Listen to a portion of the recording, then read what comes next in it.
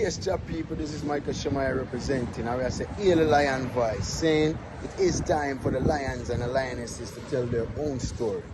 King David killed Goliath with a stone, we original dread. The fittest of the fittest shall survive. But people, open your eyes. Wake up. Blessed love, this is Queen Omega representing for all lions and lionesses. With the lion's voice, we come to tell our story. Rastafari live it. Hey, the lion's voice. Rastafari. Greetings, this is Warrior King, and the time has come for the lions and the lioness to tell their own story. This is the lion's voice. Give thanks and praise for the wonderful blessing that's been poured on me. Give thanks and praise. Jah use I as an instrument to set the people free. Jah give her the powers to chant. Jah give her the powers to chant. Rastafari, the lion's voice. Amina, the time has come for the lioness to tell our own story. No surrender, no retreat, we are Jaja soldier. Rougher than the streets, tougher than a boulder. Bigging up Lamb's voice. Now put it, I Jalifa said that. This is Sanky Davis. It's time for the lion to Ika. For unity is strength. Let us come together, my brethren and sisters, and forward to the motherland. Enough love. This is the lion's voice. Haile. Jah Rastafari. Debbie, and I'm speaking to you straight from the Kweku Ado Search Studios at Sassy Radio. I'm a producer, and you know what time it is? It is time for the lion to tell a story. Tune in and don't go anywhere. Beautiful. Was it okay? I'm Nana Faraka. The time has come for the lioness to tell her story from her viewpoint and tell the world who Queen Omega is. This is the lion's voice. Yeah, David Dread of Steel Pulse, and I'm saying hail to the lion voice because it's time that the lion have its voice, have its own story. Says I'm stepping out here. Hear me now. Oh, yeah, the lion's voice. Raw.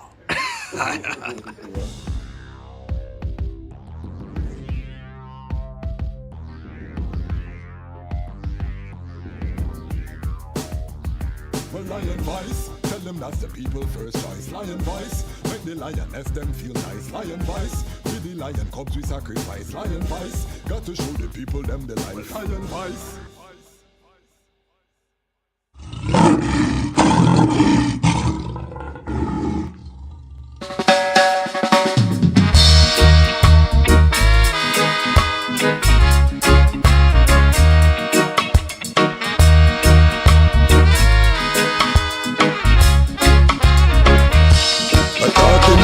Poor man working for the rich man. Rich man don't hear about the poor, but look along the rich man own the poor man land. The poor say him can't take it no more, but look along the poor man working for the rich man. Rich man don't care about the poor, but look along the rich man own the poor man land. The poor say him can't take it no more. One day he started chanting, give me some land. Want get some land. Wanna build my own house, be my own man then. Give me some land. Want get some land. I wanna raise some little baby with a pretty black woman. Dirty Babylon, them want to stop the movement. Stop the family, them bring down unemployment. Them want the black woman become a single parent. No daddy can about if Babylon not pay your rent. Without the Vatican servants start the enslavement. The year is 1892, and the land of Ethiopia has been experiencing 4 years of terrible famine and drought.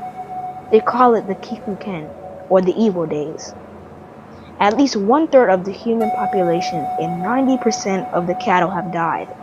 The hyenas have feasted on so many carcasses that they have become overweight and barely able to move. Just when the people could take no more of the evil days, a woman named Wasiro Yeshimabet is giving birth in a place called Urgersa Gora. This is her ninth attempt to bring forth new life. Her previous 8 attempts only resulted in death. Will this child live? Thankfully, a healthy baby boy is born. His first cries are drowned by thunder and lightning flashes across the night sky. The heavens open up and torrential rain starts to fall. Ethiopia's drought is over, and the baby boy is given the name Tafari, meaning one to be feared or respected.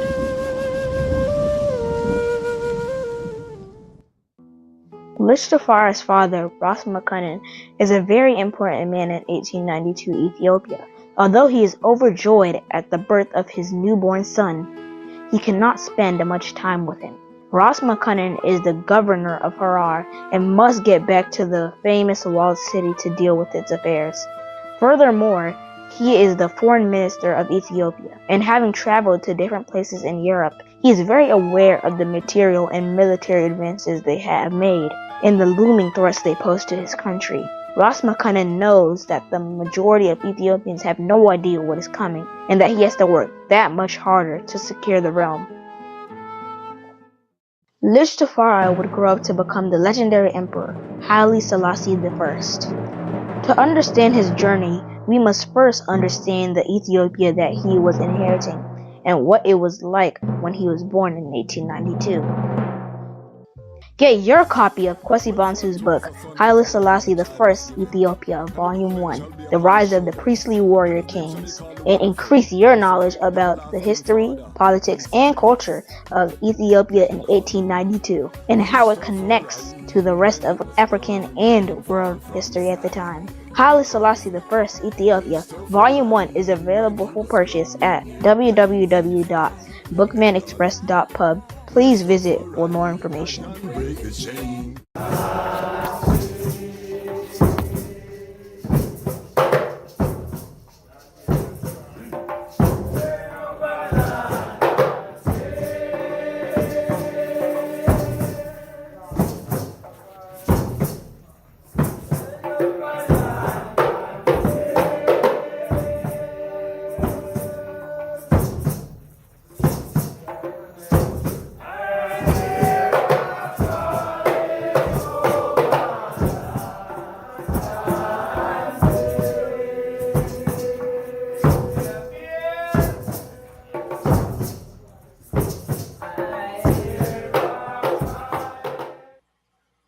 Greetings in that divine name of His Imperial Majesty Emperor Haile Selassie I. Glory and honor in the name of His chosen Queen, Empress Waziri Menen. My name is Kwesi Bansu, aka the Chasmach Kwesi, aka Ras Kwesi, aka the Reading Ras, aka the Pan-African Happy Man, creative industry attorney. I'm an author, I'm an artist, I'm an actionist, and right now I am the host of the Lion's Voice. Welcome to the Lion's Voice, and welcome to the Lion Voice Network, where the lions are telling our own story. This is a great day for this platform. We are here celebrating, reaching a major milestone for the platform. We have reached 20,000 subscribers here on YouTube, which is a major achievement. Particularly, we've done it in 2 years, which is rapid for this platform. And we didn't do it alone. So tonight we're going to celebrate. We're going to talk to some of our Lion Pride, and if you subscribe, you're part of the Lion Pride. So just if you're wondering, when we're talking about the Lion Pride, we're talking about people who have subscribed to the platform. We're going to talk to some of them tonight.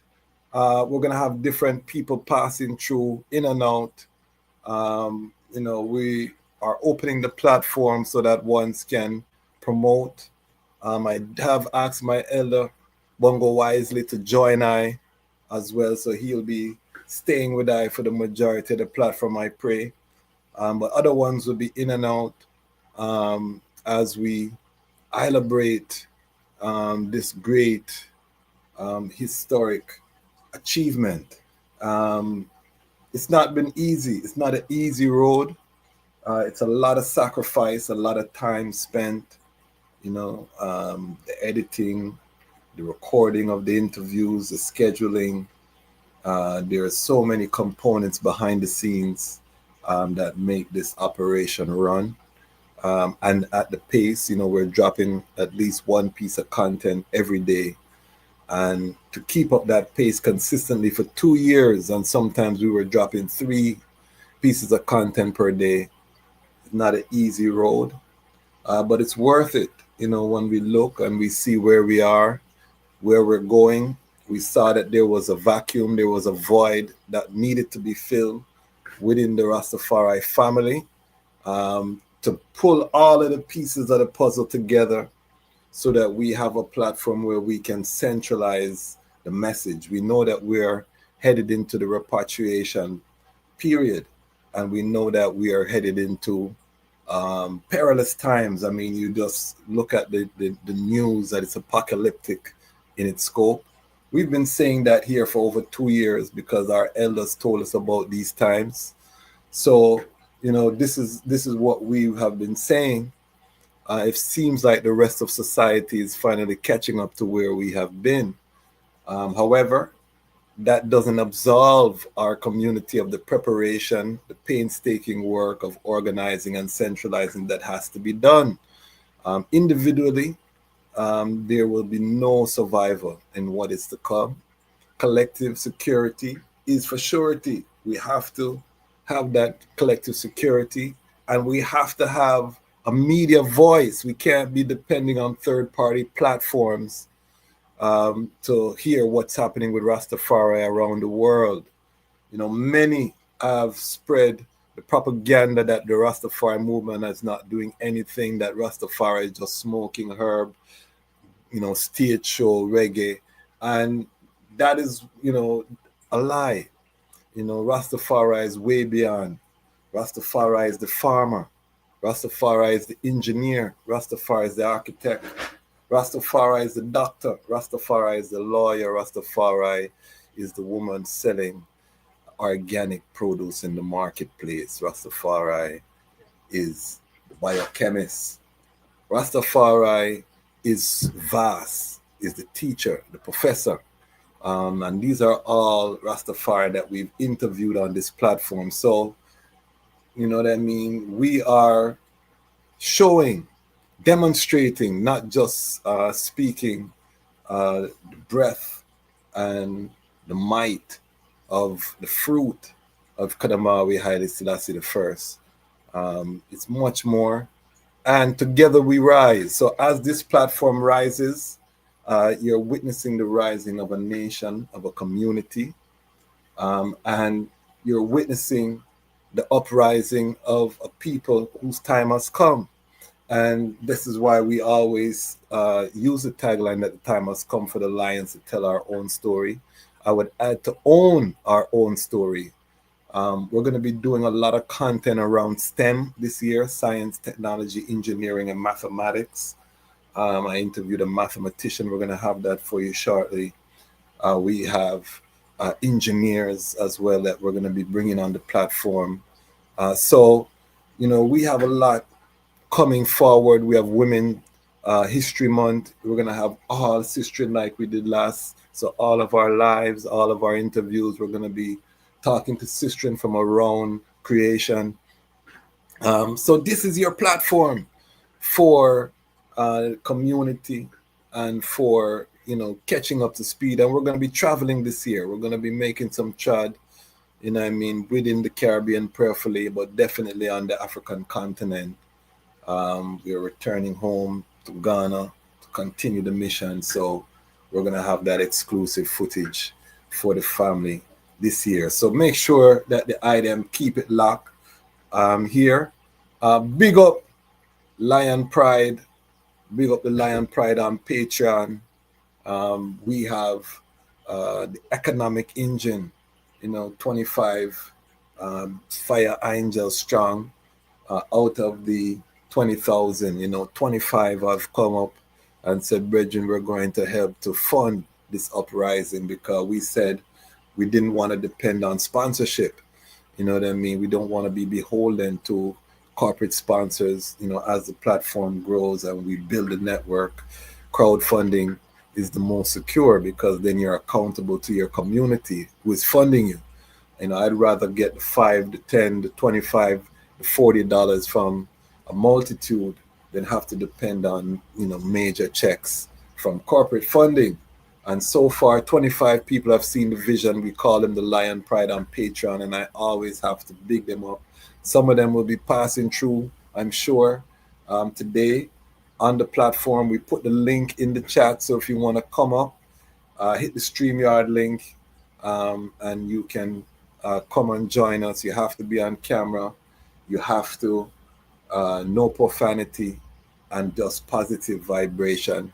We don't want any negativity on the platform. We are celebrating today. Today is a victory lap, you know what I mean? And let me talk to the content creators. You know, let me just take a moment. If you're a content creator, I just want to say, make sure you start. Whatever you have in your brain, stop overthinking it. You know what I mean? It's not going to be perfect. It's never going to be perfect. It's going to have mistakes. It's going to be awkward at first. But as you continue on your journey, you will get better. You will get clear vision. You will refine. You will build. But you have to start. So this is also an inspiration to my brethren and my sisters around the world that, you know, we can take a thought and we can grow it into a global platform over 20,000 strong. And we're almost at 21,000. So it seems like the pace has accelerated since we hit 20,000. We were doing 1,000 subscribers every strong. Now it seems like we're accelerating. So big up the global family. You know what I mean? It truly is a global family that we have created here. And also, I want to big up the Ubuntu Lion Pride. We have people who have given a one-time contribution. Right now, it's over $70 US. You can become part of the Ubuntu Lion Pride. You know, families, small businesses. This is a great way to get your name out there in front of a global audience. Start to build your brand, invest in your brand. We're here for that. We're going to be opening up the platform to young entrepreneurs. So if you have children who are Rastafari and they have a product or service, we're going to be opening the platform and giving free advertising space to the young entrepreneurs in the community who have a product or service that they want to sell. They have to shoot a commercial, and we're going to have them on the platform. So as we grow, we're going to be doing more for the community. We want to sponsor events. We want to capture events and bring them in a professional, world-class manner, the way you see BBC out there or you see CBS out there.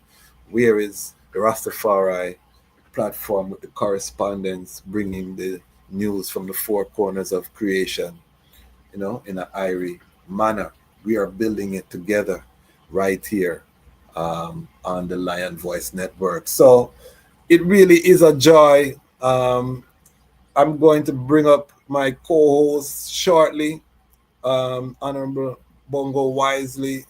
I see the Nick too as well. We're going to bring up. We have so many ones are starting to filter in. It's going to be an airy reasoning tonight, family. Make sure you get your ITAL snacks, get your smoothie. You know what I mean? If you have your sacrament, get your sacrament, and you know, we're gonna go because I want to touch on also some of the topics, you know, current affairs that are taking place. We want to send prayers to all of our family in California, all LA, Northern California. You know what I mean? With the good herb is growing. You know what I mean? We send our love. A lot of families right now are in perilous situation. You know, as I said, when you look at the news, it's apocalyptic. You know what I mean? I'm a Gideon. You know what I mean? So we send love to our California Lion Pride, because we have Lion Pride in Cali that tune in with us. Hopefully they can tune in today to let us know, give us a little update in the comment, how the vibration. But, you know, at the same time, we just say, come out of her. you know what I mean, my people, you know, come out of her, my people. Serious Armageddon time.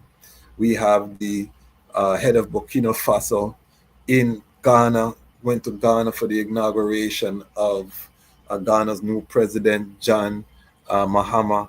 We want to touch on that too. This young star get the biggest applause, you know what I mean, in the whole gathering. So much taking place right now internationally on the continent. It's a powerful time to be alive, to witness the spirit of Pan-Africanism is risen. You know, the Pan-African spirit, because we born ism and we born schism, but the rise of that Pan-African energy, you know, is rekindling in the youth. 70% of Africa under 19 years old. You know what I mean? This is a beautiful time to be alive, family. I'm telling the eye. We're going to talk about it. We're going to talk about, there's a conference coming up in Antigua as well. We're going to talk about, there's a conference coming up in Toronto as well. We're going to talk about, there's so much happening in the global Rastafari space that we can touch on.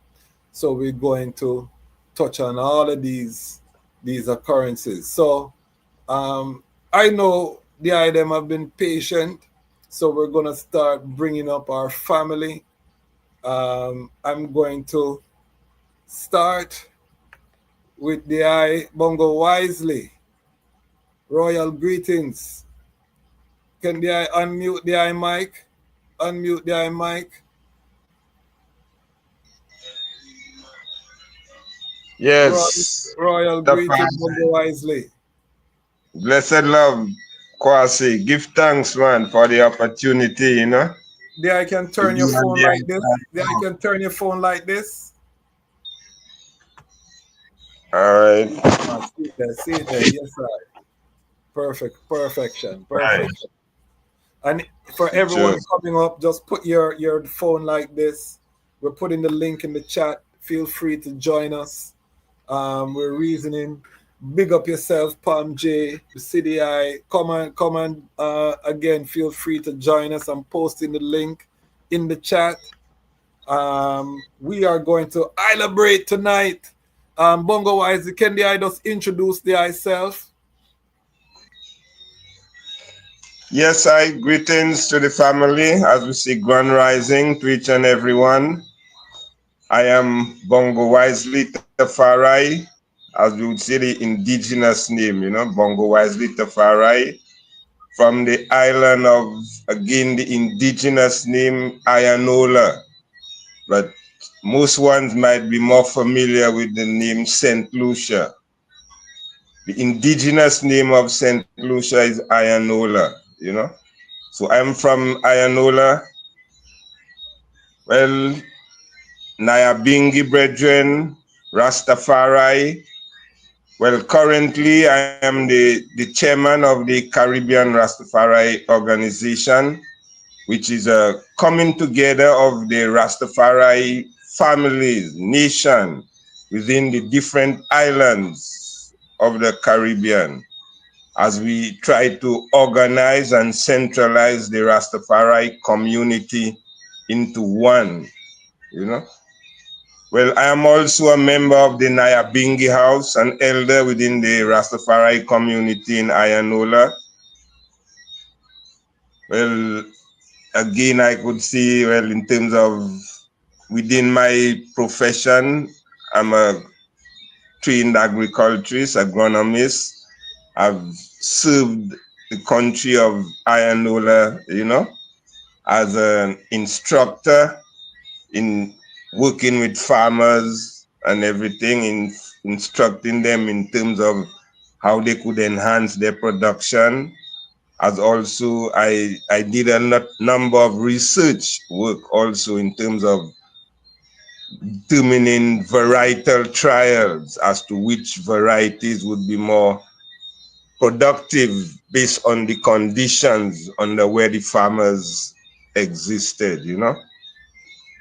I've done all them works there. I'm also, well, in St. Lucia or Ayanola, we have the Ayanola Council for the advancement of Rastafari, which is the national organization for Rastafari. Well, I could say I'm one of the founding members. I'm a past president.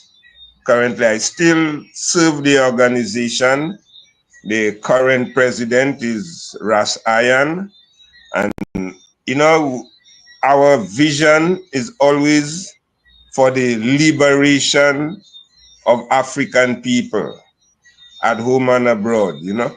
But within the country of Ayanola, you know, we try to get the community together on both on a spiritual level, on a secular level, in all form, holistically, as we would say. Because we have the organization, which is a statical institution. And in Ayanola, we have the Nyabingi House, we have the Bobo Shanti House, you have 12 tribes, different Rastafari mansions, you know. But all of I, the vision is to work together as one Rastafari. Give thanks. That will do for now. Give thanks. Yes, no, give thanks. The work that the I is doing is so important. And the I has supported this platform from the beginning. So it's appropriate, you know, to have the I here with I, and it makes Iman feel very strong and very proud to know that we have ones like the I that have paved the way, that, you know, supporting the next generation coming forward. So big up yourself, Bongo Wisely. Later on, I'm going to ask the I to let us know about the big conference taking place in Antigua. Sure. Yeah, man. So later will be greater. I'm going to bring forward the I, Nick. Guy, can put your phone like this.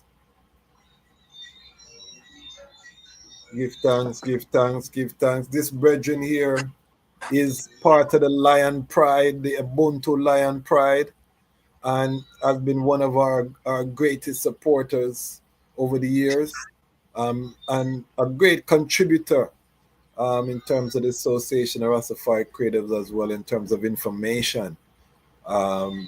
Big up yourself. Introduce thyself, Brother Nick. Yes, yeah, I am Ross Nicholas Amaha Selassie. I'm in Washington State, halfway between Seattle and Vancouver.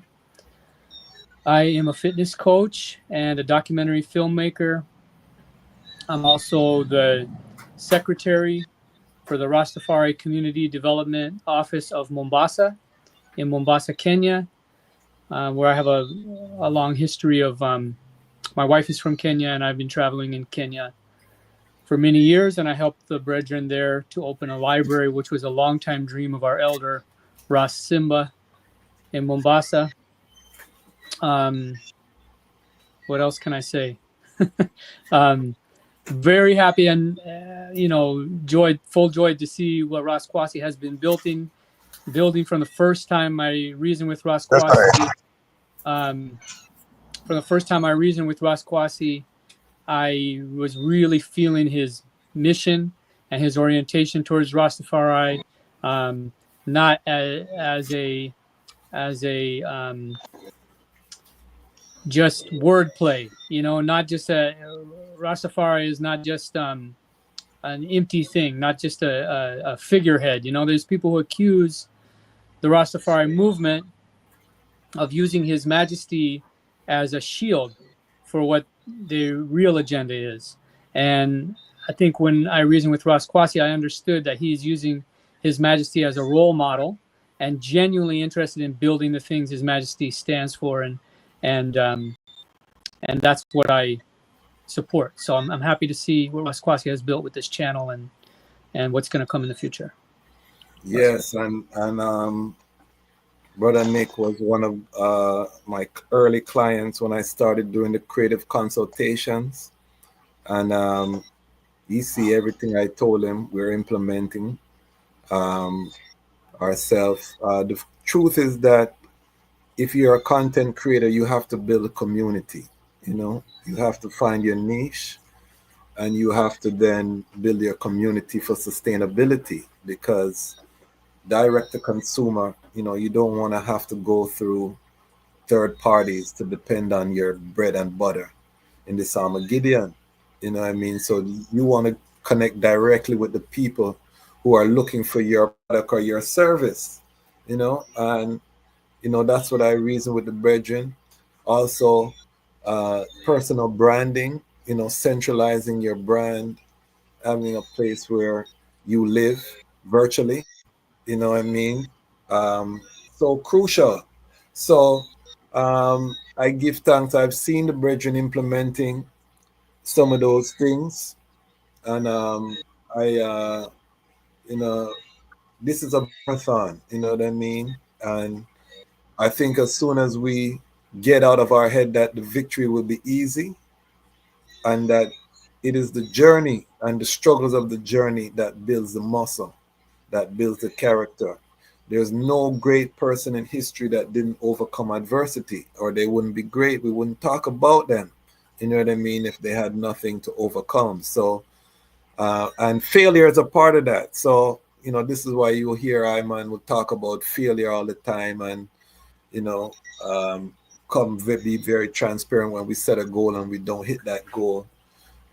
Because I think a lot of people don't start their dream because they're afraid of failing, and we have to get our young people to understand that failure is a part of the journey. There's no journey where failure is not a part. If you rest in failure, that is a problem, you know what I mean? But if you keep pushing, you will ultimately see the victory once your cause is for good, and once you put the Most High first. How that sound, Bongo Wisely? Definitely, yeah. I mean, fear is what brings failure, and Yeah. fear is something which was instilled in us from the beginning, because because without fear, which means you have no confidence. And like Marcus Garvey, Shua and I, without confidence, you are already defeated before you even start.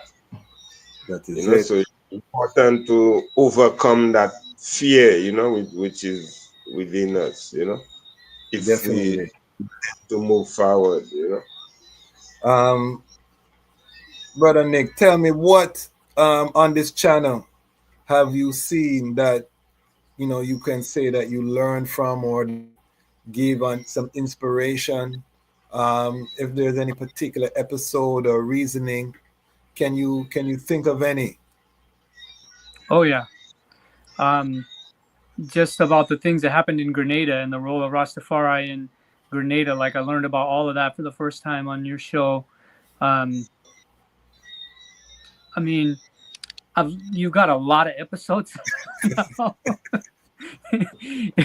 It's hard to summarize, but a lot of the people that you have spoken to are people that I also know and have spoken to. So, sometimes I've heard some of the stories they're telling, or the lessons that they have already personally, but knowing that they have to give those one at a time, and so when they come on your podcast and share that, it's thousands of people, and we don't even know how many into the future we'll learn from this, right? So it's an amplifier of a very important voice of Rastafari, who are, like, I mean, you say this from time to time, that you're not bringing the artists.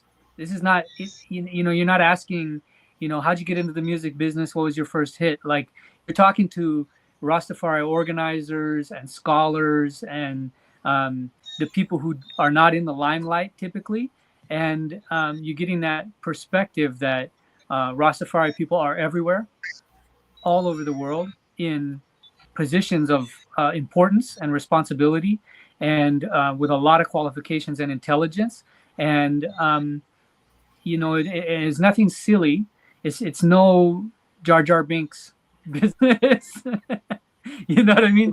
Star Wars reference for those. Yeah, because familiar. we know what that was supposed to be a cartoon about, right? Yeah. And it's actual, real nation building, human liberation, human rights, Rastafari building the future of humanity, and it's hard work and intelligent people who are doing that, and you show that. So respect for that. Give thanks, my brother. And how about the eye, Bongo Wise? Is there any content that has stood out to the eye that you've seen on this platform? Yeah, well, again, as they say, knowledge is power, and one of the weapons which they used against us is to take away our power by denying us the knowledge of our own story, So it's institutions like the Lion Pride, which brings the real people, as the brethren was saying earlier on, the real people, because it's a levity, and we come and speak from the heart, so whatever, we give, it is a testimony, so which is now available to the listening world, and these are the qualities, which the Lion Pride, has been broadcasting and, in essence, informing or educating others as to what Rastafari is all about, what we've gone through, the challenges, the victories, the ups and downs, and the resilience of Rastafari, because in spite of all what we've gone through, all what they've thrown at us, and I still there riding high in spite of all those challenges, and Lion Pride has been able to bring even the very same people now to come and testify to the world of that reality. And that is the difference. It's not no acting show, it's a real thing. Yes, we're gonna get into the acting, and I give thanks that we have Nick here, because he's a director, and we've been talking about Rastafari cinematic universe and all of these things, that there's so much stories that we want to tell in all different formats, and to do that, we gotta own the platforms. We can't be upset if Paramount makes a production and then they leave out certain things, or Universal makes a production and leaves out certain things, or Disney does a production. We would be delusional if that is our approach. So we got to know that we have to fund our liberation. We got to fund our story. I'm just the person that is electing myself to do the work, because in Rastafari we deal with elect. It's not a democracy. I elect of himself, Elect of himself. You get a call, and it's up to the eye to answer that call. And that's why on this platform as well, we talk about purpose so much, because every man right now is supposed to know their purpose and be pursuing their purpose with passion, so that they can fulfill their role in this Armageddon. There should be no one just surviving and not pursuing their purpose, because that is when judgment can reach you, because you're in the wrong place at the wrong time. You really got to be on that divine frequency now more than ever. So that's the time that we're on. We put the link in the chat. We have 23 people live here with us. If you want to join the reasoning, just click the link. It'll bring you into the forward stage. You have to have your camera on. No profanity. You have to bring positive vibration. We are talking to the Lion Pride tonight. This is a celebration episode because we have reached 20,000 subscribers, which, if those who know YouTube, can take people a decade to reach. It's not an easy feat to hit 20,000 in a short span of time. We've done it in 2 years, applying some basic principles, and we are getting ready to really press the gas. Our goal is to end the year with over 100,000. We want 1,000 people in the Patreon.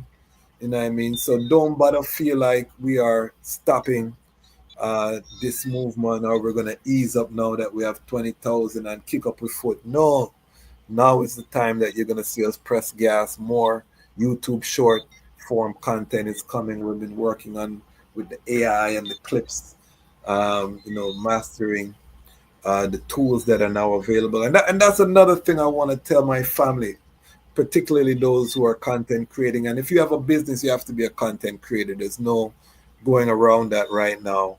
There are so many tools, if you educate yourself right now, that you can utilize to run your operation that used to take 10, 20 people in times past. You can do it with the right tools. So there's really no excuse for you not to pursue your passion, to create a brand that you own from your passion, and to put it to work out there on the World Wide Web, so that while you're sleeping, you can be generating economic strength. That is really the goal that we're pushing for our community, is to have that economic base. So big up everyone, Don, Coolio, Swa. Let me know where you're watching from in the chat too. Let's know how global we are. Tell us where you're watching from. Respect. You said big up St. Lucia. Respect Nick. Respect Kwasi. Big up yourself, Don Coolio. Jamil, big up yourself. Why elders don't want to deal with the young Rastafaris? We're gonna have to ask Bongo Wisely to answer that one. Tap the like button for Rastafari. Big up yourself, Don Coolio. Fail equals learn. That's a fact.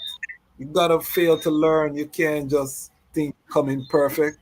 I like the American rapper episode. He was going in. Okay. Yeah, man. He definitely, that was, I met that brethren on Patreon. I'm sorry, Clubhouse.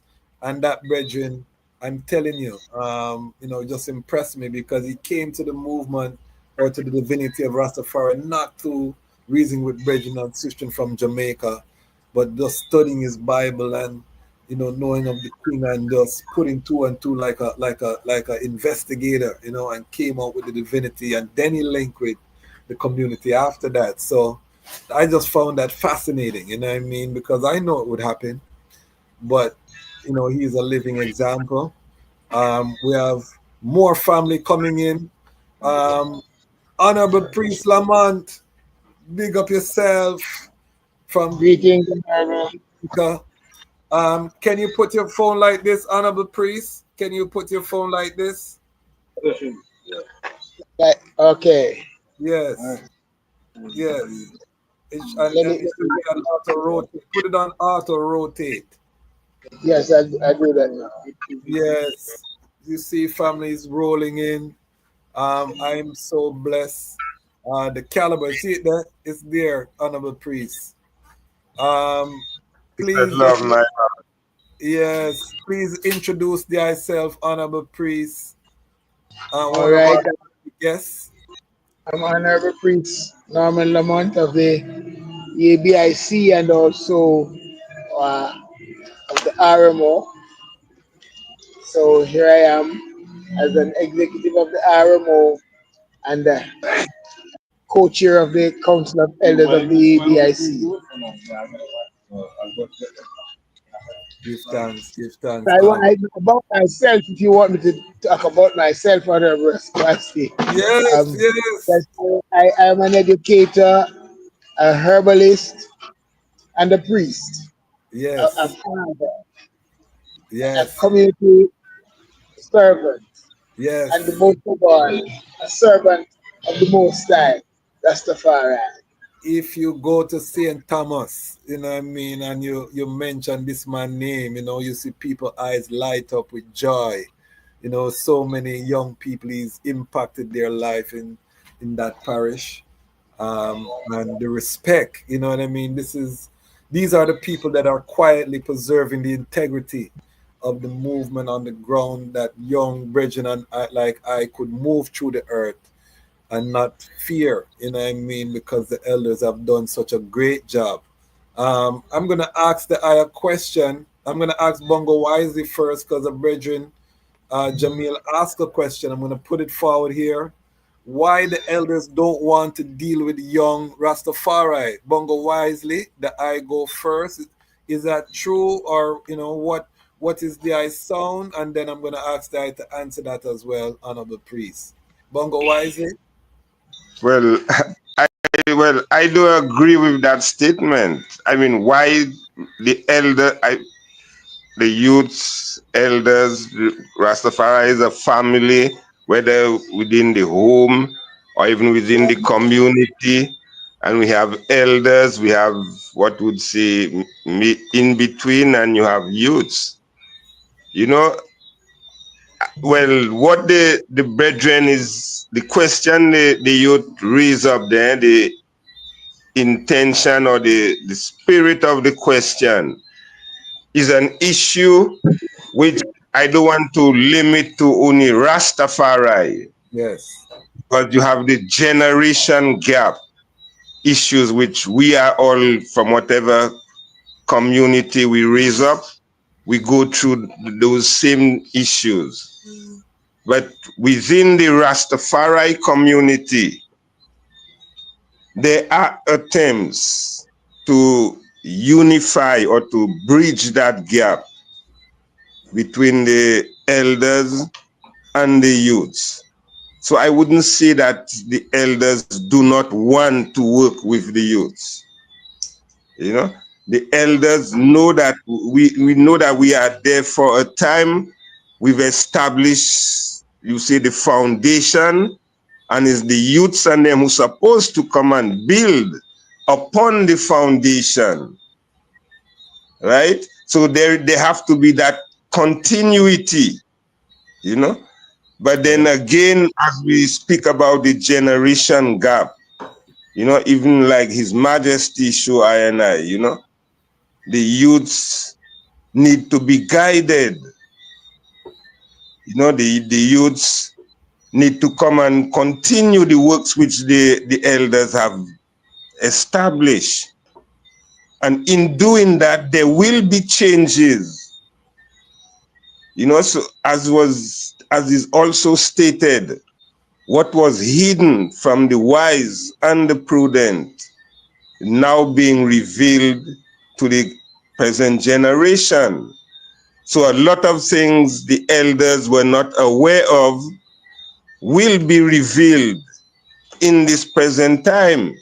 You know, so it is a matter of bridging the gap between the elders and the youths so that there will be that continuity, you know, and it calls for tolerance and goodwill, love, respect, logic. These are the qualities, you know, which is required from both the elders as well as the youths to make it work. Rastafari. Give thanks. Honorable Priest Lamont Don Colio said that's a question. That question is an opinion and not a question. What do I say, Honorable Priest, as an elder? The generation gap. That's one of my main topics for this year as well. So I love this reasoning.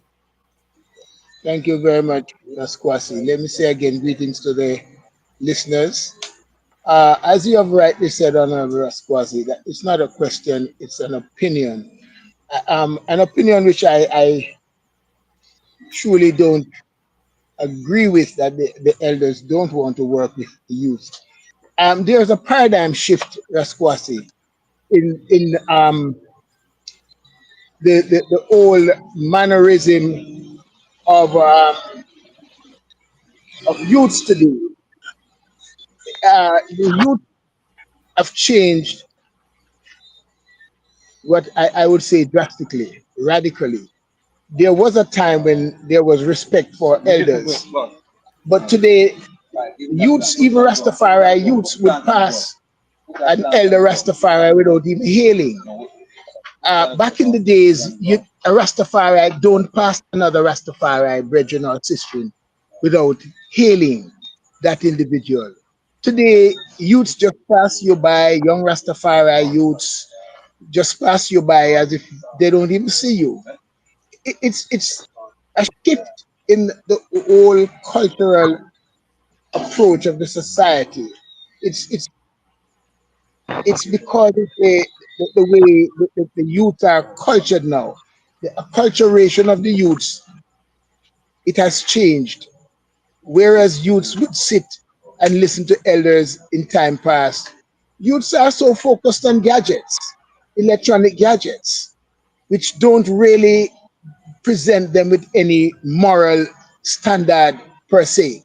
The range of information is too wide and unguided on these gadgets. So the youths have been exposed in a very different way from how youths were exposed and cultured in the past. We don't have much hands-on interaction with our children today. Our youths are detached. You know, they learn things on their own choice. There's no guidance. There is no what you call an analyzing of material and information. There's no assessment of what youths are to be exposed to at any particular time. And so it's not just a separation of elders from youths. It's just a whole paradigm shift that I have to look at and see how we are going to approach it to span that gap, to really re-engage the youths. And that is why it's important that Rastafari do things in the now to really impress and attract the youth, that things that they can identify with. Basically just going through and songs are sung, and you know, when there is no calling together of the youths by the elders, so to pass on vital information, vital, mannerism, vital, way of life and approach to liberty, we are going to have the situation that we have now, where the youths are just passing by, and it would seem that they don't want to be among I and I as elders, and it would seem that I and I as elders don't want to be among them as youth. It's definitely not just that. I look at the whole change of when I as a youngster, you would not have heard a child being killed, being murdered, being abused in the way it's being done now. We were accustomed to hearing adults being in controversy with adults and so forth. It has changed. It went to the stage where adults are destroying youths, and youths have come now to destroy themselves and destroy adults. We walk down the streets today, and when we see a group of 14 and 15 year old youngsters, we are afraid, we are nervy, because they are unpredictable. They are like walking time bombs. And if you walk down the street and you see some adults, you feel more secure, more comfortable. You are less timid. But today, youths have changed.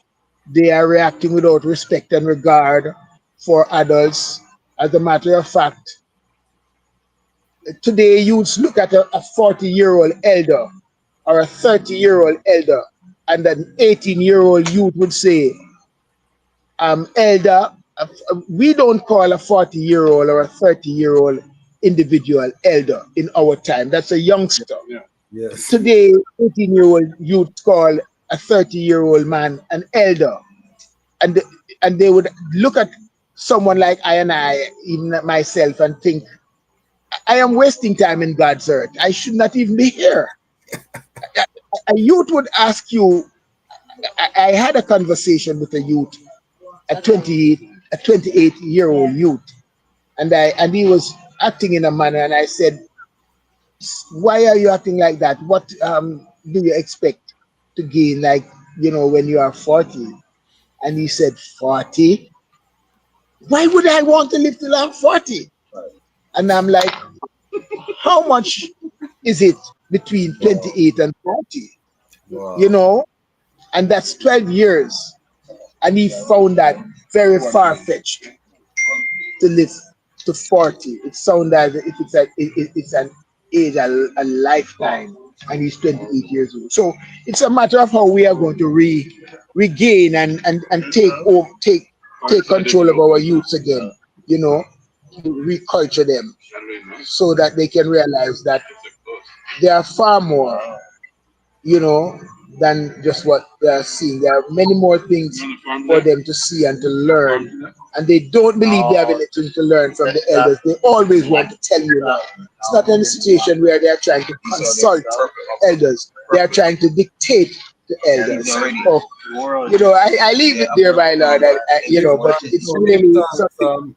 This is a critical reasoning, and I give thanks for your wise mind. As an educator, I know you're on the ground working with youths. I've seen that in your community, so I know the respect, that I have, and it's a very touchable sentiment that they are sharing with I and I. So this is the value that we get on this platform, to hear from elders, and we have a young population in terms of the demographics. I can see who's watching, and we do have a strong demographic of 18 to, I think it's 34. I can't remember what the window is, but we do have that young demographic watching the platform. So I give thanks that they're exposed to a one like the I, like a Bongo Wisely, like a Mama Fire, other elders who have been on the platform. I really do give thanks. So we have put the link in the chat. We are celebrating 20,000 subscribers around the globe. Let us know where you're watching from. This is a global platform. You have to turn on your camera to come on the screen. We are reasoning with the Lion Pride tonight. This is about the audience tonight. This is not about I and I. This is about what we did, because I did not do it alone. This was a global Rastafari believing in ourselves. We didn't water down anything. We hail His Majesty. We hail Empress Menen. We talk about the things we want to talk about here, and we are still growing over 1,000 subscribers every 7 days. So truly an amazing rate of growth. We have Landon Ross, may Jah bless the eye and all the works, heal to the eye. Is that Landon Ross? Bless up yourself. Pam J says, yes, I true AI leading the way. And we have to learn the technology. We can't be afraid of the technology. Germany sleep, big up. Okay, that's a queen there. Big up Kandaki, queen size, calling in from Germany. I saw the I comment. Welcome to the Lion Pride. Big up yourself. Louisiana, tuning in. Big up Louisiana. Tulsa, Oklahoma. Big up yourself. I'm trying to show you that we are global. Much love from I Ethiopian Orthodox Telwahido, Rastafari brethren from NYC. I'm telling the item that we are global. Blessed love to all. Yes, I see the parade is in a phase. Ja. Bless. All right. Okay, we went through that already. To the chair. Yes, I. Yes, Ross Kwasi, I'd like to say something about that elder's comment. Yeah, man, go through. So I'm a youth of 42 years. And when I first began reasoning with Rastafari elders, I was about 25 years, maybe 24 years. And I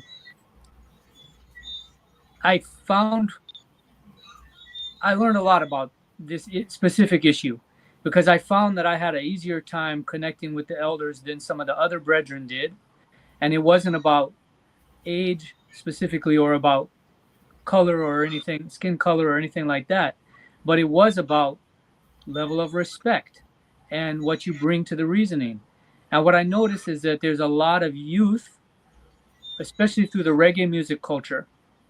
There are a lot of youth who are affiliating with Rastafari or aspiring to affiliate with Rastafari, who are just bringing pure foolishness, and they maybe they think that this is a style or a fashion, or it's a hippie thing, or it's a street thug thing, or whatever. But through the music scene, I saw a lot of youths who just behave foolishly, and they just, they get stoned and run their mouth, or they're drinking and partying, and they don't really have anything intelligent to bring to the elders. So why should the elders have to pause their works and disrupt their liberty to go reason with these people who are acting silly? And I think that's a major factor. You need to treat these people with respect, honor the trod that they went through. It's very easy for somebody to call themselves Rastafari now, and for these elders, maybe they had to, like one of my elders had to go hide in the bush and live in the mountains, because I have elders, Kwasi, all these ones here know what I'm talking about. Elders who have had their locks chopped off by the police and then thrown in the prison. Elders who have had to hide out in the mountaintop, hide their fire when they cook, because the police or the military are hunting them in their particular island or country in Africa. So if you're coming up to a man who's 50s, 60s, 70s, 80s years old, who's gone through these kind of experiences, and all you have is kind of like your silly hippie youth thing or your thug act that you're putting with a costume and maybe some dreadlocks and a spliff, you need to show respect and come with honor and have something reasonable and intelligent to say, and you will find that they have reasonable, intelligent things to say to you. For when the student's ready, the teacher will appear. Right? Good, thanks. Give thanks. I bet they can turn your phone like this. Turn your phone like this and put on the auto rotate. Make sure the auto rotate is selected. We can see the eye better like this. Yes, So we put the link in the chat. You have to be on camera to come up. I see the eye, Kandaki, if you can turn on your camera. Beautiful, beautiful. Introduce the yourself, Ibed. We can have a nice reasoning with the eye presence here. This is a father-son moment. Unmute the yourself and introduce the yourself, King. Eli, Rastafari. Yes, Yeah, greetings YouTube family, greetings Rastafari family. My name is Ibed Nigas, tuning in from Ayanola, St. Lucia.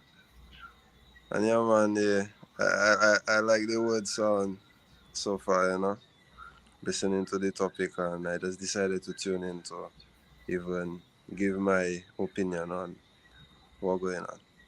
Yeah, man, free up yourself. Let's hear. How old is the eye? So I'm 26 years old. I recently turned 26. Okay, good thanks. Yeah. And I want the Lion Pride to realize that Bongo Wisely has not time traveled interdimensionally and farm himself over there. That is Bongo Wisely's son. Don't bother feel like I'm an effects man, that I'm doing visual effects here. Because we have a network. That's not the case. This is his actual son. You think Bongo Wise, the item look so similar. It really powerful. What was it like growing up with Bongo Wise as a father?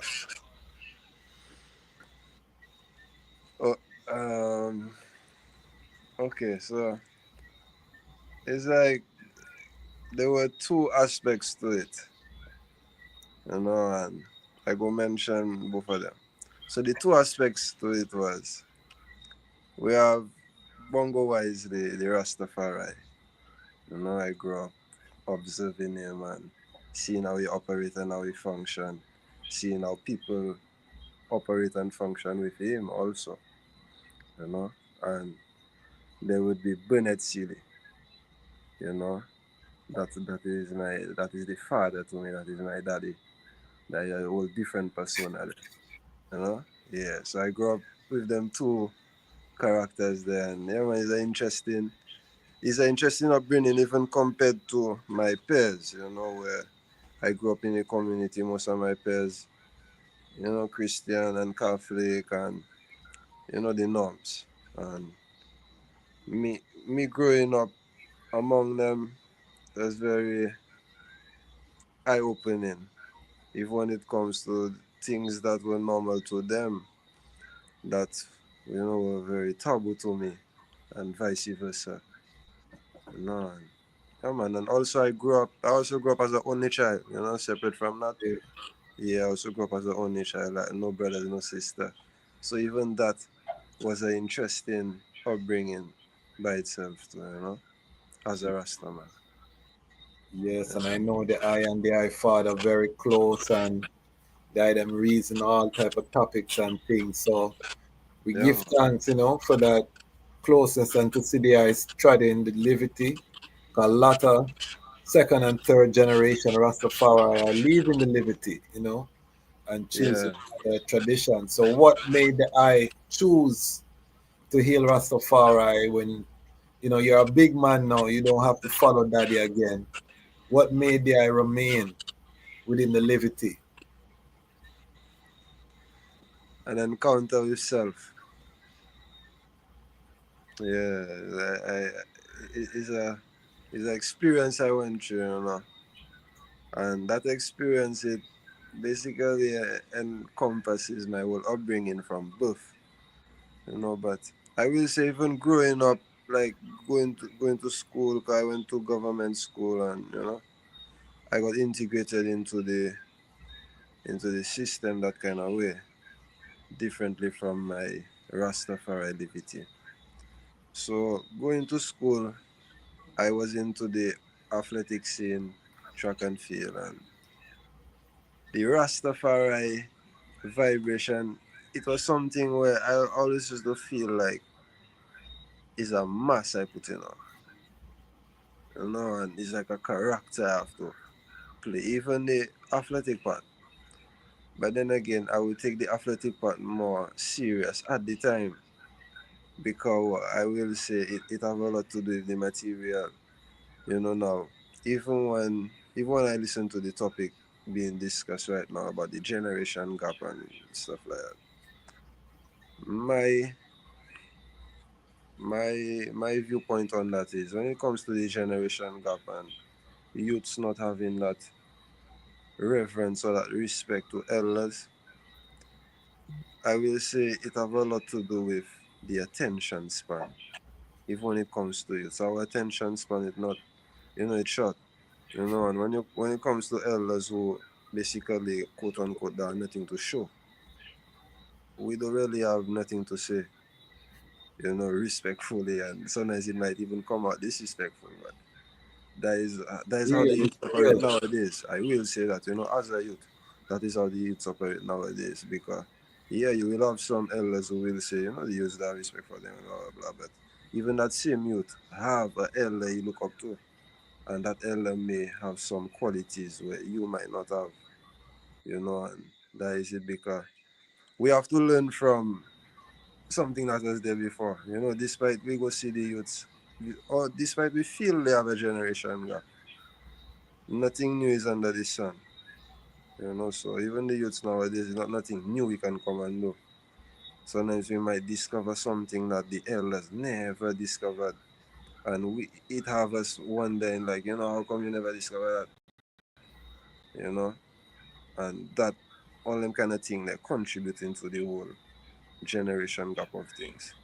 Now, even if me and when I really decided to acknowledge myself as a Rastafari, like I say, it was an encounter with self, you know. And growing up in the old athletic realms, I found myself losing my Rastafari identity, so to speak.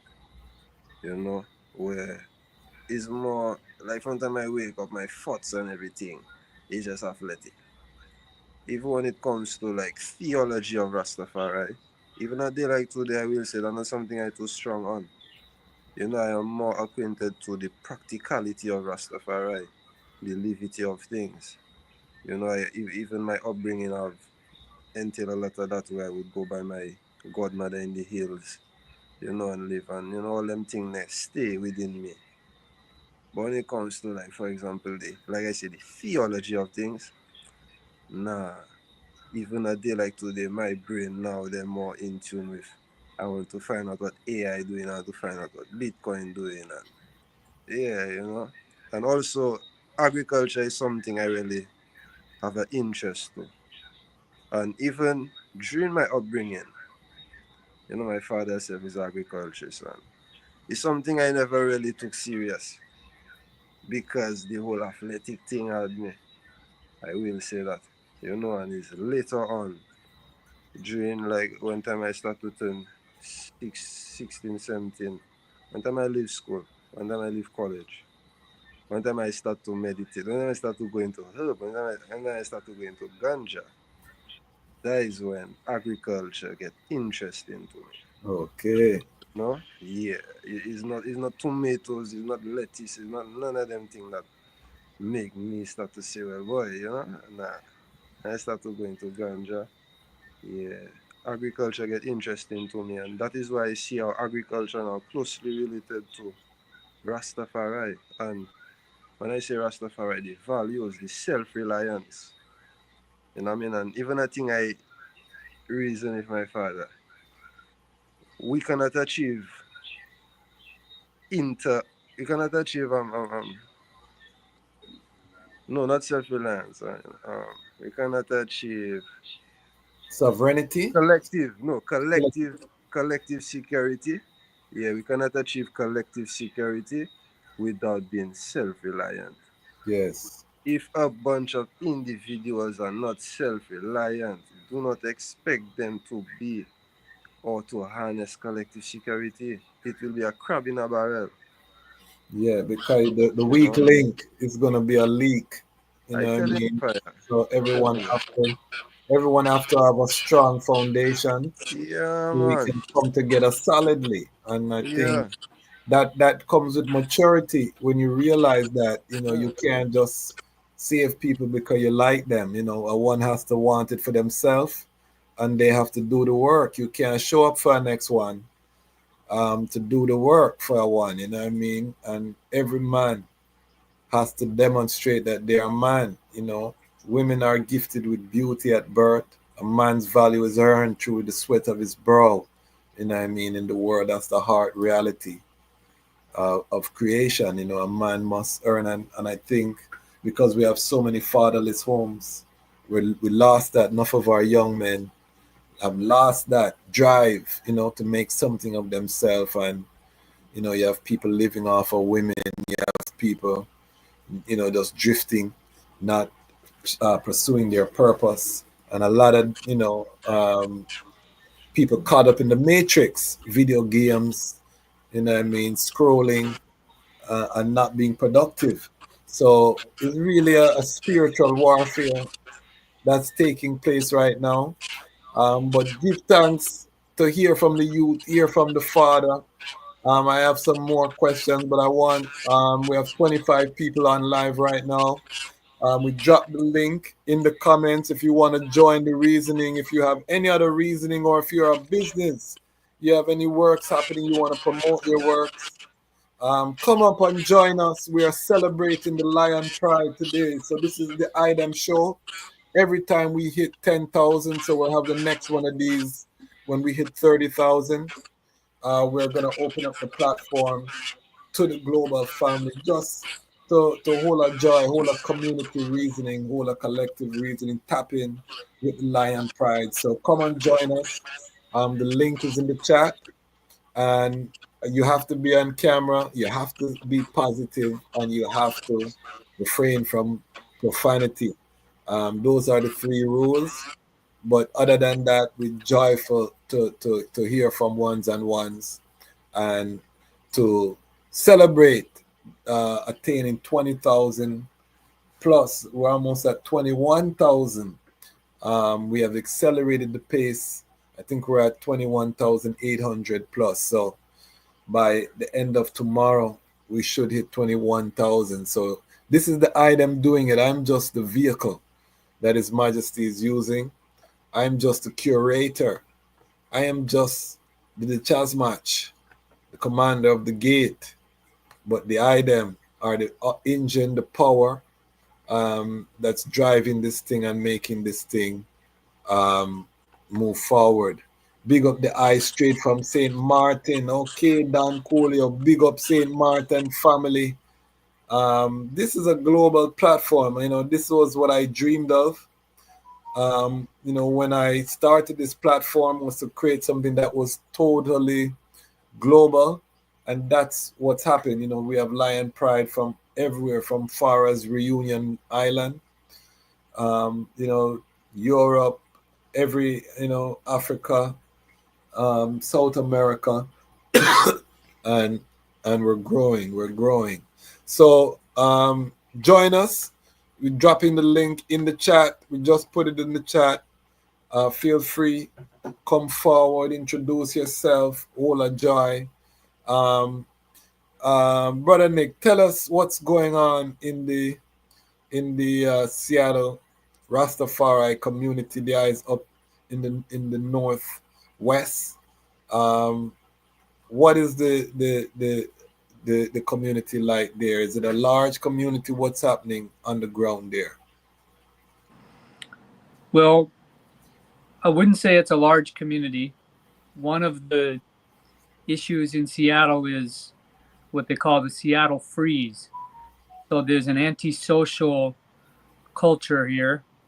People have different things they ascribe that to, the weather or the fact that, you know, this is a young colony, right? And so most people who are here have been here less than 100 years.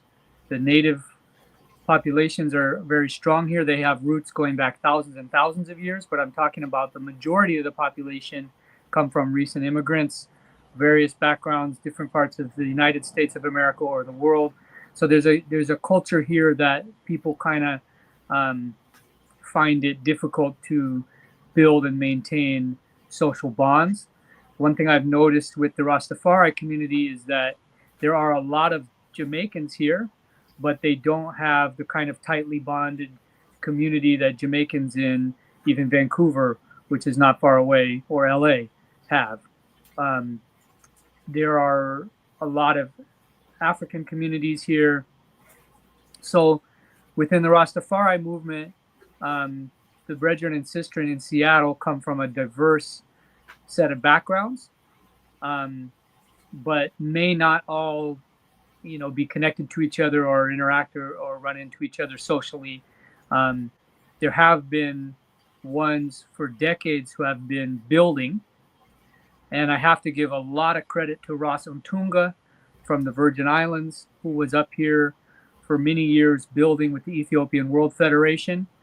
And, you know, the Federation has had its issues, but that foundation that he built is still standing. And through the Federation networking and building, there's a lot of brethren and sistren that came together and did positive works. And another one who has come up is Ross Flacco Tafari from Jamaica, from Montego Bay, from the Pitford Nyabingi House. And he has been coming forward to Seattle for decades, organizing Nyabingi Groundations. And, you know, and then there have been many others. Ross Winston Ray is one who passed forward and became an ancestor some years ago, but he did a lot of work also to bring various Rastafari communities together. And another one is Ross Winston Jarrett, a reggae musician from Jamaica, who's been living up here for a couple of decades, and he's also one who comes forward as an elder to our Nyabingi groundations. And when we say groundations, what we have here in Seattle is not an official Nyabingi house. We don't have a tabernacle, a permanent tabernacle. We don't have a 12 Tribes of Israel bench. Bobo Shanti have some activities in the east side of the state in Spokane. I'm not sure the current status of that. We do have a Bobo Shanti elder here in Seattle who has been active from time to time, Ja Breeze. But what we have is actually groundations in the format. If you go back to like what was happening in the 1940s or 1950s in Jamaica, where a Rastafari of all different stripes, affiliations, mansions, and backgrounds will gather around a day like His Majesty's Earth Light or the Coronation Day or Gana, and chant Ises and have reasonings, and those four elders that I mentioned, Ross Winston Ray, Ross Winston Jarrett, Ross Flacco, Ross Untunga, played a big part in building those groundations here in Seattle. And now it's up to the younger generation to maintain that. So the biggest challenge, I think, is the actual social networking. You see a lot of people at reggae shows, reggae concerts, but you don't necessarily see them keeping in touch, 365 days of the year and bringing each other forward for groundations. And I think that's the challenge.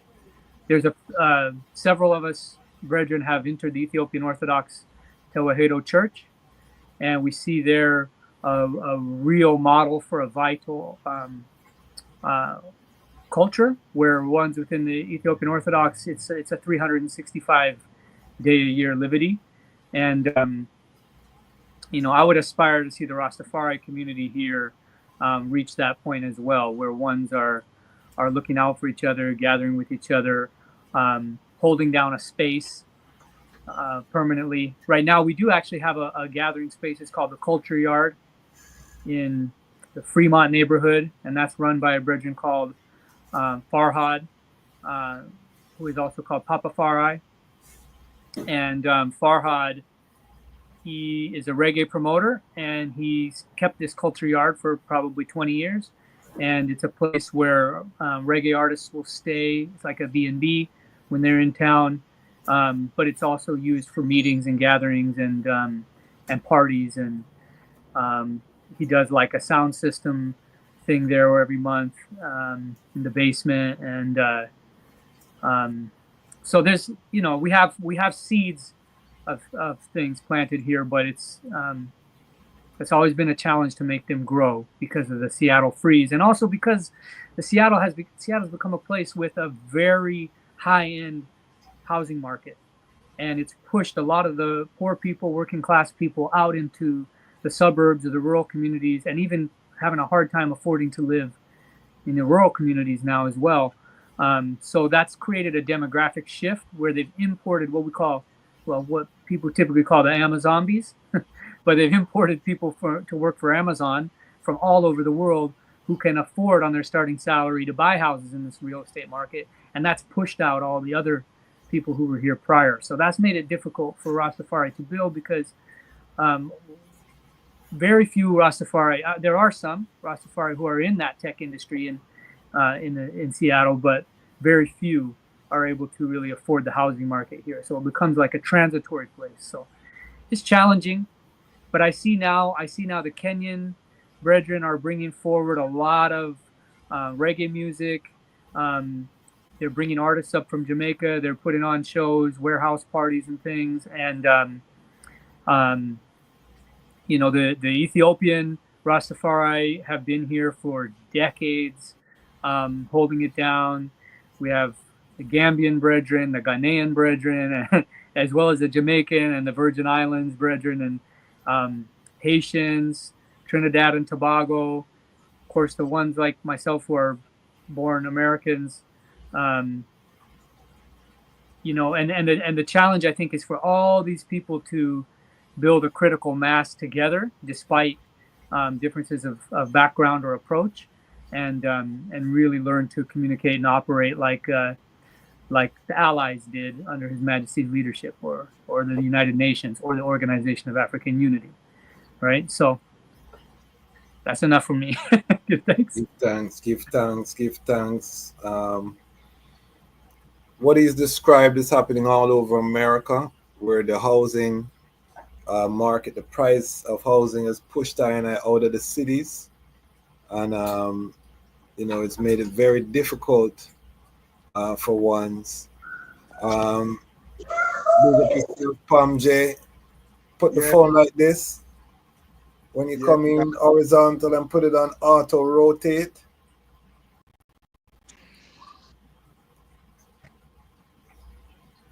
Auto rotate.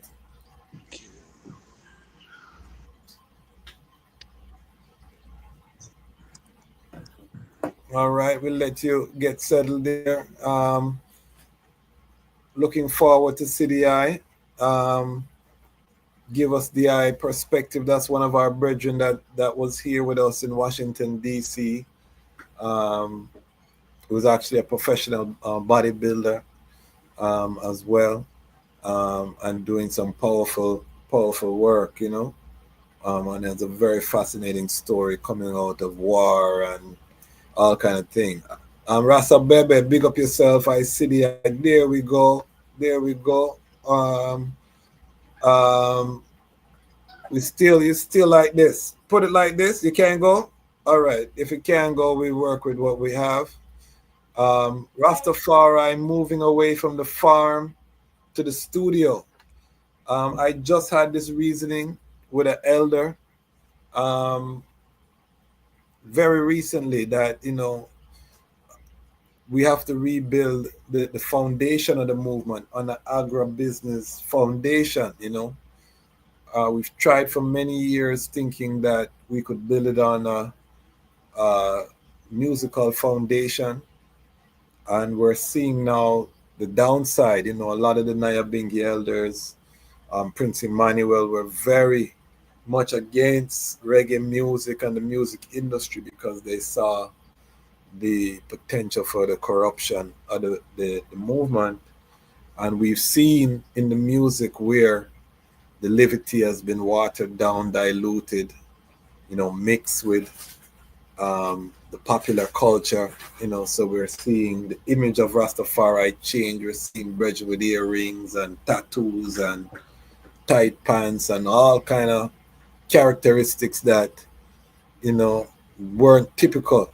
You know, when you thought about Rastafari, the Rastafari brethren and sistren, you didn't think about these things, but now we're seeing them. And the young people who don't know the elders, who have never sat with the elders, they're beginning to visualize Rastafari as this new image. And, you know, because some of these ones have money and resources and girls, you know what I mean? That's what the young people are aspiring to, and not those elders in the hills or the farmers or the other workers in the movement. So this is definitely something. And I see what the I say as well. Don Coolio said you meant farm and studio, broadening their horizon. They haven't stopped farming.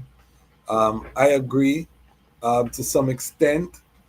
However, the youths that are farming, I would say, are the exception and not the rule. You know, that is the issue, is that majority of the youths them are trying to go to the studio and to, you know, and I'm in the music industry, so I'm an artist myself. I can't knock it, but one of the reasons I haven't put myself fully there is because I see so much of the emphasis there. And then there are other areas that are neglected, you know. So that's one of the reasons I decided to stay within the law and not become an artist, is because we have so many Rastafari artists, but not many Rastafari attorneys. That's the reason that I decided to create a Rastafari network, because we have so many artists, but we don't have any platforms to highlight the works of the artists, you know. So that, yeah, Bingy. Introduce yourself, Ras Pamje. We're gonna get into the farm versus the studio reasoning, but I want the eye to introduce the myself Ras Palm J, and tell the people where you're from Yes, and sir. your story a little bit. Yes, sir. Greetings, greetings, greetings to all of I and I. Blessed. I, Rastafari. We give thanks. Yes, I. Well, let me just say like this. Number one, I just want to give love and respect to Rasquasi for all the work that he's been doing for such a long time with this channel. I've been watching, I've been learning, I just I just want to let the eye know, just keep doing the work. Just keep doing the work. The work is evidence, right? It's evidence. It's 20,000 strong right now. And I want to let the eye know from a fellow YouTuber, because I've been in this thing, let me tell the eye this, since 2006. That's when YouTube, actually it was 2005 when YouTube first started with no views. They weren't worrying about monetizing. I make this clear because nowadays this new age is about monetizing, right? Yes, And when yes. I was in the game, when I first got in the game, I was just in the game to just put my video out there because I'm a former football player, athlete, bodybuilder, like what Kwasi said. So I was trying to get a coach to just recruit me for college and get other athletes to check out my work and see and big me up and say, hey man, this guy can play. That's all I was looking for. I didn't know after a couple of years down the road I had over 200 and some thousand views. And this is after now people are getting paid for that. I never got paid for that at all. So it was all free.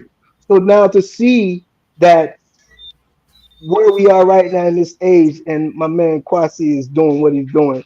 I just want to give thanks for his hard work because it's not easy for anyone out there that's thinking this job is easy. It's not easy. Being a content creator, first of all, is a very, very tedious job. It's not easy. So we have to give love and respect to all the grind and all the hard work he's putting into this. So I just give thanks, Kwasi, for everything you've been doing. I can't wait to see this channel grow and get bigger and stronger. I really want to see it because I know it can get there. And I want to see the Rastafari voices get heard, not only here in the United States, but all over the world. I want to see ones and ones, their stories be told because there's a lot of their voices that have been silenced and nobody know what's happening. But because now we have a real network, a real true network, a lot of I can now come to this channel. If we want to know what's going on within the Rastafari community, we can come to this channel and we plug right in, tap right in, and we good to go. And that's why I love it because now there's a real source. You don't got to go to CNN, right? You don't got to go to MSNBC, right? You don't got to go to none of those channels. You go right here to the Lion Voice, right? To get all the knowledge and all the ins and outs of Rastafari. So I give thanks to Rasquasi. So I'm going to go into my background, my story. Currently, I am running my own YouTube, Palm J every day. So if anyone has an opportunity who wants to learn and know about my stories, you can get more information on Palm J every day. Yeah. How many subscribers are you currently? Yes, I just hit 500. And this is man. So this is coming forward after 20 years on the platform. I come and go, and this time it's my third time, and I say I'm gonna stay this time. I'm gonna stay this time, and I'm gonna be consistent. I'm gonna be strategic. I'm gonna have a vision, and I'm gonna execute. So that's what I'm doing now. Because the reason I ask is because we're going to ask the Lion Pride to go and subscribe to the Brethren's platform. I want to get the difference. I'm going to call the Brethren later to find out how many his subscribers grew by. So one of the things that we're doing with the Lion Pride is collective security. You know what I mean? We're spreading the love. That's why I'm doing these and allowing ones to come up on the platform so that we can take the love and we distribute it among I and I self. If we don't love ourselves, then we can't wait for others to come and support I and I. So this is why Palm J every day. Say it again so the people can go. When you're finished this, the people who watch this on the replay from around the world, go and support the Brethren channel. The Brethren is a serious, when it comes on to fitness and health wellness, and then continue with your story. Let them know where you were born and how they I never come through no easy life. Tell them the fullness fire.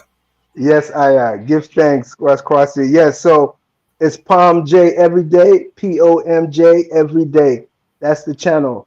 And yes, that's my story is a journey. It's a journey about real life. Every day when I sit here, just to know that I'm even here talking to any one of you all is a miracle. I still feel like I'm currently living in a dream. You know, I'm living in a dream right now because what I was living in the past was what you call hell. All right. So I'm originally from Liberia, West Africa. All right. There was a civil war in my country, 14 years of a civil war that devastated my entire country, devastated the landscape. It not only displaced over 250,000 people, over 250,000 were murdered. And I just happened to be one of those individuals who was fortunate enough, by the grace of the Almighty, to have come and be rescued here to the United States. I was rescued. I was in a refugee camp. My father, that's a whole different story, but he had an opportunity from a unfortunate situation. I never told Las Kwasi this, but my father was a victim of Babylon police brutality in California. 1988, got shot down with a 12-gauge shotgun. Wow. All right. Yeah, that's a whole different story. But when he got shot down, he tried to sue it was in Newport Beach, California. He tried to sue them, but guess what? They wanted to settle. He didn't have the time to fight them, so he had to accept what they offered. They offered him about 1.5 million. What's a 1.5 million when you literally ended up in the hospital dead on arrival? That's nothing. That's a slap in the face. But what did he do? He took that money and he went back home, and he did not only grab me from the refugee camp. My father grabbed, I don't even know the amount of people this man helped save. All right. When we talk about God in flesh, we are a lot of gods walking in flesh around here. All right. We are a lot of people don't understand that we ourselves can be that person that we seek to be. All right. And every day we're looking at everybody else, but the people around us who are doing the most for us are the people we need to be bigging up and giving thanks to. All right. My father saved a whole bunch of people in that refugee camp. Never mentioned it to anybody. To this day, never talked about it. He still keeps himself quiet. He helped a lot of families. And I was fortunate enough for him to save me, to bring me here to the United States. And it's been, over 33 years since then. 33 years. You know, I am a young man in my 40s, 42 to be exact. I don't look at the age thing, man. I still feel like I'm in my 20s, man. I still work out. I still take care of myself, still eating healthy. So I don't look at the age. I heard somebody talking about the situation with the elders. It's all in the mind, right? Because I know an elder that just passed, who just transitioned, and he was one of the youngest mind, and all of I and I know who this elder was. Elder Ross Iris.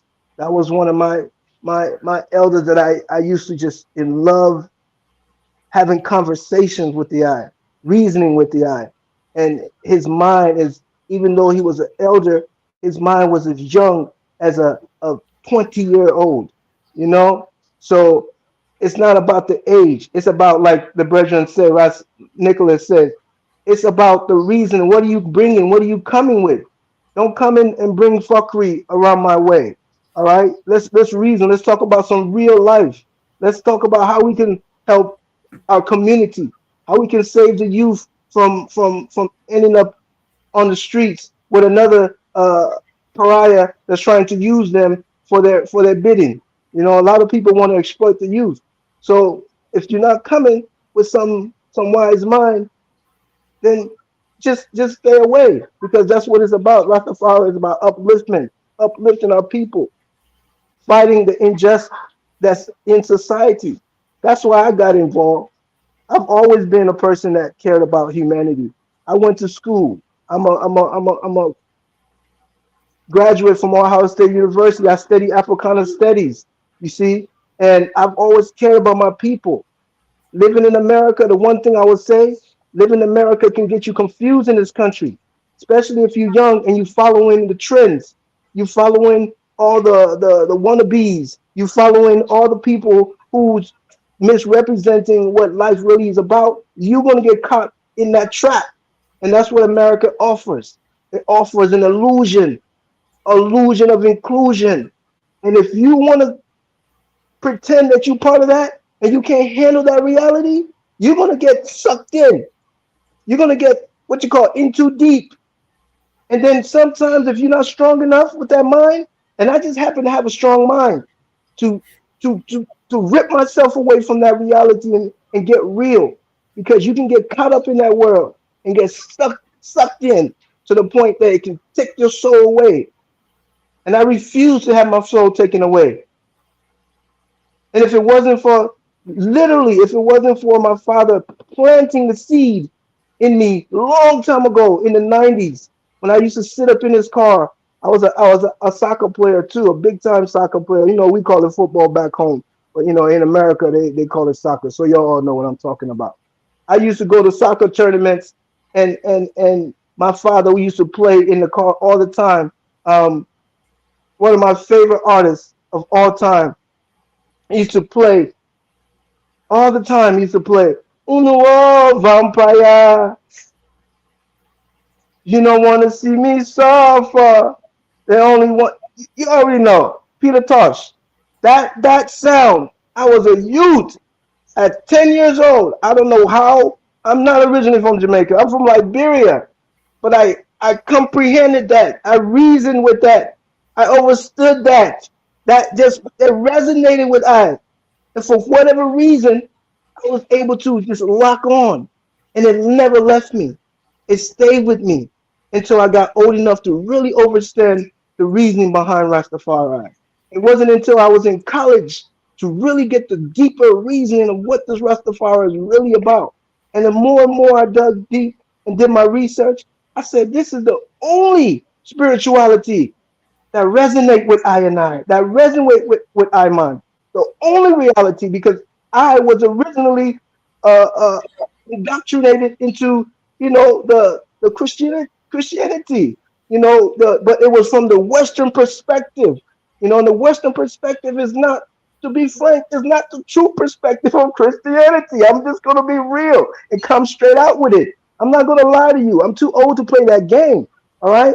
And that form of looking at Christianity was not accurate. So the way I was introduced, I didn't like it. I stayed away from churches. I didn't want to go to church. I didn't want to reason, because the things that I saw that represented what Christianity was supposed to be was not correct. It didn't make sense. So I had to find something different. And I searched and searched and searched and searched and keep searching.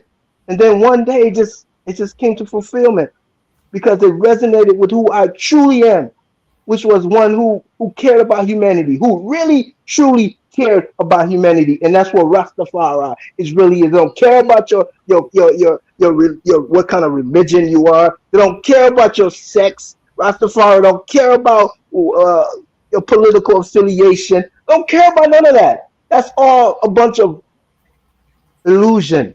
Rastafari care about the heart. Rastafari care about the mind. Yes, I. Rastafari care about the soul. Yes, I.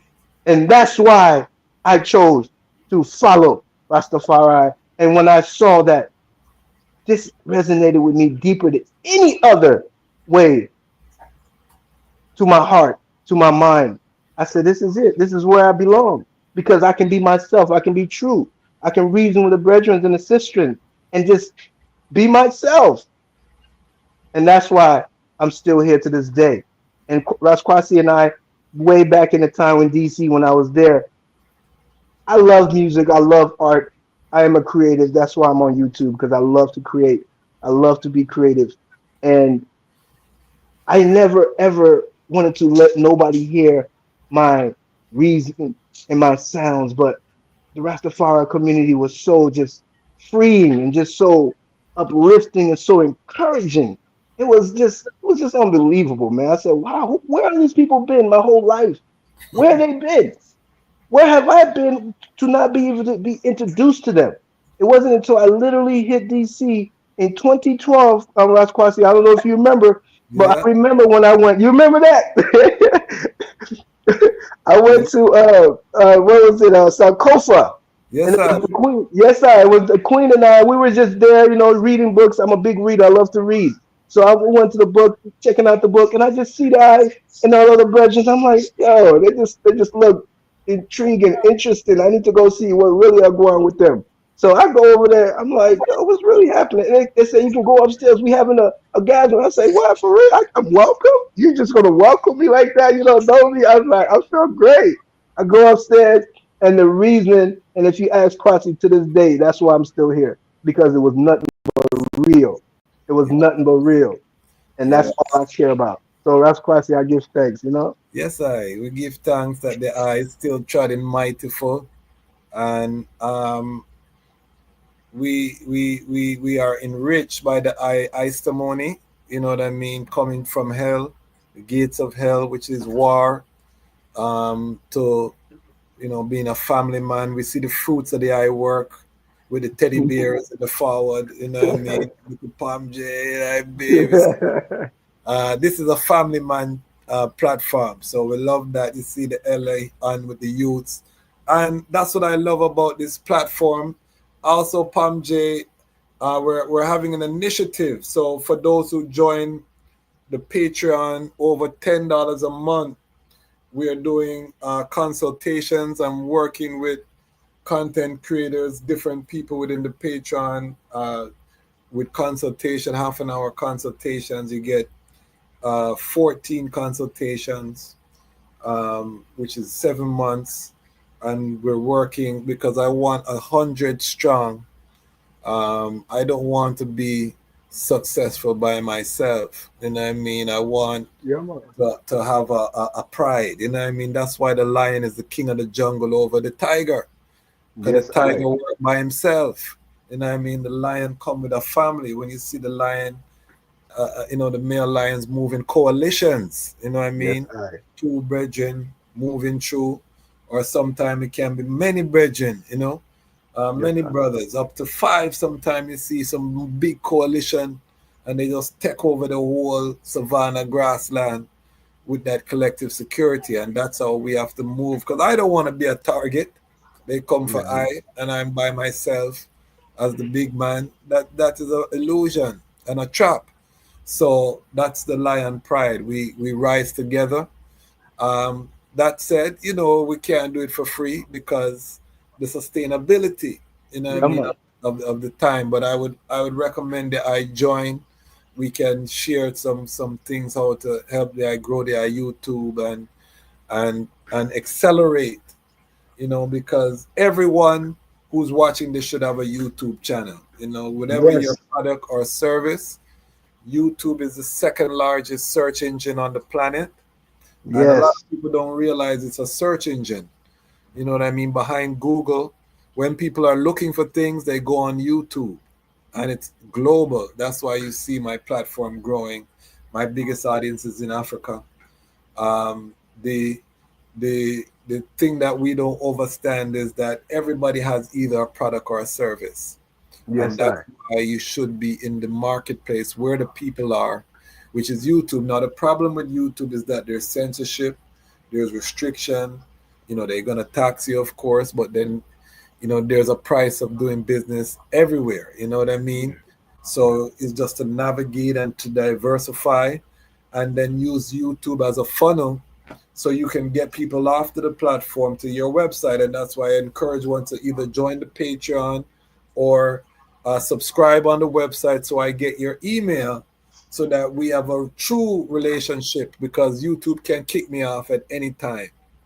I don't own YouTube servers, and this is what I tell all of the content creators. But you can't go around YouTube. It don't make sense if you're in any type of business, and it doesn't matter what kind of business you're in. You should have a presence where you are talking about what you do. You're connecting with an audience. You're building an audience on YouTube, because again, there's literally over 1 billion people on this platform. You know what I mean? What other marketplace are you going to have access to that amount of people and the tools that you have with YouTube? You know, we're going live now. You see in the chat, we got people from all over the earth tuning in. You know, this in the old days, and Nick can talk to this because he works in film and television. To run a network in the old days, you know what I mean? You're talking about hundreds of thousands, cameras, this, that, boom, mic, bop, space, you know, paying for the frequency. You know, you used to get a spot on public access television. We're now living in a time, I'm in my living room on a laptop, you know what I mean? Open it up, I have access to the planet now. Can tune in, and you tell me that you don't have a YouTube channel, my brethren and my sister. Why? You know, you can come up with all the excuses that you want to have, but you're not looking at this thing futuristic. And remember, as Africa rises, you got this young population, they get internet access. Where do you think they go? They're going online. As China rises, as Thailand, Indonesia, India rises, where you think these people are going, family?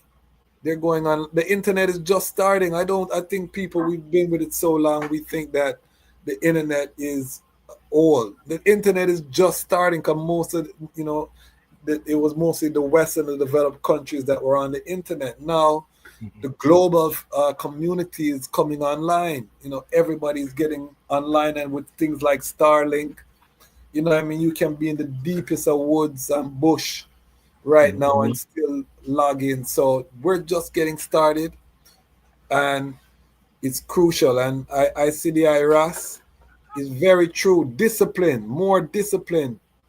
You know what I mean? Discipline creates leadership. And the thing that hurts us the most as content creators, that stops us, is that we want to be perfect.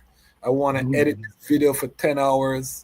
And you get 2 views. Just put it out, and you're gonna get better. If you look through my catalog, you'll find errors, you know, all day going through. I had to get over that fear of being perfect, you know what I mean, and be consistent. And this is why I say consistency beats perfection every day of the week.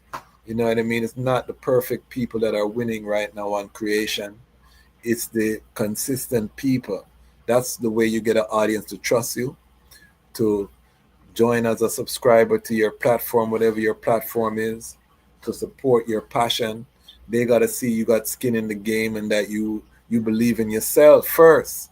And this is why I encourage everyone to join the Patreon and spend that $5 and $10 with the Ras, because I'm not going to let you down. You know what I mean? We're going to win together.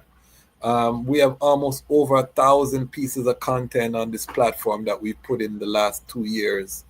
If you have any doubts about our commitment to work, you might work the same as me, but it's very hard to outwork I tell you, if you try to do that, you're in for a rough. You set yourself up for a rough time if you want to try outwork the Jazz Match, because me's a worker, still have a full-time job, still a family man, still doing community work on the board of several nonprofits, doing community work on the front line. Still go check the elders when I can. You know what I mean? The whole heap of works that we don't talk about. So, but that's the chud of the Rastafari man, and we're setting a standard. You know what I mean? And the standard was set by Kadamawi Haile Selassie the first. Elder Bongo Wisely, how you feel about the brethren Isamoni coming from Liberia, and what the eye has heard, and the fullness?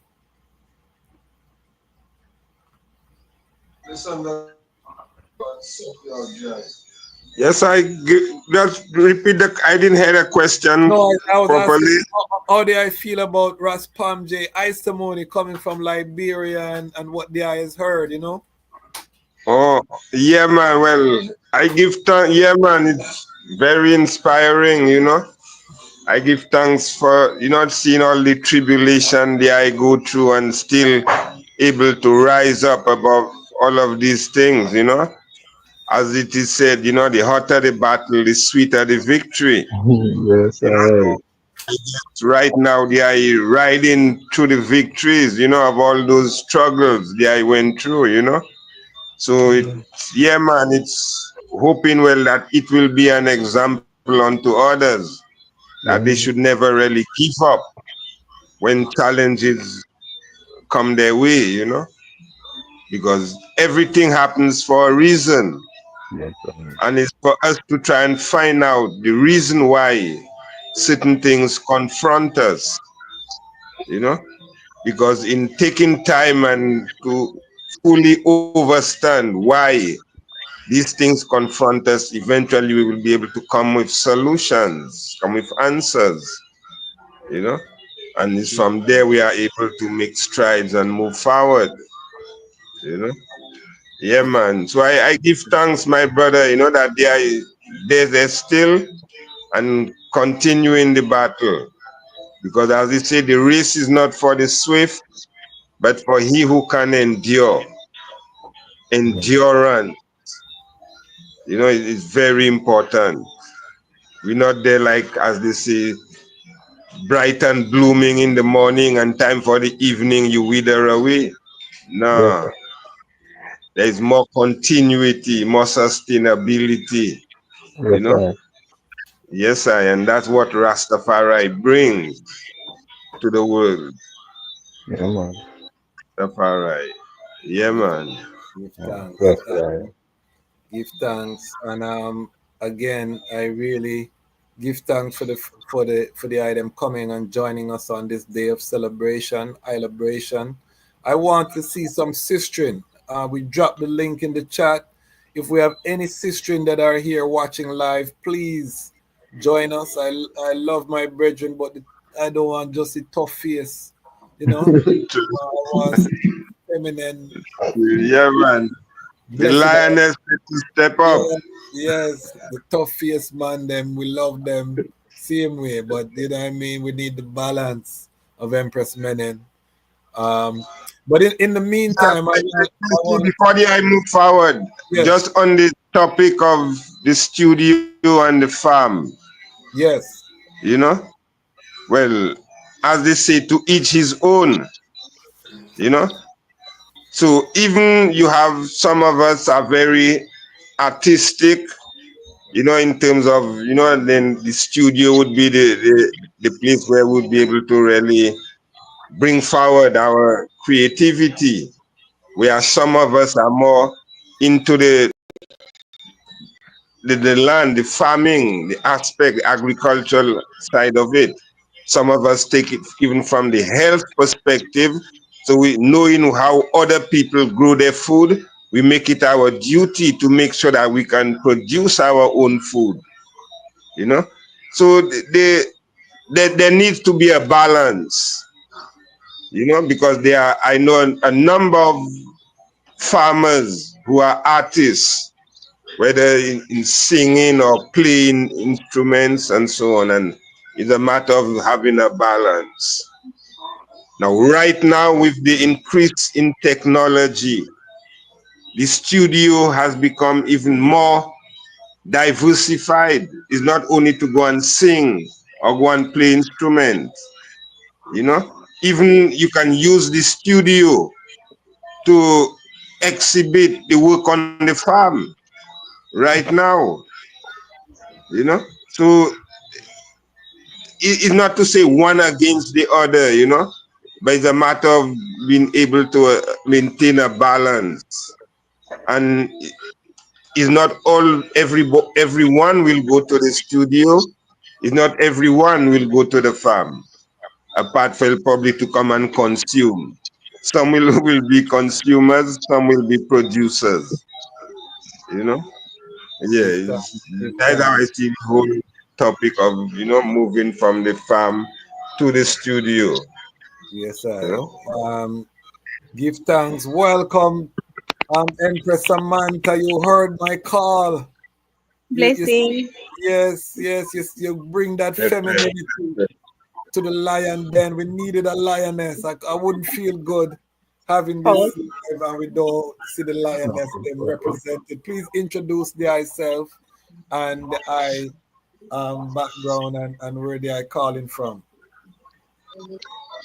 okay, greetings, ones and ones, in the name of His Imperial Majesty Emperor Haile Selassie the First, Jah Rastafari. Okay, my name is Empress Samantha Fagan, and I'm a representative of School of Vision. The priest Dermot Fagan is indeed my brother. I'm calling from Kingston, Jamaica. I'm not currently on the mountain. If I was, I would be able to show you all the beautiful view, but I'm not there at the moment. So give thanks to the item for, being a part of this forum, and I'm so excited to be here. Jah Rastafari. Rastafari. Thank you so much for the support. And she has been on one of our episodes. I'm going to interview Sister Samantha in the future because she has a very fascinating story, a professional model.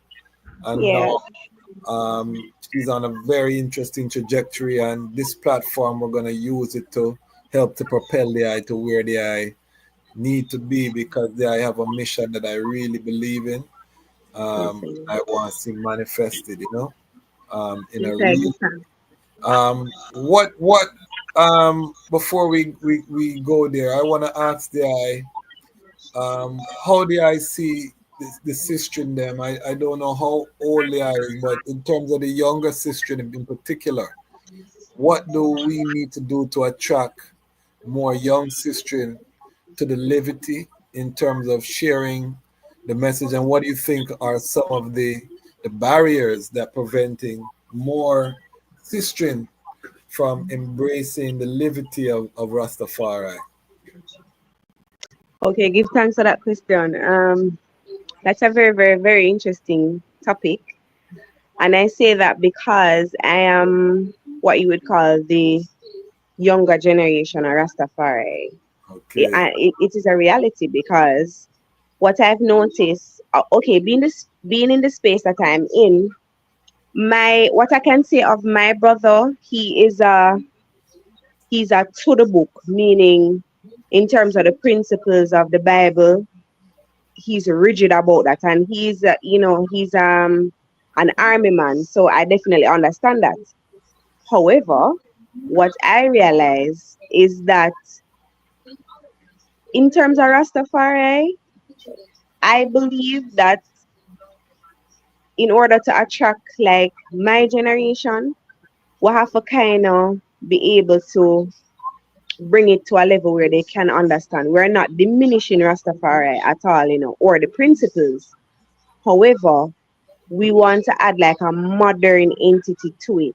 Like I had suggested in terms of the fashion, because I love fashion. That I am just a fashion person. Like I want to look nice.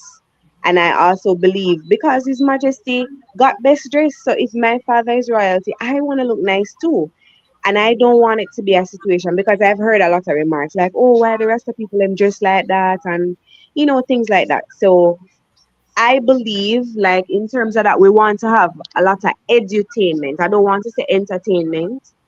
I want to say edutainment. There is not, to me, we want to put out more things about Rastafari. We want to have gatherings that they can come to, and where they can share even a social space, where if you have ones-on-ones who even use herb, we want to have like a social space where you have more younger people, even the older ones to to interact, and so we can bridge the gap, because you do have some Rastafari members who are elders, and they might come off a little bit standoffish because we are younger.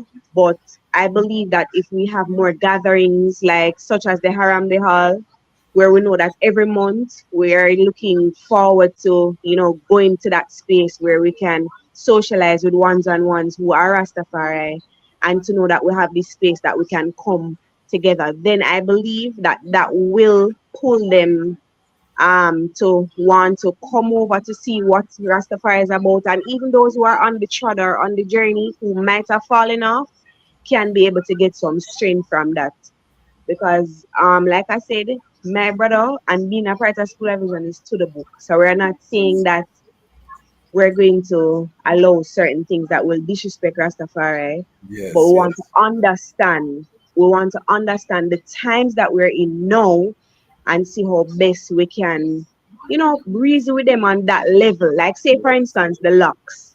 Yes. Because I normally cover my hair and it is something that I love. But that Yes. is because of the reading, the word has brought me to such humility that I am able to. I don't want to be anywhere. Even if I have my locks out for a while, I have my head wrap in my back because I know at a certain time I need to pray. And so I know that I need to have my head wrap available. And like I said, for some reason, like even if I'm out anywhere, even in the house, at a certain point I just get up and put on my head wrap. But I do it with a style. I do it with fashion. I do it so that it doesn't feel like, oh, I look older, oh my God, or so I Yes, don't yes, know how to explain it, but that is just how yes. I feel. I love it because Rastafari is vast.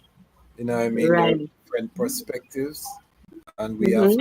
to maintain the orthodoxy at the same time modernize so that Yes. it's attractive to youth. Right. The Yes, youth, sir. there's no future. Mm-hmm. So that is key. If the eye can turn your phone like this, Empress Samantha. Sideways? Yes. Beautiful. Okay. Give thanks. Yeah. Right. All right. Yes. My brother Hamilton. What you say, King? Greetings, one and all. Greetings, one and all. Greetings Lion today. Pride, Lion Pride, and the check-in. Let them know where you're calling in from All right. and the I work that the I do. All right. I'm calling in from Windham, New Hampshire. Kind of close to Boston, but not so close, but kind of close. You guys can hear me? Yes, I. Yes, I loud and clear. Okay. All right. So, the work I do in this system is I'm a tax accountant, and I'm learning how to navigate the world of tax accounting in the United States, which is a very interesting, a very interesting web. Yes, To put it we were going simply. back and forth with this BOI. Yeah, filing yes. and do you Yes. file, do you not Do you file it? file or do you not file? Yes, yes. That was a Yeah, very interesting thing I saw pop up, I think, last week. Yeah. yeah. So I think there's an injunction. So you don't have to file it currently, but make sure you check because Make these sure are you check.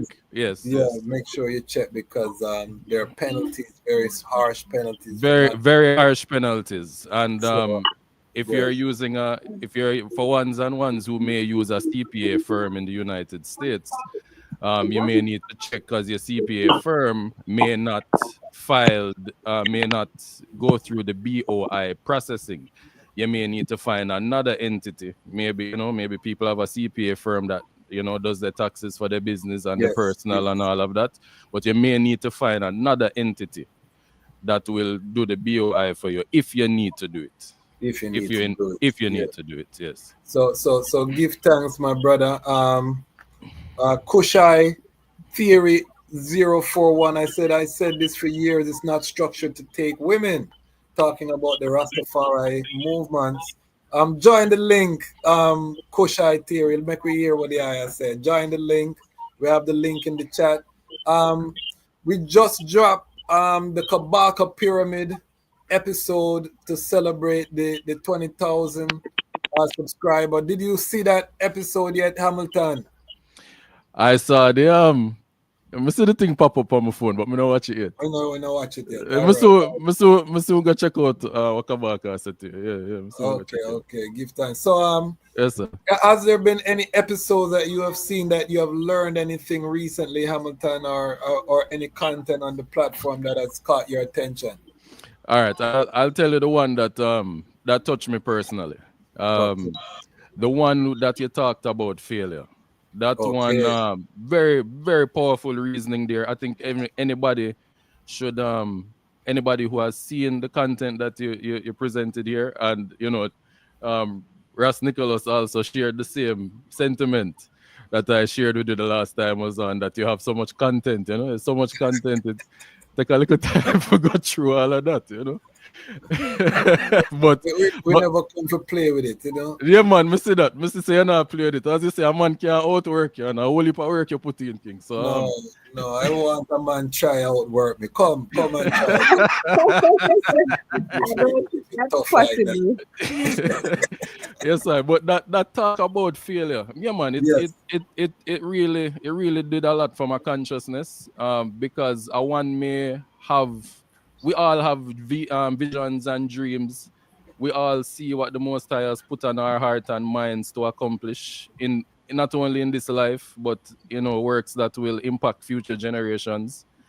And I want to may feel like I set out on this path and it never quite work out the way I did want to work out. So man, me for throw my hands up in the air and nobody continue. But no, that talk really encouraged me to know that, or remind me, I should say, really remind, because we all know it, but sometimes we forget, that as long as you are, what Sizzler say, put one foot forward, as you continue to put one foot forward, you continue to achieve things. And to others looking on the outside, they may think it's a small thing, but you know exactly what you had to go through to accomplish that. Exactly. So yeah, man, I definitely give thanks for that. Crucial. A lot of us are paralyzed by our fear of failure. Yes, and sir. we never start the mission that the Most High has appointed for us. Don Coolio says Samantha is truly beautiful. You see what you are doing? All of these It's Rastafari. It's Rastafari is the beauty. It's not I for myself. Okay.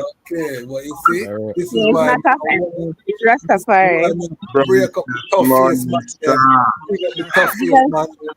But I have to have royal balance, Give thanks. Give thanks. Ras Maisha, come on the platform now. Join the link. The stream your link is in the chat. Kwasi. Yes, I. What was the statement? The brethren made a statement as though the Rastafari movement is not structured for women. Yes. Is that exactly what he was saying? Yes. So maybe he's at work, so he can't come forward, but maybe I can explain in the chat, Kushai theory, what you mean exactly, how it's not structured. I think I know what the brethren is saying.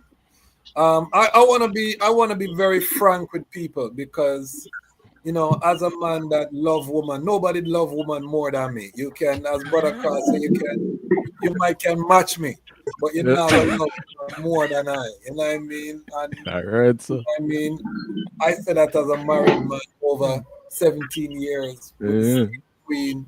And I mean, 20 years consecutively trying together. 17 years.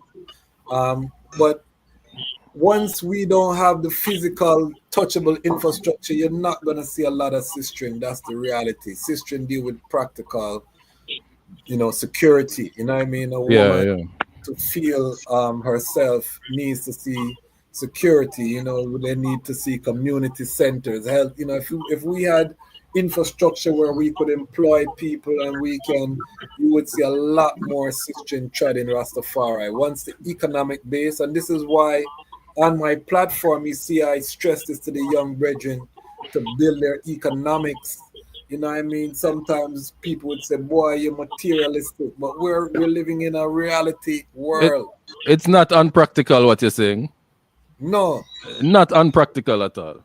We're living in a reality. You try to start a relationship with a woman and you have no money and see how long that relationship that not go nowhere. I'm just little more. Tell them Empress Samantha at some point you want to live somewhere. You know what I mean? Yeah. School fee, diaper off your buy. You know what I mean? Sweet talk only goes so far, my brother. You know what I mean? Talk to us, Empress Samantha. What do you think? Unless the Empress is a lioness, which means she's also able to hunt, and both of you can build. Because for me, At this point that I'm at, I'm not saying that money is not important. It is, Yes. because the reality is you need to purchase stuff, even if it is that you are gathering or preparing, you need to, have that in place. But for me and my mindset, it's really not so much of that right now. It's more so learning everything I can about Rastafari, farming, learning to do things on my own, such as sewing, making stuff, as opposed to getting up and doing a 9 to 5. So it also comes down to the mindset and, the timing. But indeed, you are going to need some form of capital while waiting.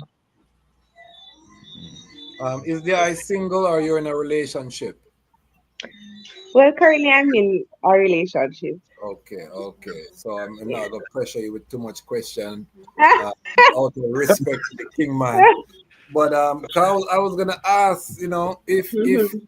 you see a nice brethren, but he's not bringing any income because it sounds nice, personality and this and that, but when you as a brethren not bringing any income and you are near out the youth them snacks and you there eat and a bun chalice and you in the space or take up space, you go and find out say the woman temper start to get sharp on you, you know what I mean? And it's not a nice thing, it's like I always tell my son, never move into a woman house, you know what I mean?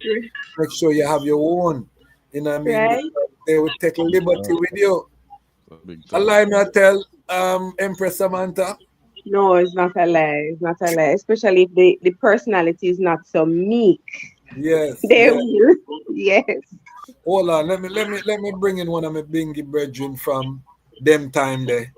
Ras Aisha, put your phone like this if you can put it sideways and put auto rotate. See that? Beautiful, beautiful. Introduce yourself, Kushite. Unmute. Yeah, All man. right. Yes, I. Clear now? Yes, I. Introduce yourself. Yes, I give thanks again, my Majesty, Empress, and all ones. Rasmaicha, tuning in from Pittsburgh. Yes, my lord. Artist, musician, author, farmer, all mansion, Yes, my lord. I'm full circle. Yeah, man. My lord. I know this brethren over 20 years. Chatting from the Naya Bingy house when the Pittsburgh man them used to chat in at DC. I would give thanks for city. I still a burn the fire, still up on the journey. How you feel about this thing about Rastafari movement and the amount of daughters? How the reality, of having more young daughters in the church. What you find is the Chada Rastafari tend to, it's like they move with the times. So you find out, so anytime you have a generation, a brethren rise up, you go have the sister automatically follow. And when the brethren them get weakened, automatically the sister them change up the trend. So me did hear a while ago, you did have Mama Faraika did do a video.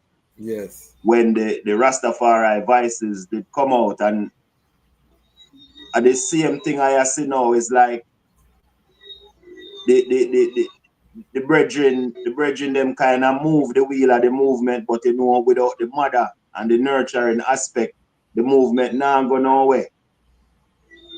See it. So you find out, say, whatever the society push forth, the Rastafari movement kind of rise in a similar form with the goodness of Farai same way, But if the nation woman them weak, it go reflect that in the movement. If the man them get weak, it go reflect that in the movement, like a microcosm, macro, Yeah, man. So I just say with the time as I and I grow and get stronger, reposition myself for moving at this a new time. Yeah, it is only natural so the system them go rise, because without it we don't have no future, my lad. Definitely. And this is why you see I come with the Rastafari man standard, because we have to have a standard. Because when we realize you have a lot of man use the IRITs as a excuse for indiscipline, you know. Him no wake up on time, him tell you say the IRITs. Him no show up when him supposed to show up, him tell you say the IRITs. Him, you know what I mean? He's not reliable, but him tell you say the IRITs, and it become a crutch.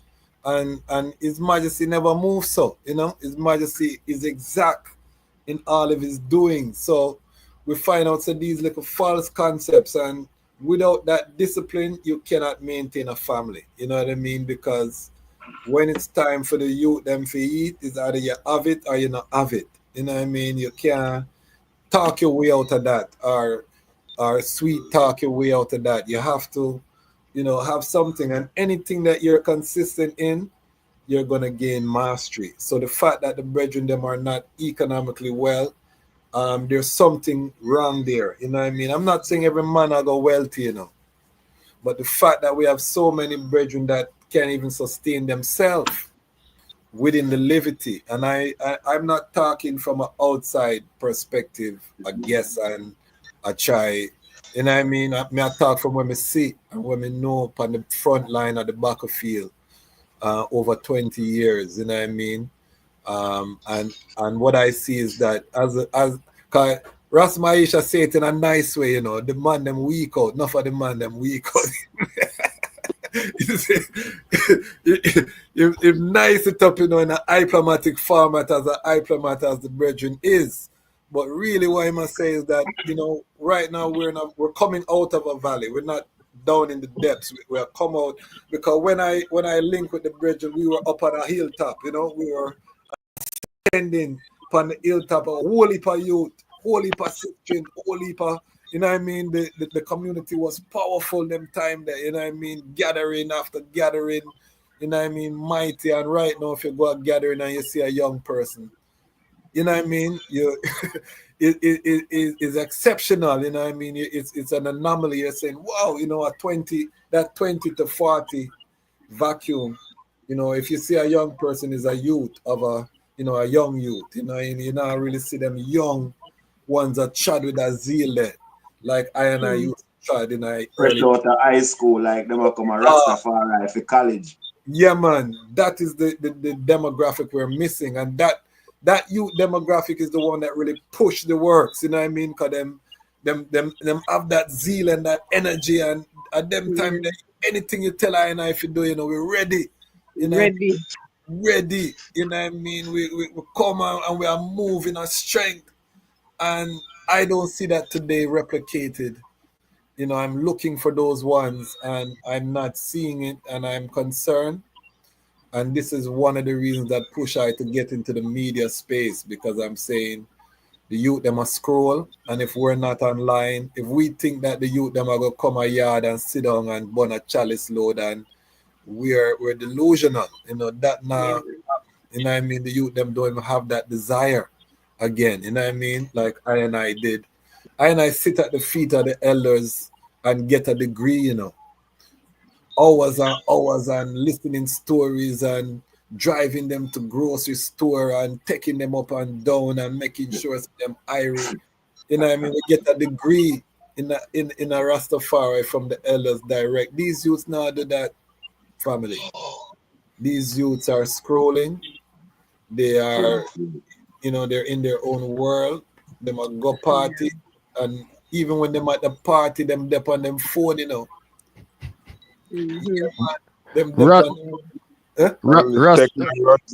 Age. Yes. Russ Kwasi, may I interject? Yeah, man, interject. All right. I'm not that old. Yes. All right, let's not use old. I'm 35. All right.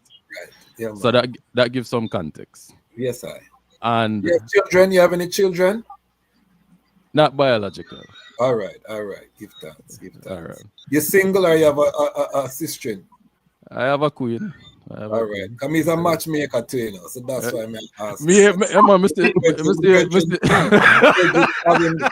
The brethren have him queen. All right, go through. Yeah, man. Having queen family. Yeah, So, man, go through.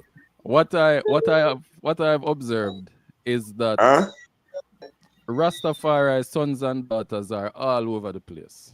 Yes, I. But that connection now, for those who are stronger in the work, more knowledgeable in the work, how to connect with these youths, because it's like them are sittings, you know. Yeah, man. Them are tap into themselves, but it's like them don't have nowhere safe to go. And they may buck a one and they must test you out. They must test you out as a elder or somebody senior to them. They must test you out for say, can I trust you? Will you show me Rastafari care and love that I have heard about? Yes. Is it going to be real? Is it going to be touchable? Or is this just a figment of the imagination? Is this something that is just seen and felt in songs? Or is it real? You know? You know?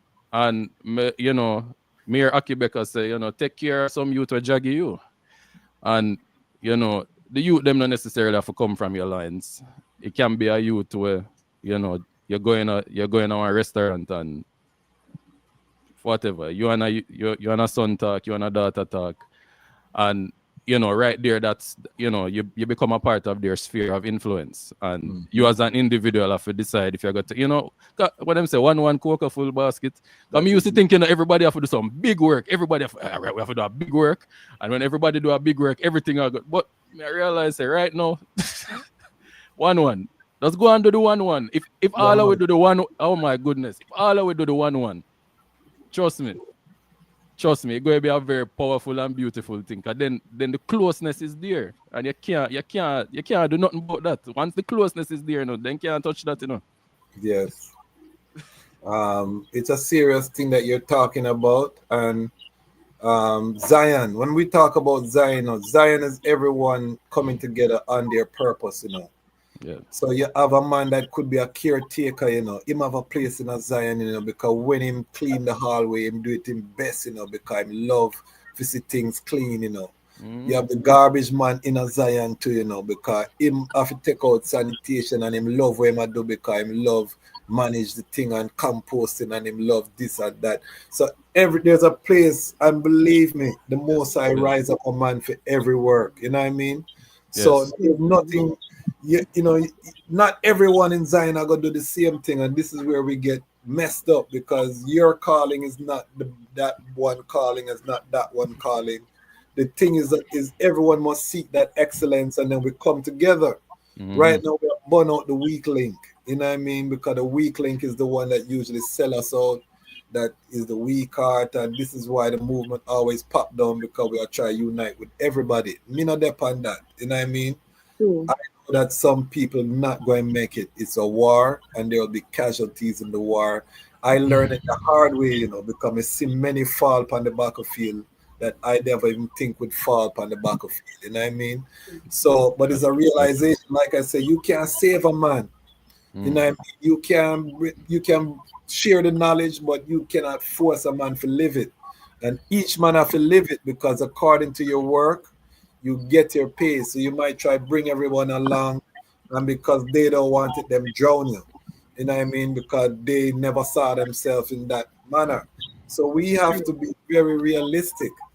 Hamilton Brown can have the sweetest reason with him queen, and if him now bring home money if put a roof over them head, you know. Trouble. Say arguments start and yes, sir. Friction, you know, this is reality, you know. We can't live in a fantasy. I don't want I take up this kind of fantasy trad and think that, you know, Rastafari is not real. His Majesty was nobility. That means he's a wealthy man.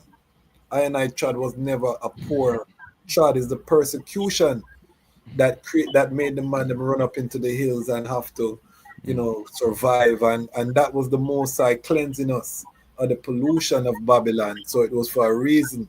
but it wasn't for I and I to stay in poverty. Right now, if we're in some hills, we should own them hills. You know what I mean? That is the pre and the meditation that we're on right now. We should own that real estate and then we create it as a natural sanctuary where we live up in the hills, Aichal, yes. But we must also have the business and not be a squatter on crown land, but we own this land and we are governed. That is where our generation as youth, and I also want to say I'm not a youth. I want to be clear. I'm not an elder, but I'm not a youth. We have to create a new category or lion gory, which is the Rastafari adult. You know what I mean? Because it's either you're a youth or you're elder. What happened to the adult then? You know what I mean? Right. True. This is something I always say, you know, because it's either them put in a youth category or you jump from youth and then you're gone straight to elder. You know? Is it that there's some maturity in the youth category? Is that it? I just think, you know, unless you're ancient, man does have you as a youth. You know, you come in to even come out a youth in elder. You can be 40 in Rastafari and man I call you youth, you know. Yeah, so, man, and if 50 old, what is 70? I think if 50. Go ahead. Yeah? I think 50 is an elder and 70 is an ancient. No, 60. You have to go 60. Okay. The elder. 50 a young man. You're a young man still. You know, I mean, you're adult still, but 50 is not no old man. You know, yeah, I mean? man. I anyone can be an elder, but not anyone can be an ancient. You know. Yes. I agree with that. But I think eldership start after 60. You know, 40 to 50 to 60. That's your most productive years as a man. You know, 40 to 60. That's when you have the maturity, and you still have the youthful goodie. You know, if you keep yourself irie, you know. So these are the Rastafari adult years. I'm campaigning for this, you know. This is my campaign. We have to carve out the Rastafari adults because we need our elders to pass the baton to this adult group for administrate the nation. You know what I mean? And to train the youths them who would be under, you know, make we return the youth them to under 20. And then we can have a young adult category from 20 to 40, you know. We have to modernize the thing, you know what I mean? Because we are losing our adult, you know, them just sit down like them a youth and them not put forward them ideas or govern as they should, you know what I mean? And this is the struggle that we're having, the Rastafari young adults and the adults. I want to champion this cause.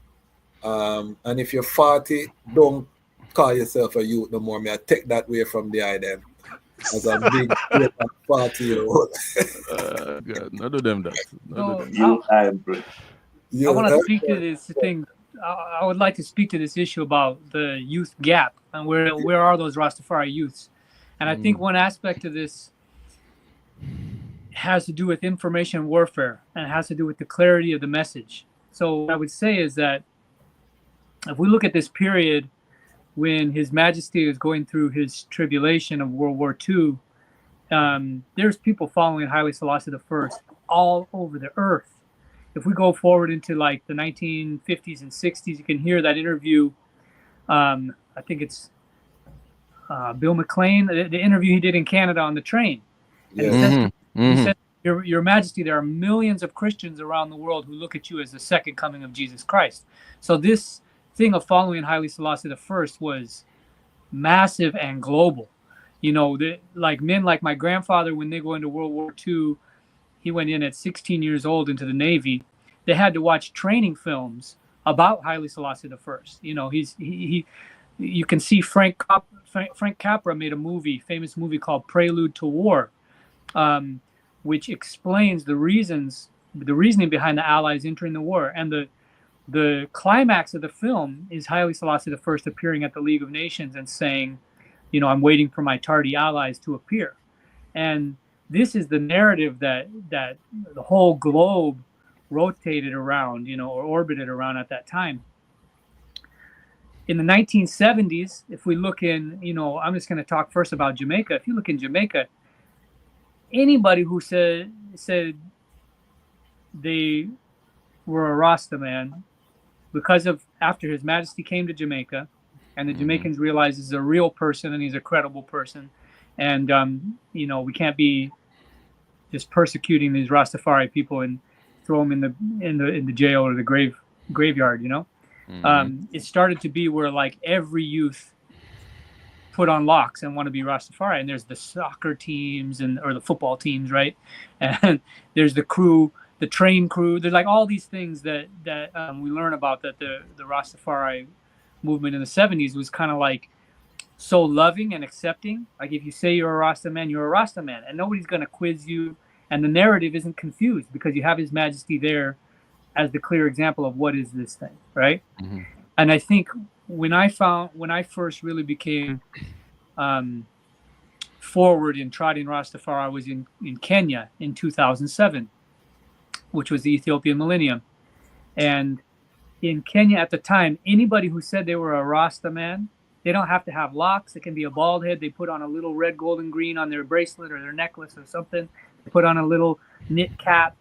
Anybody that identified with the colors, or even they have locks, they could be a Muslim. They could be a yoga Rast. They could be a traditional African traditional religion. They could be a Christian or whatever.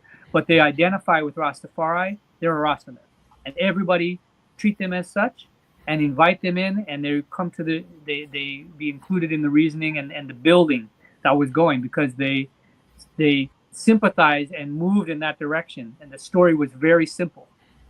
And I think what's happened is that through the internet, the story has become complicated and muddied, and a lot of people can't figure out what is a Rasta, and a lot of people think maybe they might be Rastafari, but they start Googling it, and they're like, oh no, wow, this is crazy and complicated, I can't, you know what I mean? So then people pull back from it, and they just sit in that sympathizer category, and they never invite themselves in all the way, because the narrative is too messy, and about what is a Rasta, what isn't, and what is it about, right? And then, as a community, Rastafari have to be able to clear up that narrative and actually go out and find those people that are sympathizers and say, no, you're not just a sympathizer, come move with us, right? Because that's the way it worked in earlier times when the story was more simple. That's what I think. Give thanks. Okay. Let me see. Kushai. Do I have a light? Do I have a light, fireman? We can't see the eye. So I'm on the road right now. Okay. Introduce yourself. Where they are calling in from? All right, now from New York, upstate. Okay. Yeah, I wanted to add something. Well, I was still on the point where bringing the younger crowd, especially. Yes. It's a hard subject, but I was raised in a family that was completely half Ethiopian. Like my father, he's Oromo. He's like completely Ethiopian. My mother, she's Jamaican. So I would say it's we don't create connections at all. We stay very, I guess you could say, condensed, and we don't really. It's hard because in Senegal I seen a couple of groups where it was like they call themselves Bifal. It was very different, but it was similar to the way we do things, right? Islamic. Is the eye a single man? You have a queen? No, unfortunately. Do you find it difficult to find a queen that tried in Rastafari or? No, because I know the different social groups,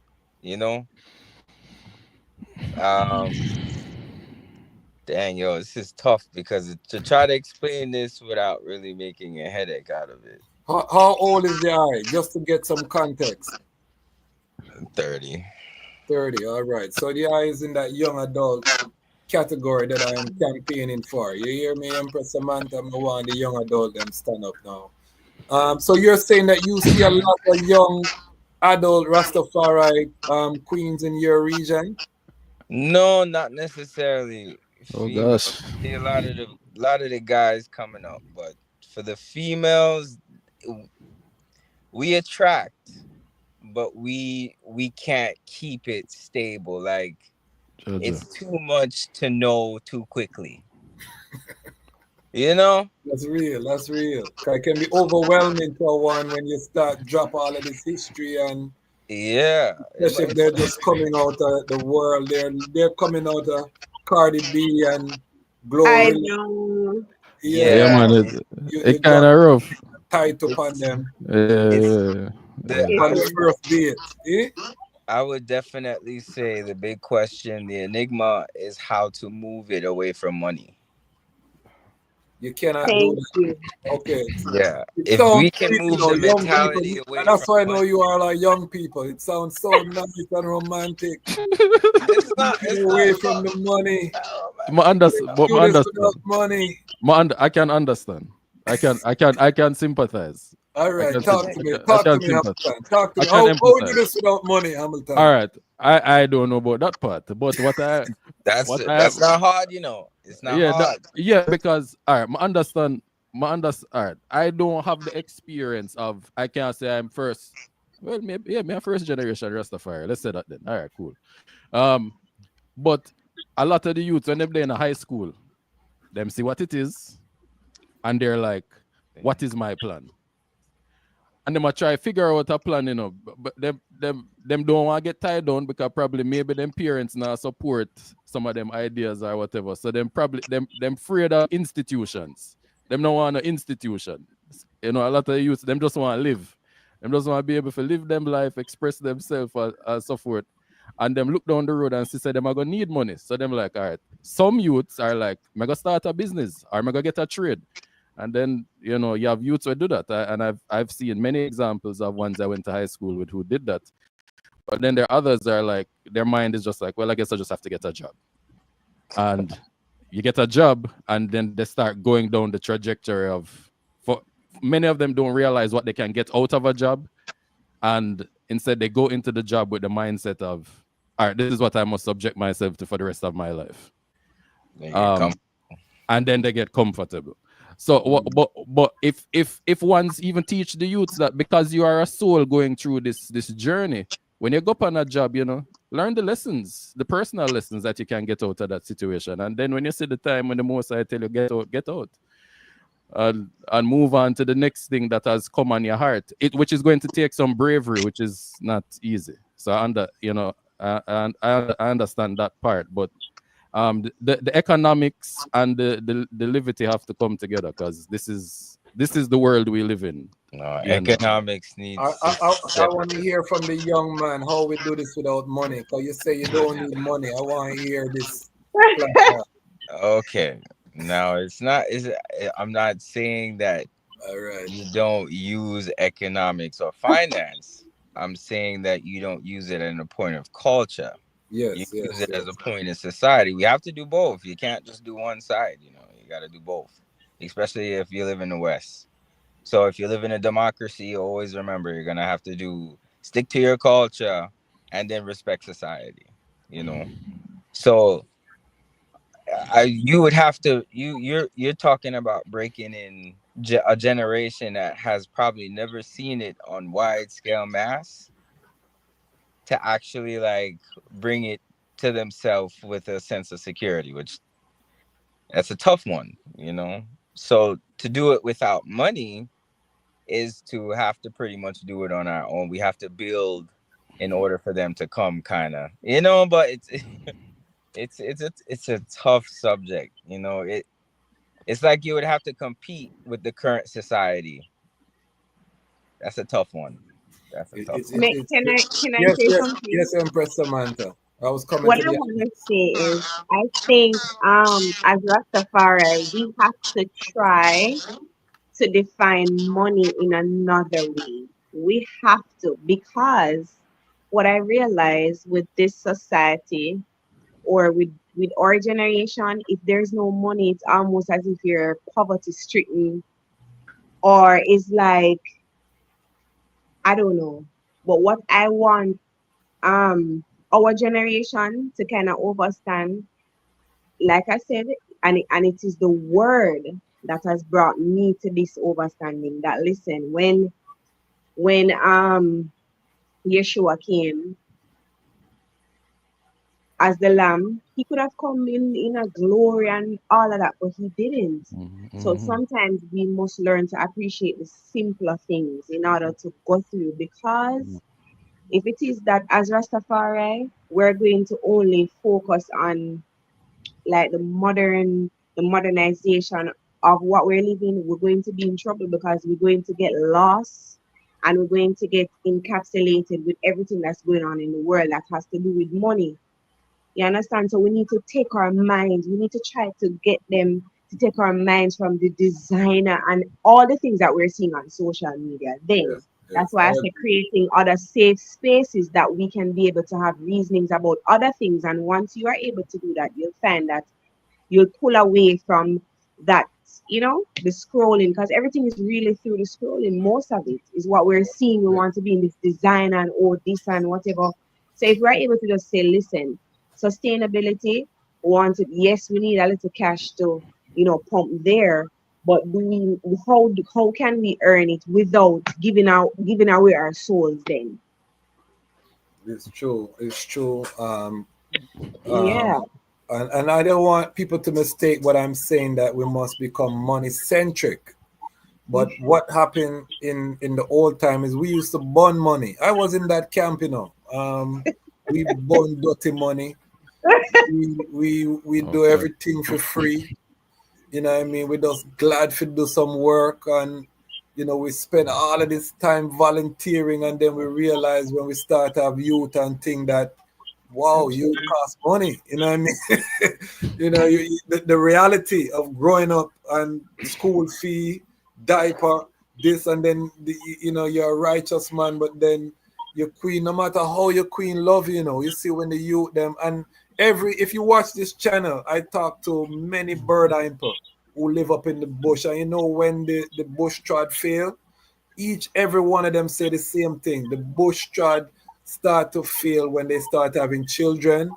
The youth get sick, we have to go doctor. What, you know, money that.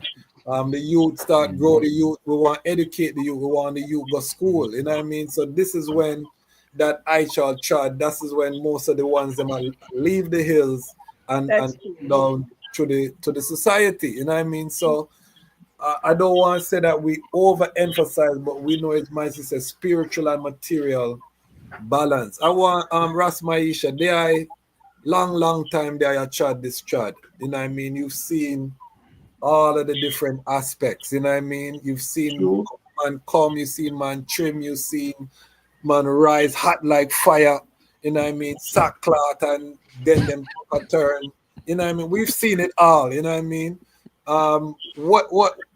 Where are you now in your trad in terms of the practical application of this liberty now, you know?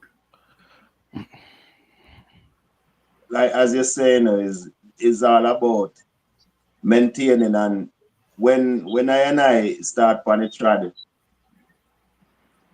I start in a high school, Congo. So, and I married like a month after I graduate high school. So I married 18-year-old. Wow. So I married as long as the trad we married. You know, even though the past few years, me and the sister kind of separate, she still hold the Rastafari principle, and all I youth a far I see him where I oldest son born when I in a high school, so I oldest son 26 now. Wow. So from my trad I get a youth, so it's like with my whole thing, it was always to maintain the family, and them say 2 revolution you can fight will mean something. And if you go fight for your country or for raise a black family.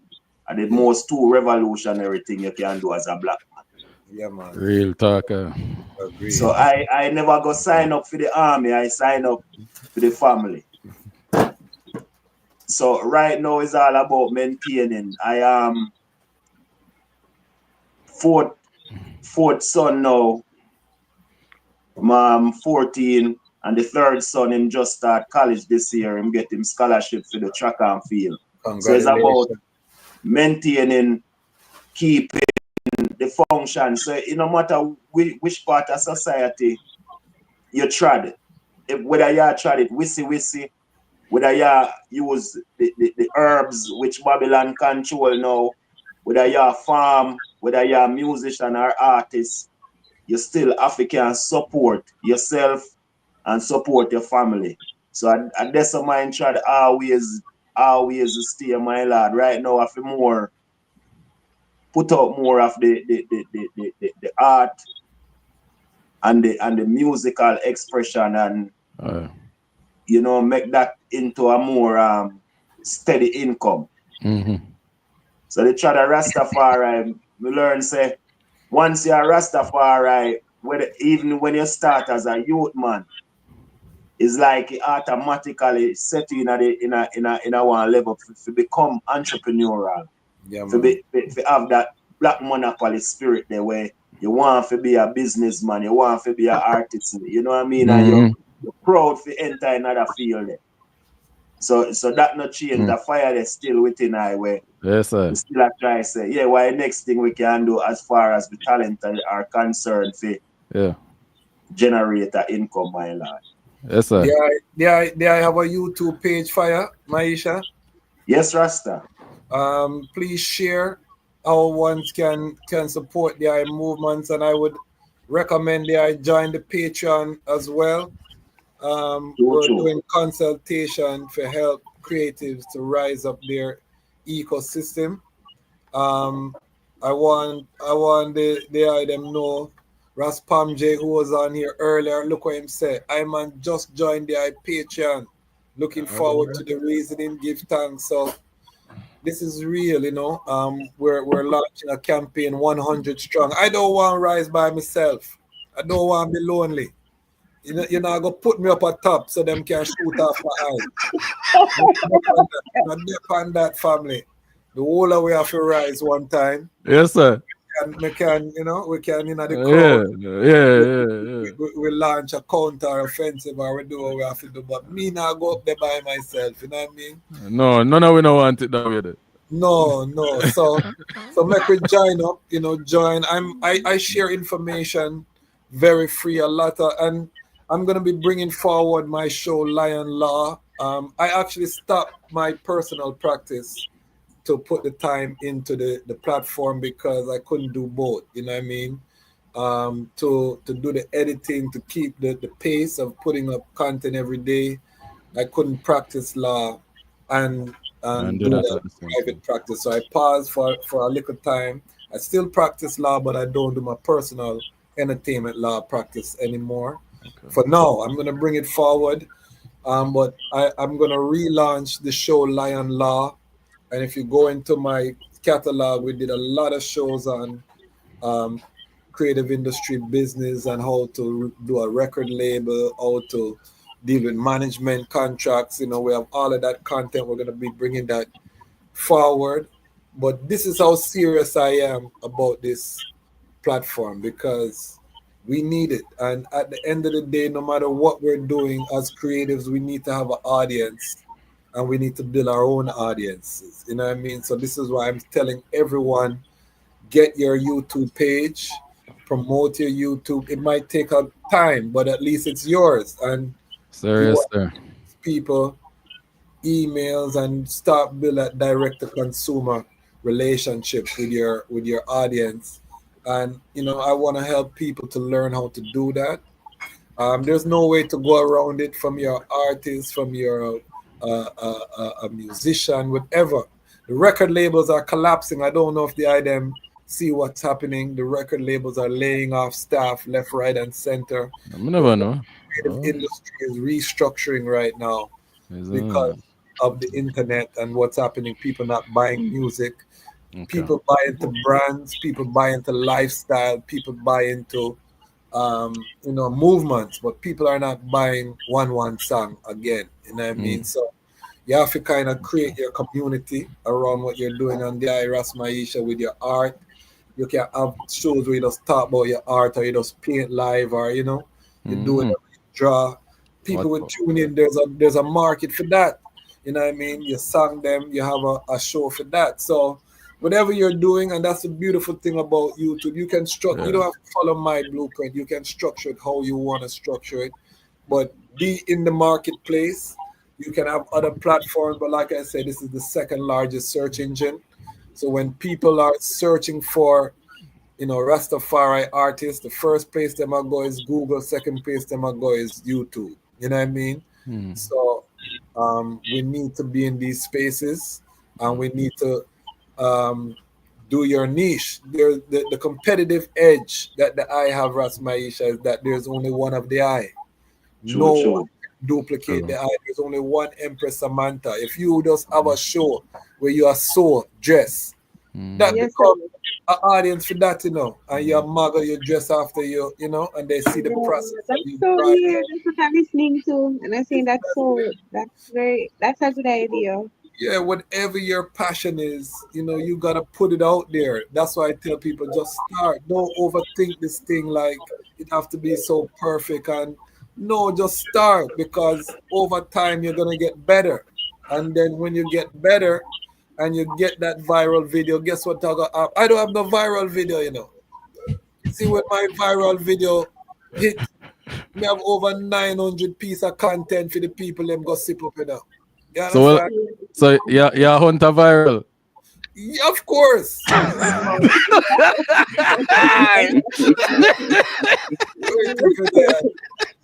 What a viral, yeah? But we don't depend on the viral. That's the difference. You see, we don't depend on the viral. All right. Because we're antiviral still. Yeah. So you want it, but you man, because how you build a strong immune system, you have to get through some virus. And all right. You understand? So you have to survive some of them virus there. They're viral. Yes, but the key, the problem that we have, even as artists, we want buzz. Everybody said they want buzz, but consistency, you have to build. Don't work to buzz, because that's like you're playing for the lotto. You want to win a lotto ticket. What are your chances of getting the lotto ticket? It's real talk. If you're gearing yourself for that, then if I was gearing myself to viral, then I would go after controversy. You know what I mean? Gotcha. But in that domain that you're gonna sustain after that viral, you're gone. It's better you build, and then you get that viral moment naturally, and then when all of that crowd come, you have the work. I agree. You see what I'm saying? Yes, so that you can deal with what comes to you from that moment. Because you've been putting in the work. You've been putting in the work. But the mistake a lot of people make is that they put everything. That's why you see the music get so shaky. Because man, I try make hit song. So if the girl them a talk about fat body girl, use a ras, you might sing about fat body girl, because that's a one and your looks like it there. You see well, what would you say attracts the modern ear? The modern ear, I think authenticity will always win. Always. It's gonna be stronger, but people are drawn to authentic. I agree. Things, you know what I mean? They want the real thing. They want the real thing. This is what I consult my clients, for over 20 years. I've been saying the same thing. The competitive advantage you have is there's only one of the eye. There's no clone of the eye. That you see, when you're your eye, that is where you stay in your advantage. When I try match with Nikado or with Empress Samantha, now I'm at a disadvantage. Come here, try fitting for them lane. They can't do what I do, That is why my intro is so long. I wouldn't advise everyone to have a 10-minute intro, but that is my platform. You understand? Because guess what? I'm a Naya Bingy man. You got to sit through something and sat up before you get the content. You understand? and Yeah. get it right. You know, we don't just jump in at things in a bingo. We can say Psalms and it's all half hour. Yes, sir. We you know, start right. That's right. I mean, you have to stand up and hold your seal. Your leg can't shake either. You know what I mean? Yeah. You stand up in the Gideon. So I get that schooling, so I bring it to the platform. That don't mean that I go work for the eye. You understand? Understood. Jump into your content right away and hook the people, you know. But because I know what I bring to the table, I already know that my thing going successful, so I can set my culture how I want to set my culture. You know what I mean? But everybody's different. You know what I mean? So that is it. Big up yourself, Pam J. You move to action. I love that. You know what I mean? Welcome to the Lion Pride on Patreon. Yes, sir. Yes, sir. In the eye uprising. And Dick, also tell the people your YouTube channel as well. And this youth here, this young adult, brother Nick, he look very simple, you know, but the brethren is a director, filmmaker. He work on some big production, you know. He know what him do. I want you to explain to the people, you know, the evolution in terms of content creation, the cost of what it used to cost on these big productions that you work on. You know what I mean? Real Like cost. contract, and then you know what's possible right now, you know, using the tools that are available. Give the people some perspective from someone who has worked with some of the biggest companies in content creation to what you're seeing right now in the content creation space, the independent space. I mean, they still spend millions of dollars on TV shows and movies, and you know, some of the things that you see being put out by Hollywood or Hong Kong or whatever are you know, millions and millions, $100 million productions. And What's the biggest production that you've worked on? probably would be some ABC TV series, ABC TV series like Grey's Anatomy and Station 19. They film them in LA, but they come up to Seattle for a couple of days to do the local stuff. And on a set like that, I mean, there'll be hundreds of people working on a crew in a day. You know, a couple hundred extras and 100 people on the crew, kind of thing. Hold on, stick a pin. The brethren never said Blue Anatomy, you know. The brethren Grey's Anatomy. No, it's called Grey's Anatomy. What did I say? No, I'm making a joke. Yeah, I don't even. Look, I don't watch. Big show, a big thing. Big show. I don't watch these shows, but when they come to town, if I can get a job on it, I'm gonna go to work. You know. No, but I just want people to understand the level that you're working at, because people might think, you know, that this is you're just a little man round the town because you come on the platform, but the brethren is doing major works. But continue what you're saying. Yeah, and so I've done some films, some feature films. I've done you know, a lot of corporate. There's a lot of work up here for Microsoft and Amazon, especially. I mean, we've done multi-million-dollar productions for Amazon, and you know, I've worked on shows where, you know, in a single day we're spending $500,000, you know, so, and probably more, honestly, but what you can do now with no money at all is incredible. Like, those people have to spend a lot of money to put together the product that they want and to find their audience, right? So, you know, even just to get like a couple of years ago, I released a documentary feature film, and even just to get my documentary onto streaming platforms where people could find it on their Roku box or their whatever they stream off of, you know, their Apple TV or whatever. You know, it put me in like $24,000 of debt just to get it onto platforms where people can go click and watch it. And doesn't mean that anybody's going to go click and watch it, because you have to then advertise and promote to send people to. And one of the ironic things is what everybody told me is like, you have to have as much in your budget for promotion and marketing after release as you had in your budget for production before your release and post-production. So as much money as you and time, because I'm working low budget filmmaking with this is my personal project. It's not a money investment that I have as much as a time investment. So like they're saying you have to have as much time and money into the thing after release as you did before release. And one of the things that people gave me as advice is, you should be building an audience through social media and YouTube to go tell them that you have a product to go see. So I didn't have that audience built before I released.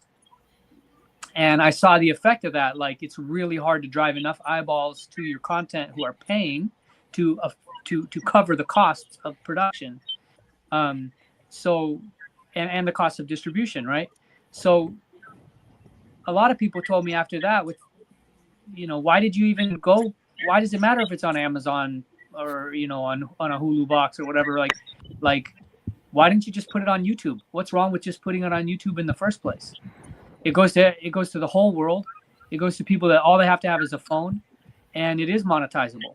So it kind of seems like the whole thing is shifting, where it doesn't make that much sense anymore to spend a ton of money on a production and on editing it and distributing it, releasing it, and marketing it. The old model, 20th century model, right? And it's almost like the people who are spending that kind of money and doing that kind of thing, it's almost like a propaganda incentive, a mind control thing, They can still get you to go watch a superhero movie, right? In the summer, get teenagers to go watch a horror movie in October or whatever, right?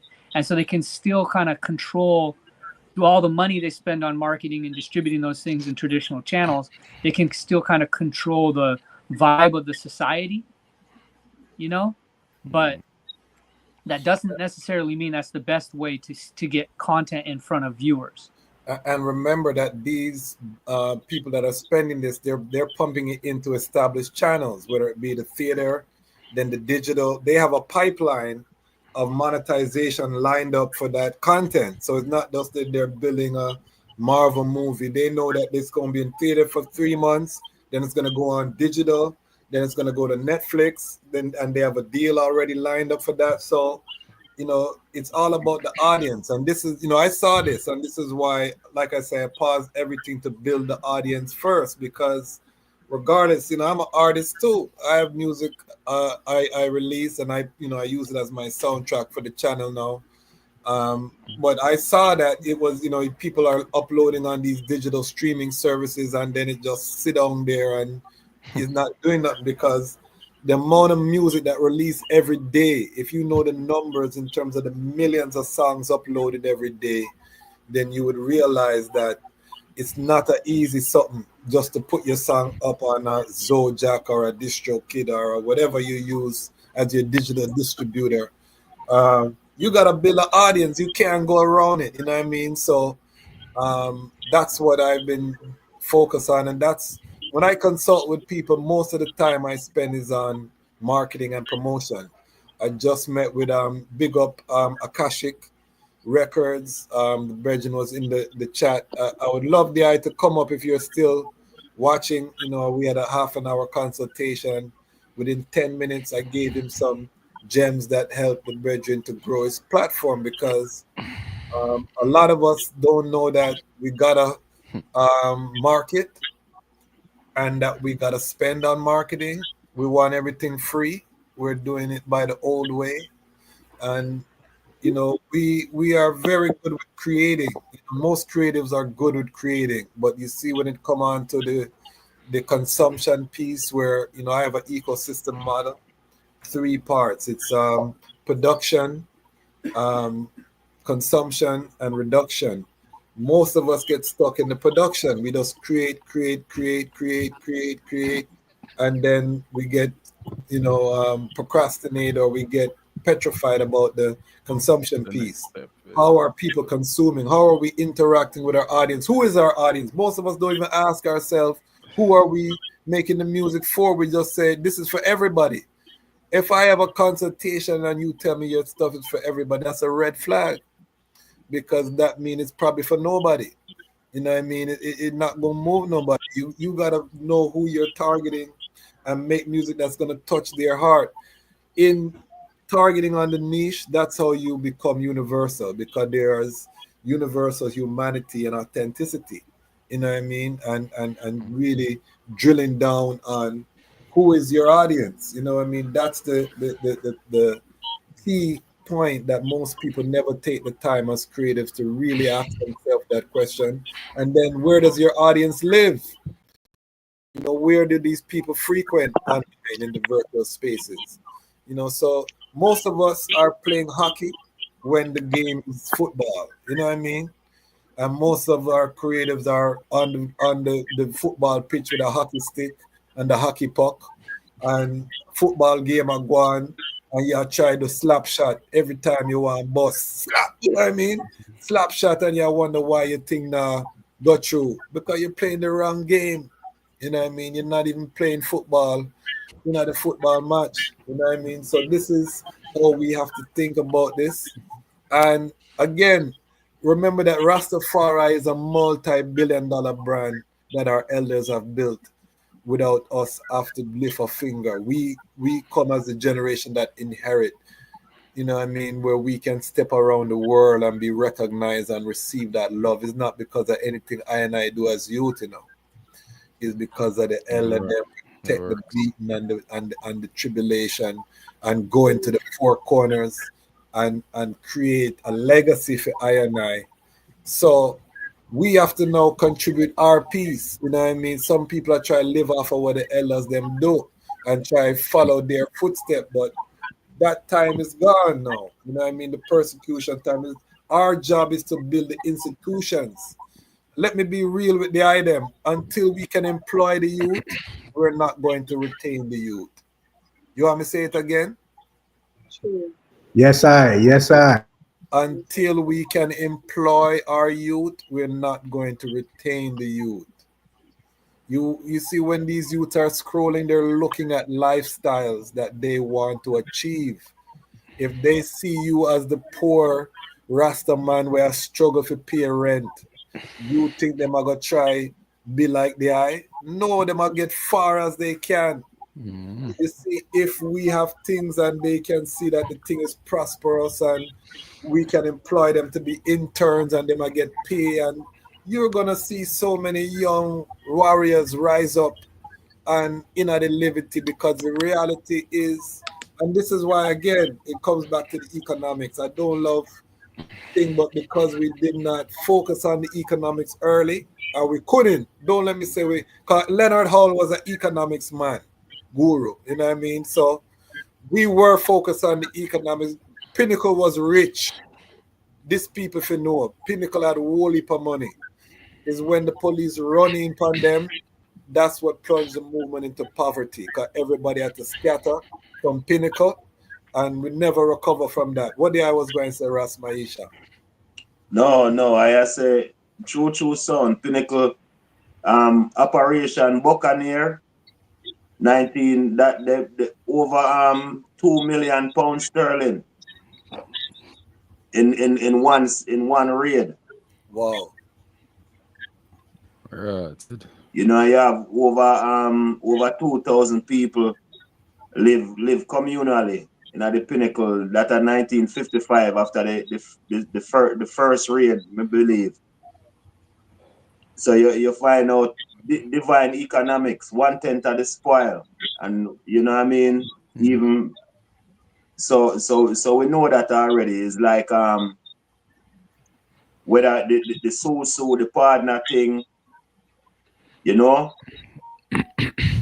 Yes, my lord. So that is the key thing. Everyone wanna the black co-op, when the farmers come together, you know what I mean, and farm our own divine economics. You can't even Jesus has sent out the disciples them with and tell them say if it go up and a gathering, the monks, the Buddhist monks, when them get up a morning time, them go walk out with them bowl, whatever you put in it, and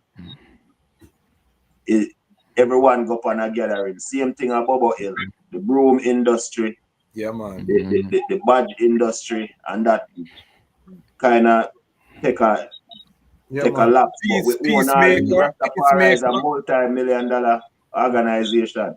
Yeah, man. Just not organized. Organize and take advantage of the blessing that His Majesty give to I and I. It's Never short of work. Not a poverty child, you know what I mean? So I want to see, do we have another sister that can join Empress Samantha? Look at Empress Samantha, so much lion surround the sister. We can't get two more sisters to come up and bless us up. You know what I mean?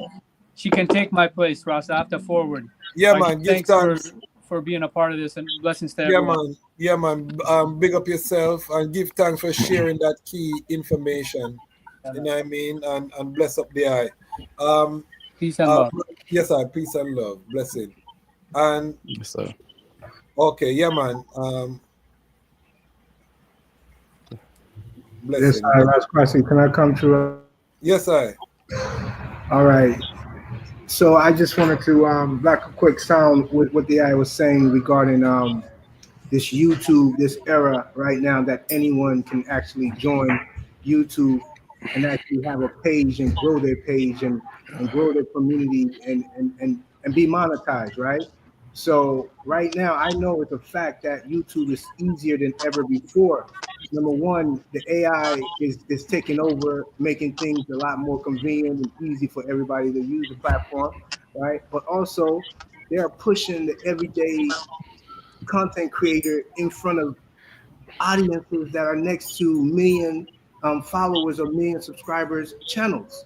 Like I'll give you an example. I follow certain big platforms, and when I'm watching, I see other creators come on my feed that only have like 1 or 2 views, that only have 3 views or 40 views or 100 views. I've never seen that ever in the over 20 years on this platform.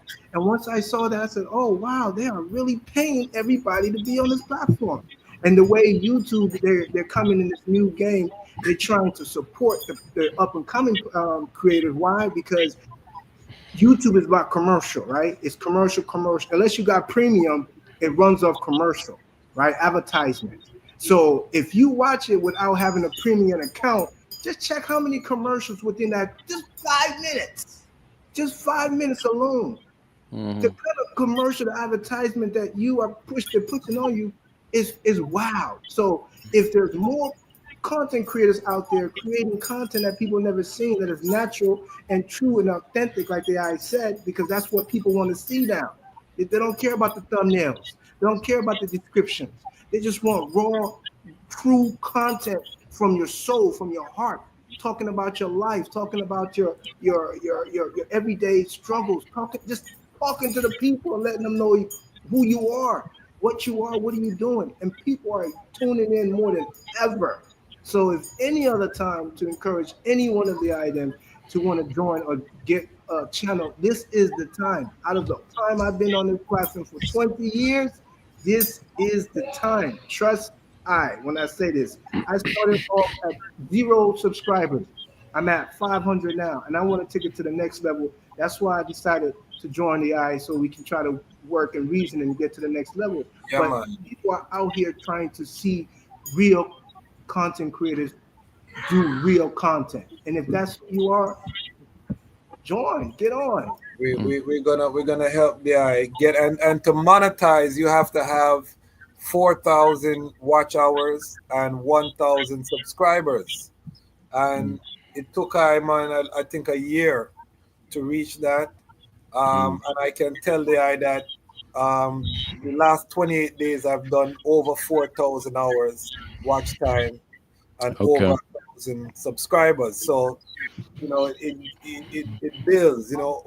As you put in the reps, you're gonna find it builds. Sometimes it's lonely. I had one person in my Patreon for almost a year, just me and one brother. And sometimes you have to look in the mirror and say, "What me I do, Father?" You know what I mean? Big attorney and you and one brethren, you can't get only one brethren for come on your platform, you know what I mean? But you have to believe in yourself, you know what I mean? And this is the thing, you have to be vulnerable. And you cannot fear the failure and you can't watch what people say. You know what I mean? Because them time the people probably say, what the man I do, you know? But you see, over time we stick to it and now we start to see the results, you know, where YouTube send me a check and my channel right now pay for itself, which is good. You know what I mean? I don't have to come out of pocket for my monthly subscriptions and the things that I subscribe to, and you know what I mean, the marketing budget, all of those things are covered.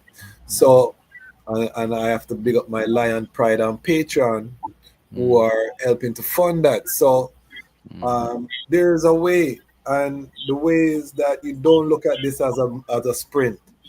Most of us as creatives would be doing it anyway.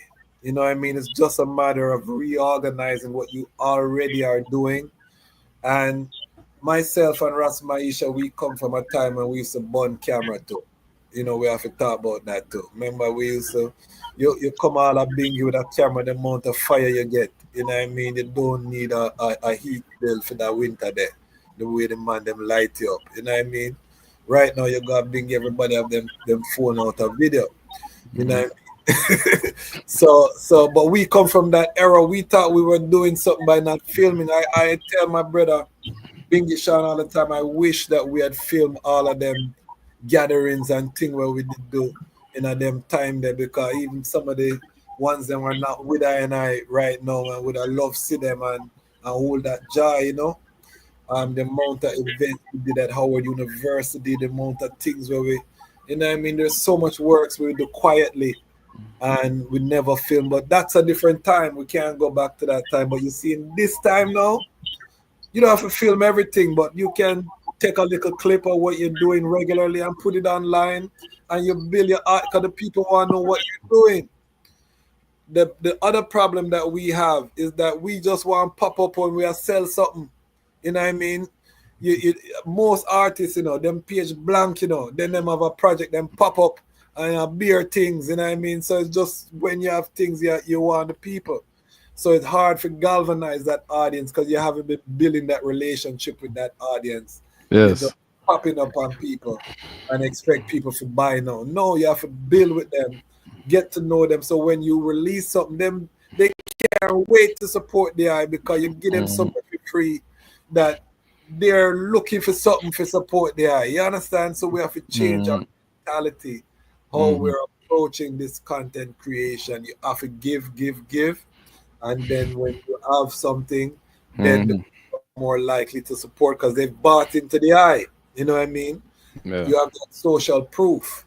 And that is one of the things that I really teach within my consultation is really don't even focus so much on the money, but what does the brand look like? Yeah. How are you building your ecosystem? You know, how are you, you know, building that community? You know, how are you managing and maintaining that community? That's why you hear me call people the Lion Pride. That's intentional. You have to brand your community. You see Beyonce have our Beehive, Nicki Minaj have our Barbs. That's intentional because it's form a sense of community. You're building your tribe online. You know what I mean? The people that are like-minded, that are into whatever you are into. You know what I mean? And you give them that because people are naturally tribal, you know. So they, you know, we love teams. We love, you know what I mean? So if you're just out there and you don't have that, then it's easy for someone to come and just go somewhere else. Because I wonder if they them know a show called Cheers. You know that show there? I've heard of it. You want to go where everybody knows your name and they're always glad you came. You ever hear that song? You want to go where you can see the troubles are all the same. Listen to that song there. First me I hear it. Yeah, man, Cheers, watch that shit. For those who are a little older, they know what I talk about. Yeah, man, coach did bad. Yeah, man, it's a famous song. But what it's saying is that you have to create an environment where people want to come. You know what I mean? People stressed out a road. True, You're that's creating true. an environment. If Ras Maisha is an artist, people who love art supposed to know them can come on your page and see some art and hear some music while you paint your song them a play, so them get used to your song them while you draw. You know, you have a little sheet of paper, you put a camera upon it and you draw a little sketch drawing, and that's a video. And your song a play while you draw it and you speed it up, double speed. You understand? Show them some of the artwork there, King.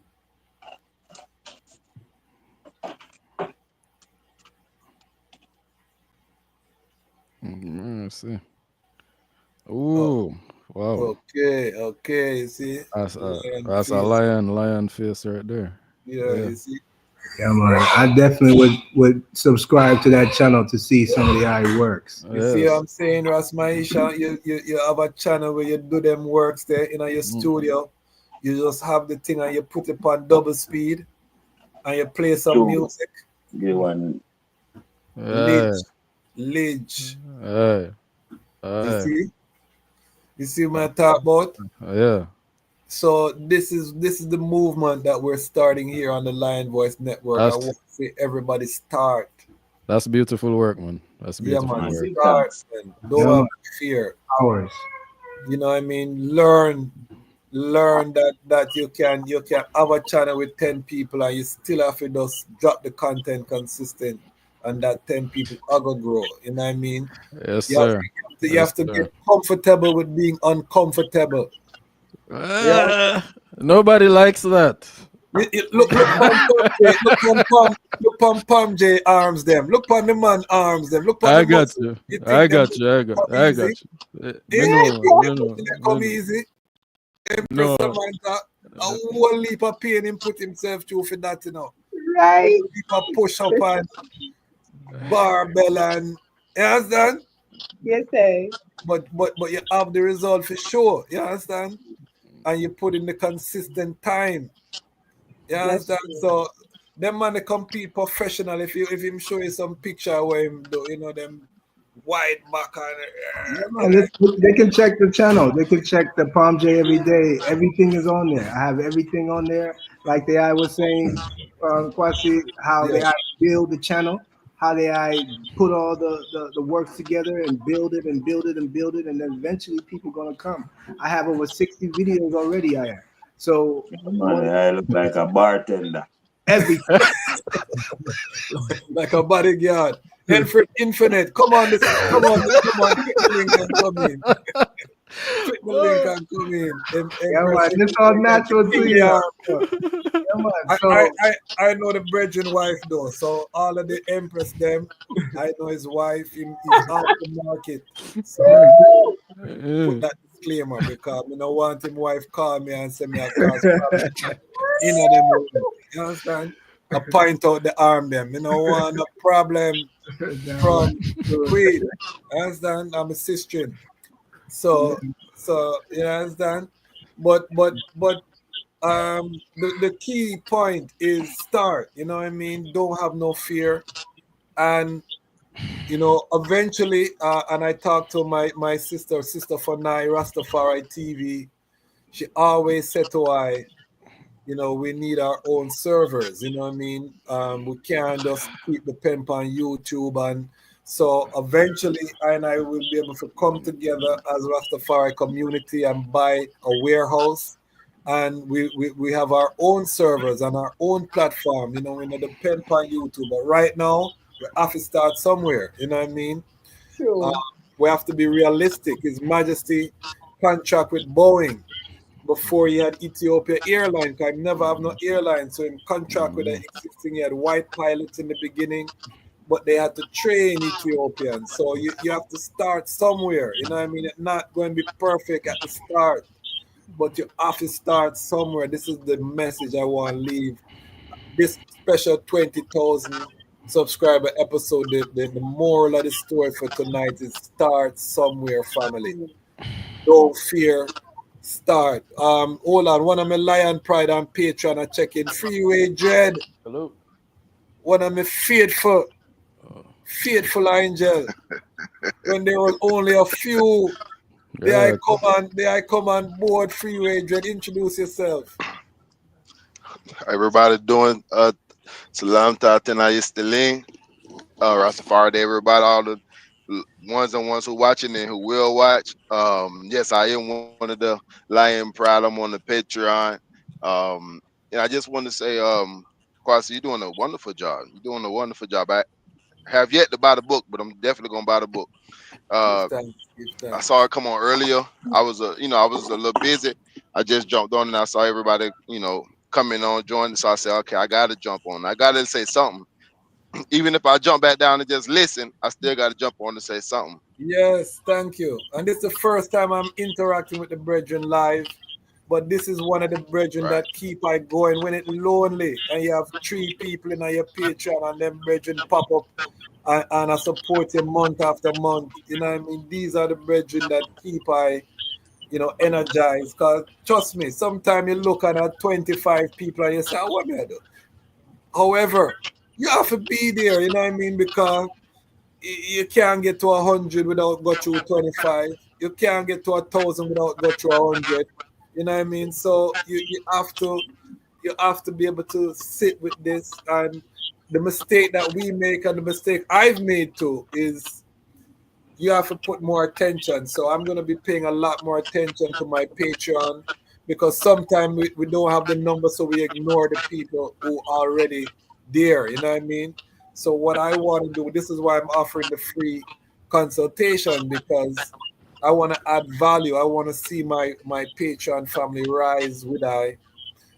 So I'm going to be pouring into them over the next few months through this consultation program so we can see some more ones rise because just because I have 25 in the Patreon doesn't mean that I must ignore them and try to get the 20.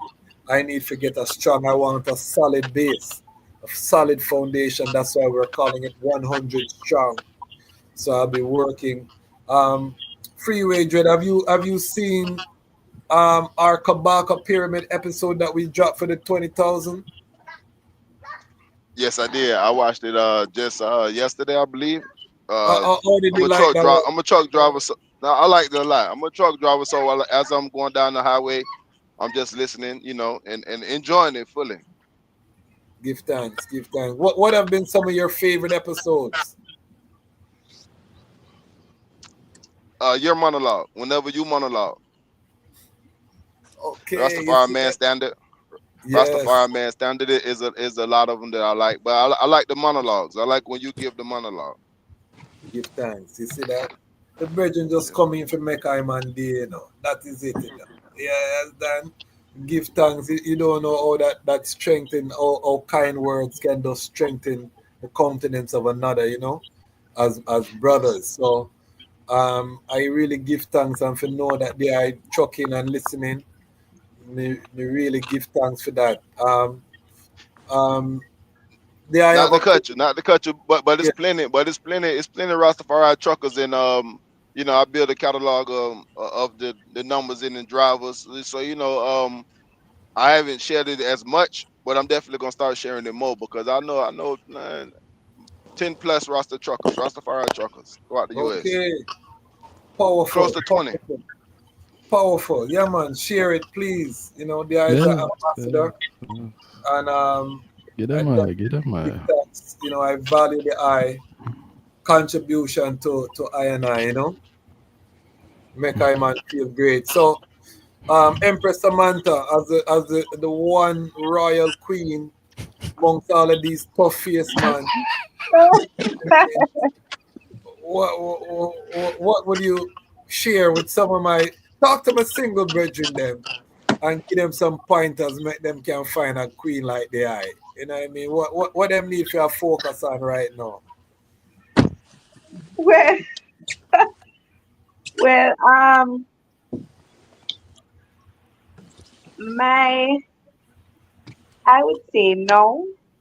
It depends on where you are, but we're living that time now where we need to get our minds, in the right space. We need to try to move away from a lot of things that we've come to know, which is not right.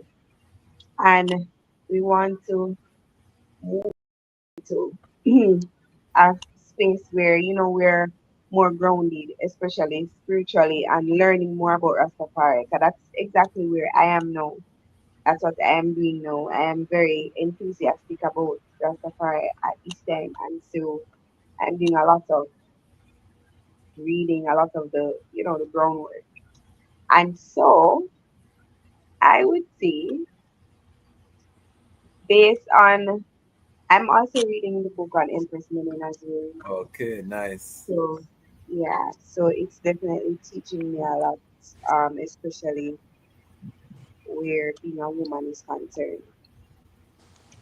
I also realize that a lot of our women have lost respect for themselves.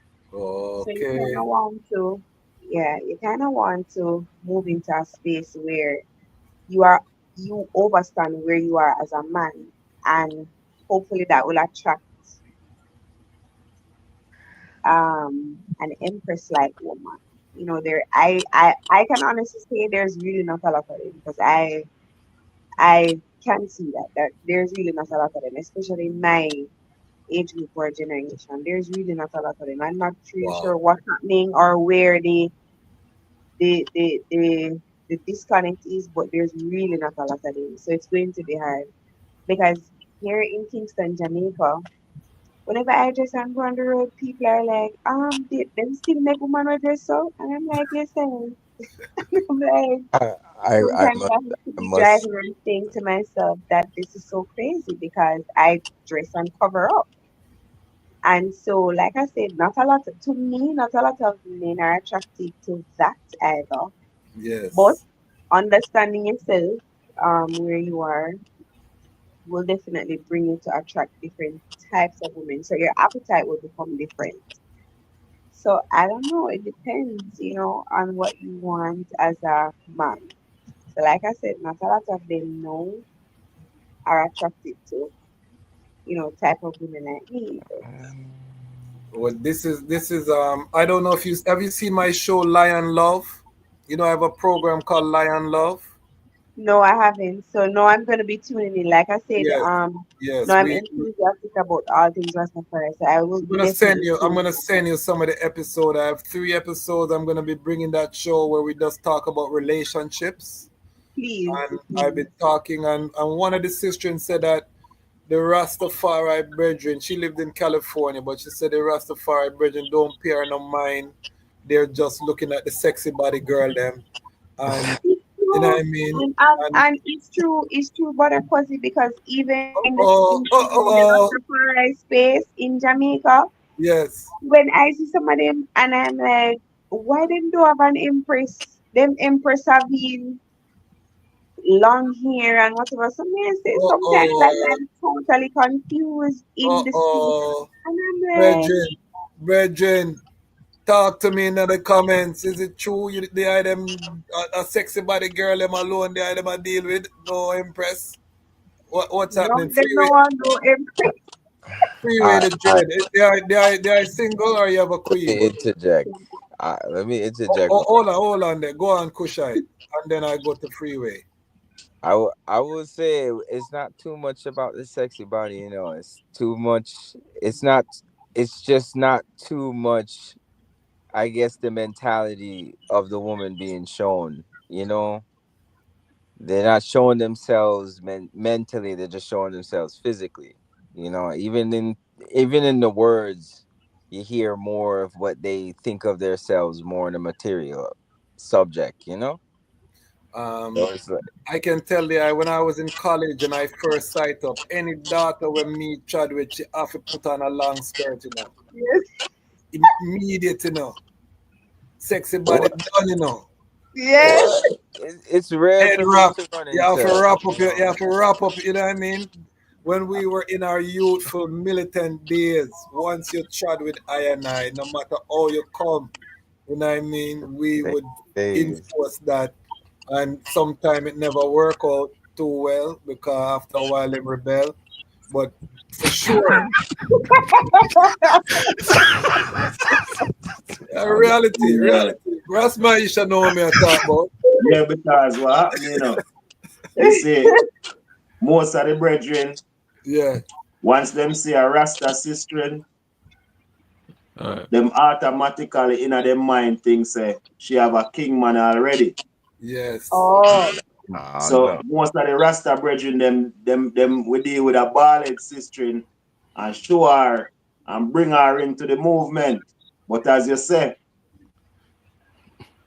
man do that and then the same sister leave them now and gone back in the bald world. So come you have enough Rasta sister now we have to go back to bald man same way. So you have that also she disconnect they with Rasta man for years, but because no other Rasta man now go deal with her because at least in her surrounding, because most of them brethren they already see her as a sister.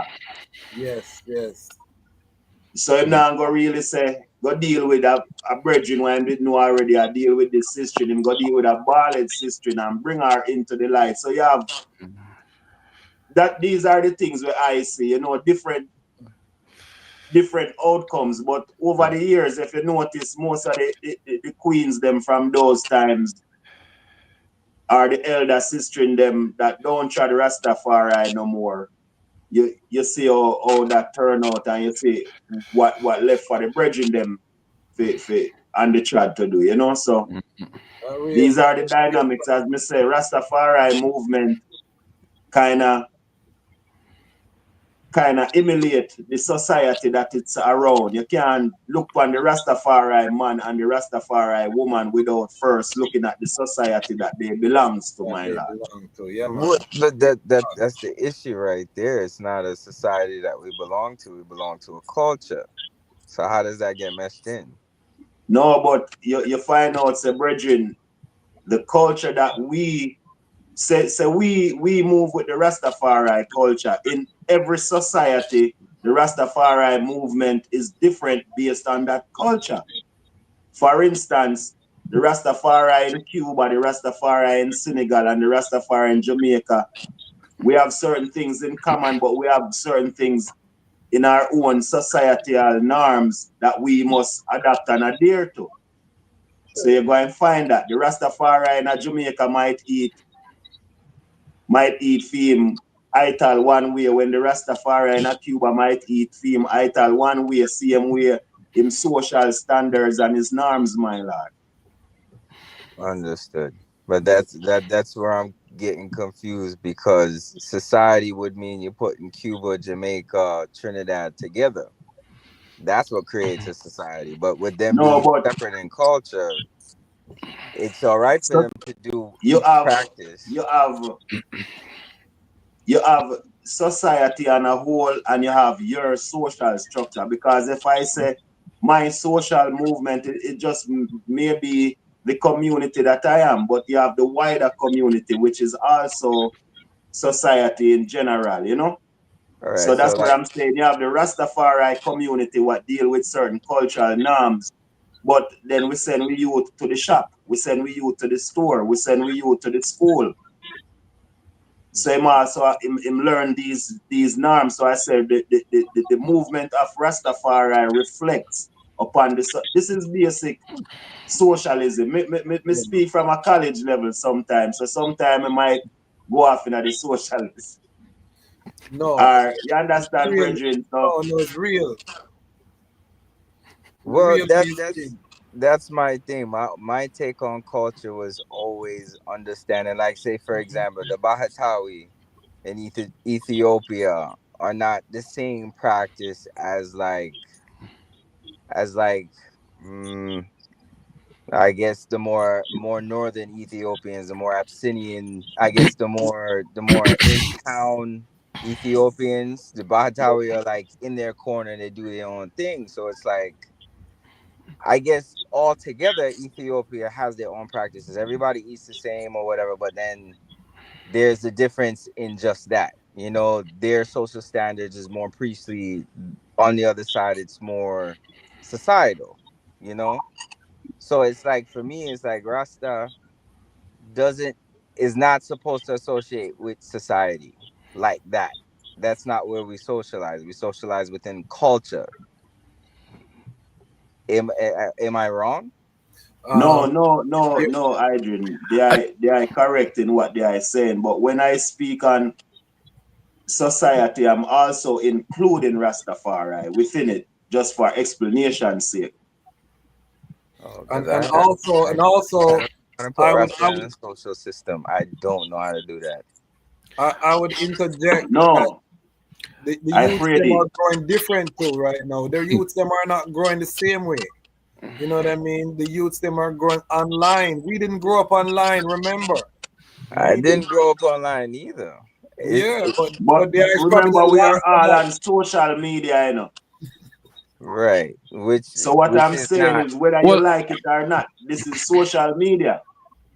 right. I But understand. what we're doing is that within social media now, we well, with create it. our own Rastafari Come on. ways and standards to how we deal with ourselves within the social space. You know, All, like how His all Majesty, you're or talking we about. quote even the saying, in the world but not of the world. We are in So society but not of society.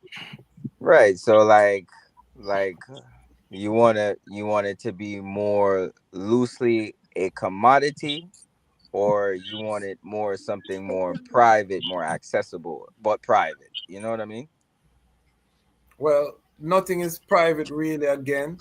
Right. Once you All have a right. smartphone, you're in a public sphere, you know what I mean? So we have to adapt to the time because especially you see when they start get youth and you grow your youth now and your youth them Wayma says when your youth go to school, no matter what you teaching at the house, you know, That's the your private youth side. are gonna interact with the outside world and they're gonna pick up what's current because youths want to fit in naturally. You know what I mean? Youths don't want to isolate. You may want to isolate. You make that decision as a militant soldier. But your youth them just want to have a good time fitting with him brethren at school.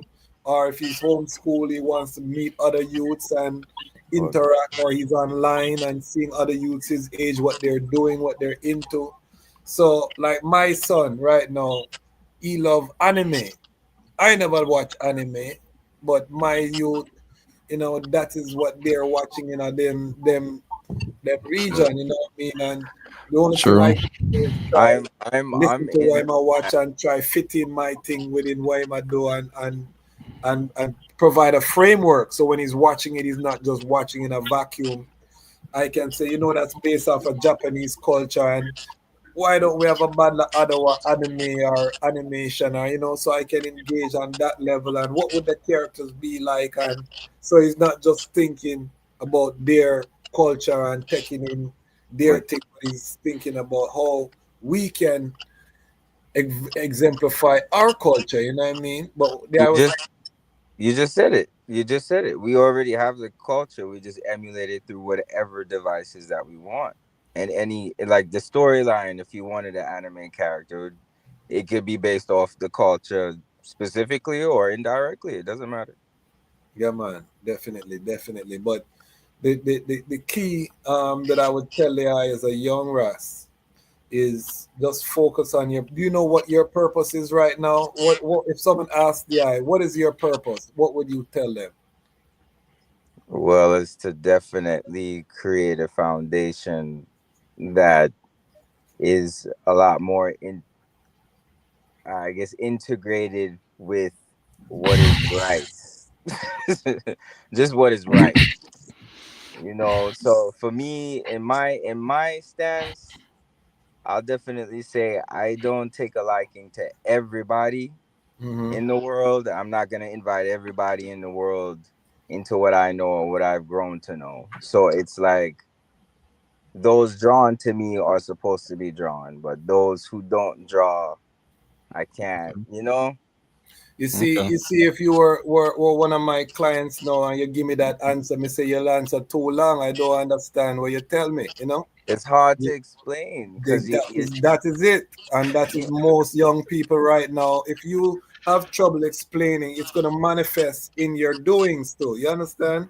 And you might spend 10 years just going in a circle of what you're talking about because it's not clear and it's not focused. So this is the thing I wanna really help our young, especially brethren, because to maintain a family, brethren, you're gonna have to find out what you're passionate about and how you can monetize that and make some money and bring home some money on the table, so that you can feed your youth them, your queen can, feel comfortable and be in her feminine, fullness, and all of these pressures of life, that the reality. And this is the thing, that the quicker that you hone into what that purpose is, and how I define the purpose is, what is it that you are passionate about, that you have a unique skill for and talent, that when you're doing it, time just passes. You're not even aware of the time, because you reach Man, that I got alpha state. automotive, I got agriculture, I got military. Okay, now I we're got talking, so you many. see? All right. So you have a whole heap of things on the table now, and Yeah, you're but like, that's what I'm saying. I you can't try draw you one try to figure out specific. how to arrange it.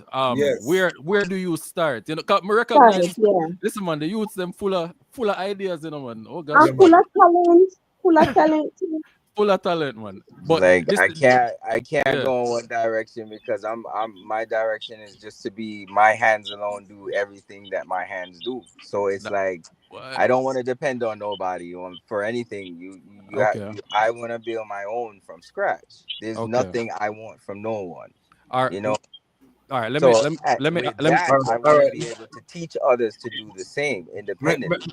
Make we hear from Hamilton Brown My bad. Yeah, let make we hear from him. I'm Go ahead. I'm just asking Kush. Where all right, you say, do you believe you have all the skill sets you need to at least meet your first target, like your first goal? Maybe do you Yeah. when you assess yourself? Okay, all right. So you already know where you need to start then. Pretty much, but it's a lot to it, just because of society. I could that it's a lot to explain right now with all that, because it's like you deal with society, it doesn't deal with what you plan for your future. Society tries to plan it for you. So in culture, everyone kind of provides for each other's path, but with society, someone can drag from your paths. So it's like me, over time, one path it worked, next path it worked, one fell off, another one worked. You know what I'm saying? So it's like it's a subject that even the youth are going to always have trouble with, even with the past that we've had as well. So it's like the future going forward, how would we get them to know they're independent so they can concentrate on culture? Not society. What does the guy do right now to make money for the itself? Oh man, I'm in IT. IT, okay, that's Yeah, good. That's I deal good. completely in computers, like That's completely. very good. Like, are you passionate about IT? I just gained this passion because it was just one other new path that was created. It was a new path that was created to do what I want to do, And that's important, that because you can have bridge things that get you to something else.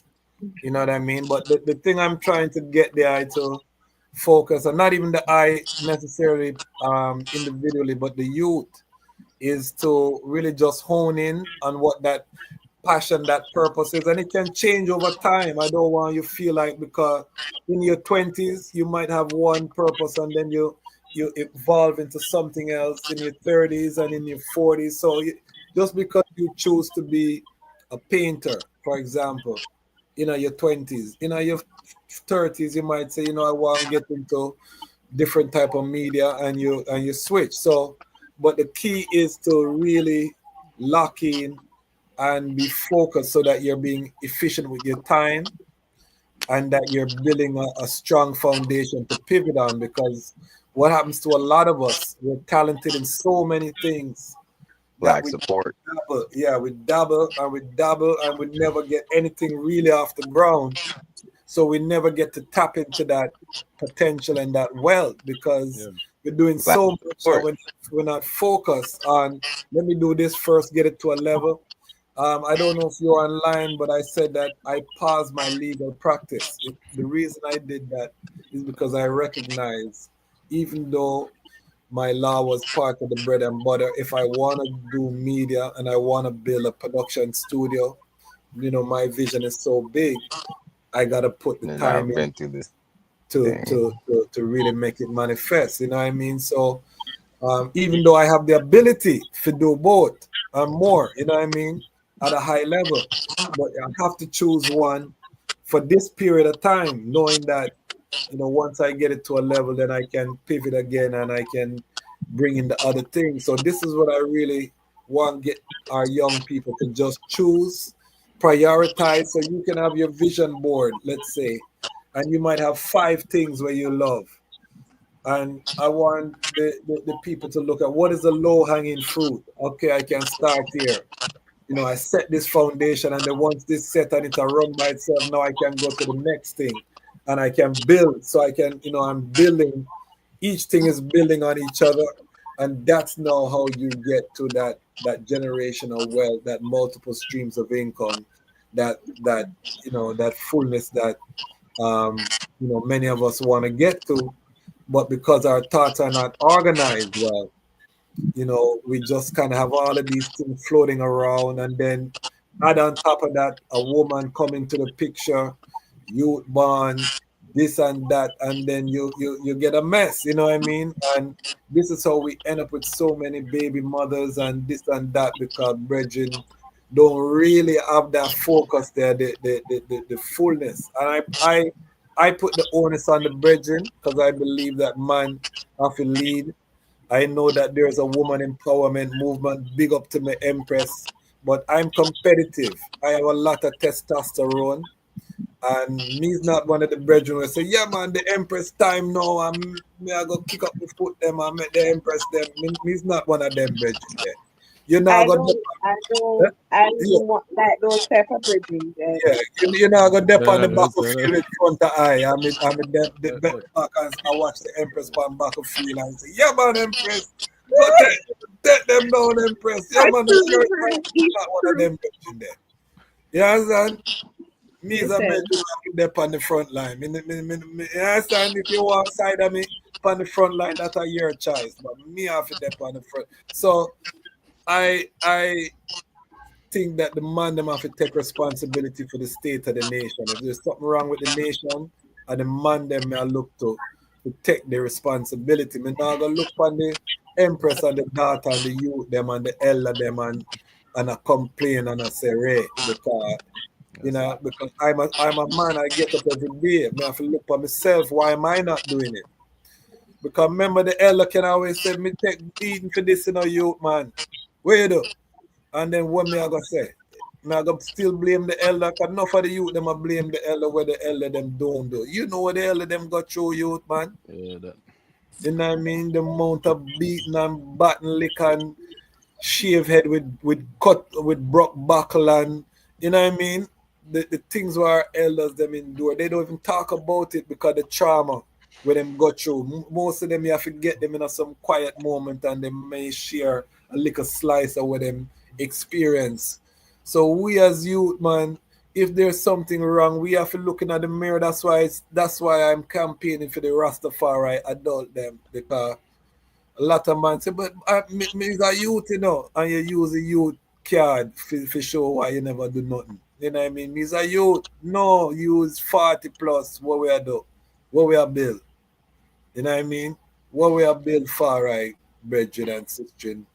That we can even attract the daughter them to know, say, yeah, these are progressive brethren. There's a health center, there's a Rastafari daycare, there's a Rastafari grocery store, there's a Rastafari dentist, there's a Rastafari, you understand? That is how my mind work. And that is what we have to see, and we have to build. You know what I mean? There's no going around it, and it may be uncomfortable for brethren to hear this, but that is the reality. Freeway Dread. Is there a single brethren Freeway Dread? No, my device died. I had to switch devices. Okay, I had to go get the tablet. They have a queen? Yes. Yes, I do. I'm married. Recently married to her dad. recently married, and talk to us about that Yes. dynamic. You know what I mean? Obviously, as a trucker, you're earning, but how important is it for the eye to be that play that role of a provider within the eye fullness? Well, I say it's rough because you're not home. So billing so not excuse the noise in the background. Yeah. So now you gotta manage the time on the road and the time home, and putting the structure together and working with the queen to put the structure together to make the family function at a high level, not just a regular level or a stagnant level. Give thanks, give thanks. But I want to just have more brethren sharing the reality of what it takes to be in a relationship long term. And because the honest truth, without families, we're not going anywhere, you know. We can bill all we want, talk all we want, chant all we want. If we don't have stable families, we're not going anywhere. Everything we make is going to pop down. And even if we do excellent, who are we passing it to? You know what I mean? Who are we gonna pass what we build to? So this is why you hear I spend so much time on relationships and family. And I'm glad to see that the Gallus trend within the movement is dying out slowly.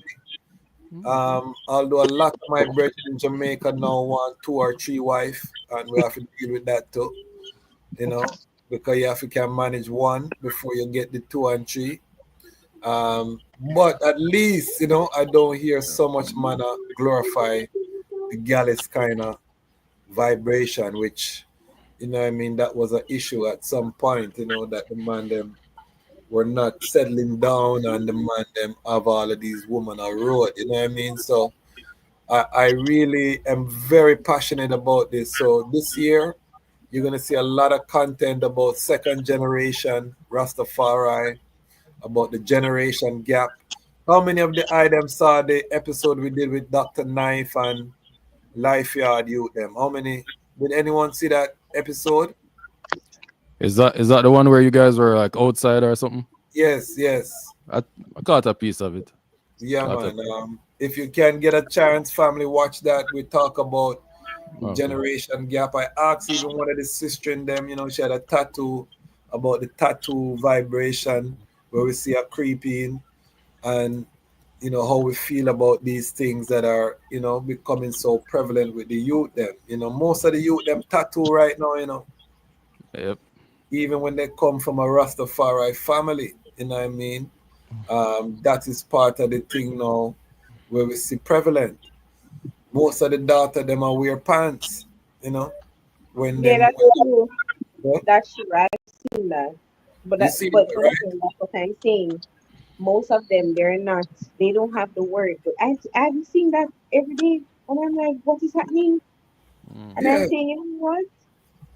Oh, we need the eye. We need the eye. Yeah, within the eye, yeah. We need some pretty dresses where it's stylish and modern and Right. get the people them feel like, you know, they can still be current, but Can they be can covered. yeah, they can Exactly. dress Yes. modestly. Make modesty sexy again. Ah, Thank you. We're All right. trying to bring modesty back. and then you know what else we have to talk about?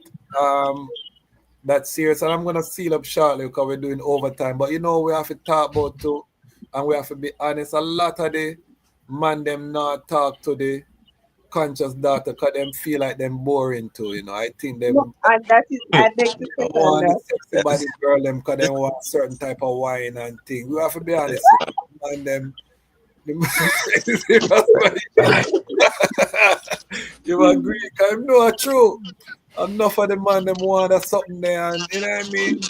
Them no, just no. look at the girl with them I, think I could give them that I'm something there, you know, that style there with them I look for. let me just say Yeah, on my subject matter on that subject, I'll yeah. say like they well here on the west in America you don't really see them at all, much at all, especially on the East Coast. Even in Georgia you see, you know, something close to it, but you won't see it. But I'll definitely say like it's it's if you already feel like you embody, then like you should be able to convert anybody. Kind of that is weird. You know, the first when he said when you said earlier, like I think I forgot your name, Brethren. Rosmisha. Yeah, when you said the way like trying to get a girl to come in and whatnot like that, that's kind of what's going on. That's the conversation. You know what I mean? It's like, oh, hey, you look on that one, I could change her mind, or that one right there, I could change her mind, but that one, her mind already. You know what I mean? So it's like some of them want the work, like if they want to work on something versus what's already supposed to be. You know? I don't know if I'm saying it right, man. Yeah. Me can Yeah, catch your ass. I want to. I like to not to cut that off, but I like to come in and dovetail right off for that one. What he's saying is true for the most part, but what I get caught up on is like the convert. You don't never convert. What I thought was, well, coming into the liberty, what I thought was is, I know what you mean, but what I feel like is, well, what I always was told and what I always thought was, okay, well, you find a sister and you kind of you bring her in and you show her the light and you show her the glory, and if she gravitate towards you, then that's that. But you still supposed to give her free reign to live her tribe, walk her tribe. But when it come down to like finding like a Rasta sister or something, you're not gonna find it. And I live in Florida. I live in Southwest Florida. At that, you're not gonna find it. You're not gonna find it. You're not gonna. It's not. It's not. It's non-existent. I hate to, brush it in the absolute, but it's non-existent. It don't exist. It's like you have to, like I said, me the sister. You have to show her your light, show her your glory, and show her how you would like to walk into life, or how you like to try life. And then you bring her in, and then you bring her in close. But finding the sister already, you're not finding it. It's not happening. You won't find it. Here, how I'm gonna make the man them hate me now. Okay. While you are culturing that sister, you're not to sleep with her either, you know. That's the problem. Well, but the man them put baby in the system before them find out where our mind is, you know. Because you see, during that vetting period where she's seen that light of the emperor in the eye, you have to be very careful with your seed, you know. And this is what I really want the young man them to realize, you know, because once you put a baby in this cistern and then she gone into the world, now you tie up yourself, your mental. I see it happen to so many children where the stress, you know, because the daughter deal with all kind of wild lifestyle, and you never really check, you know, to find out how she'll live. You just have that little exciting period, and then man, she put on a head wrap for 2-3 weeks, and you know what I mean? Everything go on, and then next thing you know, she's dressing like a stripper, and you say, oh, but you never take the time to find out where this sister in mind is, you know, before you.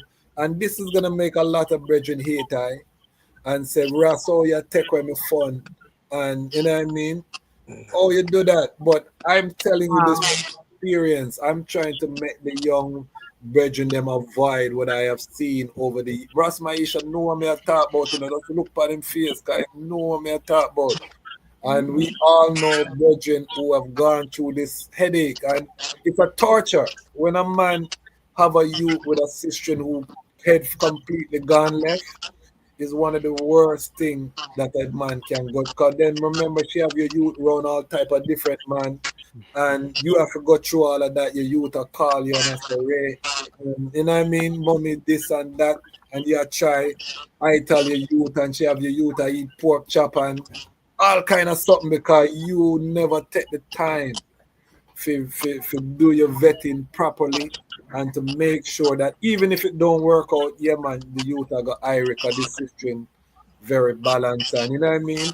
At least you have a thing, and this is why the sexual discipline, you know, I talked about the speech His Majesty gave to the University College of Addis Ababa on leadership, where he says a leader must check, have exemplary control of his physical desire, you know what I mean, and his bodily needs. His Majesty know him I talk about, because that decision who you lay down with is one of the most crucial decisions that can mash you off course as a young man. You know what I mean? I wouldn't say the discipline is the issue. I mean, personally, I don't think the discipline is the issue, especially the youth that's around me. Yeah. I think it's more of the fact that they build too much of a female crowd of friendship. Like all the females know them as the friend, but then they're off with the other guys. Oh. So you're not pulling in as an attraction, you're pulling in as a friendly security. Hold on, don't get we in a problem, You cause a war, say the man them in the friend zone. You say the Rasta man them get pushed in a friend zone. Yeah, because I'm not gonna lie, the boys look just the same way, but they ain't Rasta, you know what I mean? So it's sure Rasta. The man up throw some heavy allegation upon the item, I'm just some. Remember, me married, so me not in this, Him say the young man them I get pushed in a friend zone and wow, this is controversial, Kushite. You really them not drink no CMOS or spirulina. The young rats them. Sorry for hear that, Bridget. You're causing a lot of controversy on my platform, Kushite. You see the man them clapping a friend zone. For the most part, I can't disagree to that one. That's what it looks like. This is the first I'm hearing. Usually the man them have too much woman. But yes, just not in that direction. Wow. That's serious. I want a young man to depends on the location. comment. I can't say everywhere is the same, but yeah. Where are you again? You're in New York, upstate New York? Yeah. Wow. This is crucial, family. But we over time we're gonna speed up. I'm gonna give everyone a chance to say some final sound. Unless we have another Empress who wants to come up and join Empress Samantha. Give thanks, Empress Samantha, for holding the female perspective to I and I. Really, you made a great attribution to the platform, you know what I mean? I'm gonna save the eye for last and give the eye the final sound. If we have any other Empress who wants to join, we'll keep it open for Empresses only. But the brethren them, I want everyone get a chance to say a final sound before we seal up. We've been going from 7 o'clock, and my Empress is my producer, and after a while, me have question me have to respond to. Why me dey on line so long? You understand? That's what the reality to, So Hamilton, Brother Hamilton, please just give us your final sound at first. Give thanks for being a part of the Lion Pride Faithful. This is your second time you are here for the 10,000 episode. We're still here on the 20,000 episode. Give thanks to the eye. What's your final sound for the evening for the global family? I'd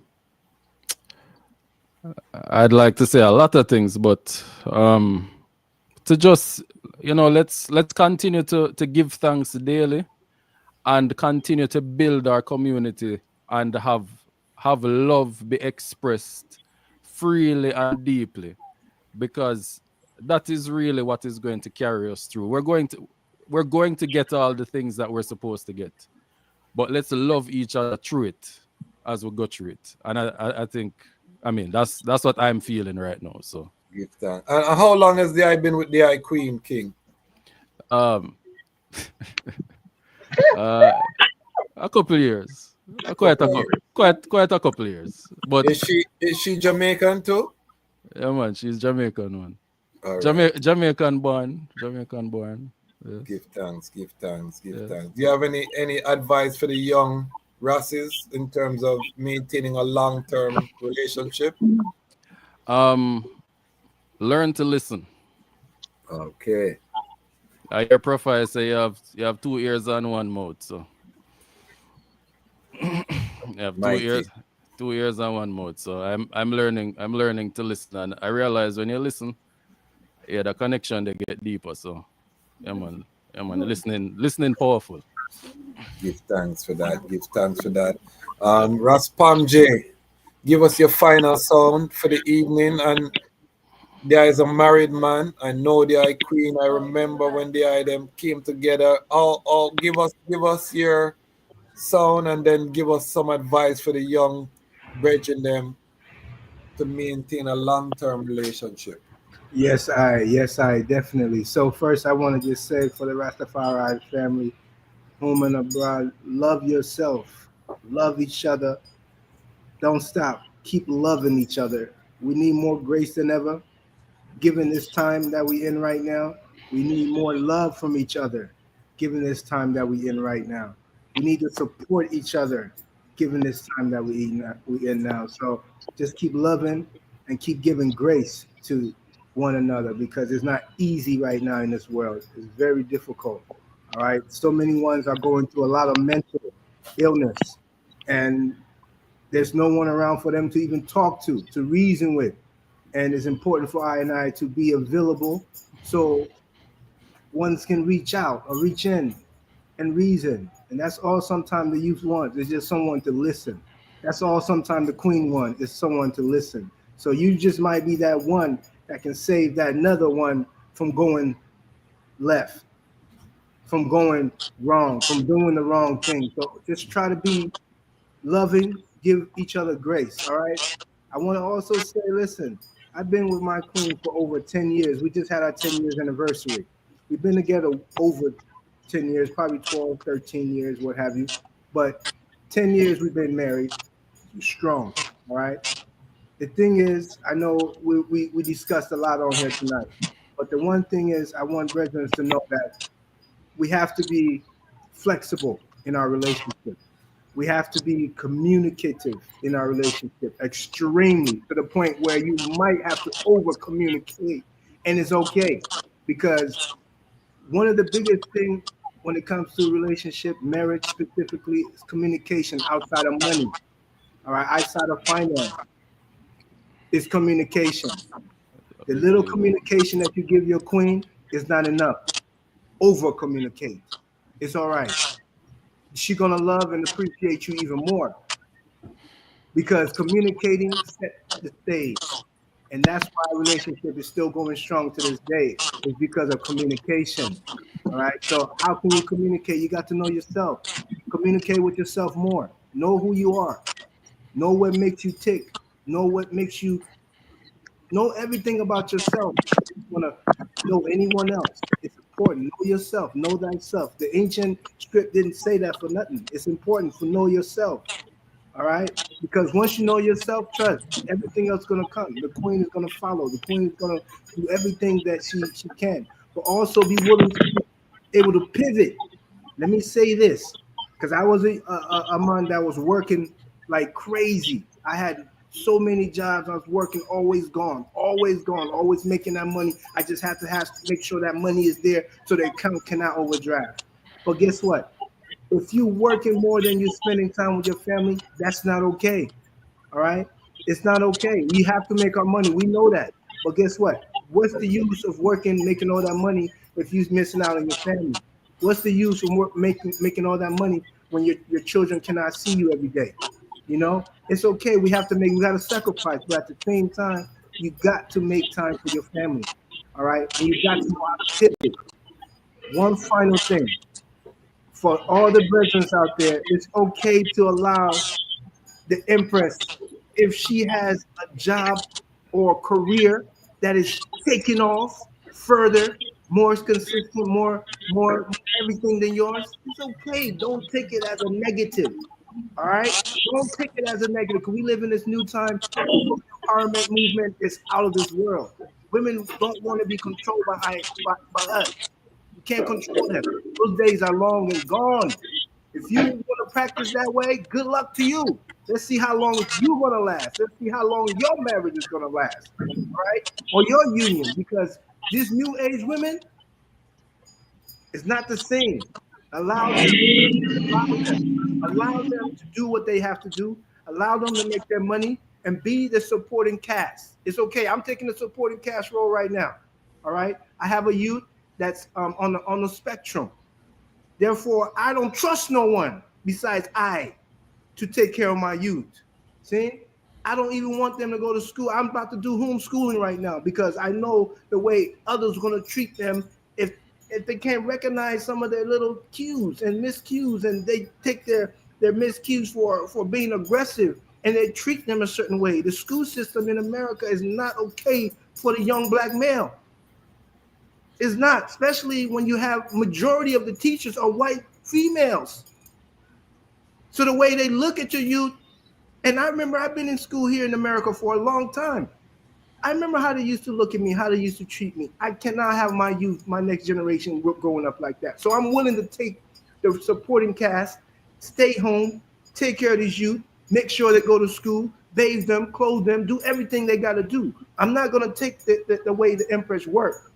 She's still going to do her work, but I'm going to take that supporting cast when it's necessary. So I want to encourage all the brethren out there, if you want that long-lasting, eternal flame, be supportive to your queen. Be able to pivot. Let your queen know and communicate. The money and everything going to come. All right? And you said something very important, that the eye is adding value, educating the youth them. And protection and provision doesn't just mean money, because the value with the brethren bringing have a dollar value too. The brethren never say he's going to stay home and yam the picnic snacks and kick up him foot them. And when the Empress come home, him a burn a chalice and a play a video game. He never said that. He said he's going to be educating the youth them while the Empress is working. So whatever work for the eye, but make sure as a man that you're bringing value. You're being productive, because there's nothing that make the Empress them turn off than a man that's not productive. You have to know that. If you want your woman turn in a Sahara desert, just be an unproductive man and see how attractive you is to her. You think say you're gone and Namibia in the sand dune them, because nothing are gonna go on for you. So you make sure you stay productive, family, and hold it. But as the brethren say, every relationship is different. Communicate. The only thing I would say about that is don't be too bally in front of your woman, because you communicate too much bally. Again, she not gonna rate you. These are the hard facts, family. I don't want to share them, but I have to share the hard facts. You can cry once a year if somebody passes away. Don't take it past that. Don't take it past that, family. If somebody pass away, you get a cry. You can't. But if you're too bally, the thing I go mash up. You know what I mean? You can't be too emotional. Go kick some punch some bag, exercise, find some other outlet. Work out. Because some man emotionally dump on their woman, and when you do that, women feel insecure that you don't have things together. They don't feel secure, and it really turned them off. You know what I mean? So you have to, as a man, know what to share with your queen, how to share it, and while you can be vulnerable, you have to balance. You know what I mean? You can't every day you come and cry on her shoulder. See Empress Samantha smile, she gonna run you. After a while, you come home and she missing. You know what I mean? Because you're too much burden you put upon her. You know what I mean? So balance. But I agree with the brethren in terms of communication. Generally, communicate, but just know, to how to communicate certain things. You can't dump on your queen. You know what I mean? As a man, have a good circle of brethren, elder brethren that you can go to where, certain things you can unload upon them. Or even if you have to deal with therapy and you have to pay a fee for someone to just listen to you, emotionally dump out your thing, then but don't emotionally dump on your empress. These are things that I see. I used to do divorce law and child custody, and so I've seen a lot family more than the average. And I tell you, it rough out there. You know, it rough out there for man. But It's true. you can navigate. You have to be strong. You know, Ras Maisha, final sound, and the I went through it. You know, raised adult children. They are separated right now. But what advice? Give me your final sound and just advice for the young Ras them in terms of relationship. You know, as I say, word to word, sound and power, glory to the ever living one of federation. Rastafari, as Jah was in the beginning, is now and never shall be. That world without end. Selassie, Jah, Rastafari. You know, the communication is the key, my lord, in all things, you know. So in the Rastafari family, I keep the communication gates open all times. As you say, even though you might not be together again, and whatever the case may be with your empress, your wife, or your kingman, you keep that communication door open, because even the children were outside in your community, you still want to give a good sound. So you couldn't have your own children, them, because you and the mother or you and the father not together anymore. You don't keep that line of communication. And the teachers, them in the school, tend to have more hours with the children than you. So you need to be as present as possible in the youth them life, because too much where a man say, yeah, me have me youth me up on the road, me have to make sure so them have them food, and him not even see how them eat.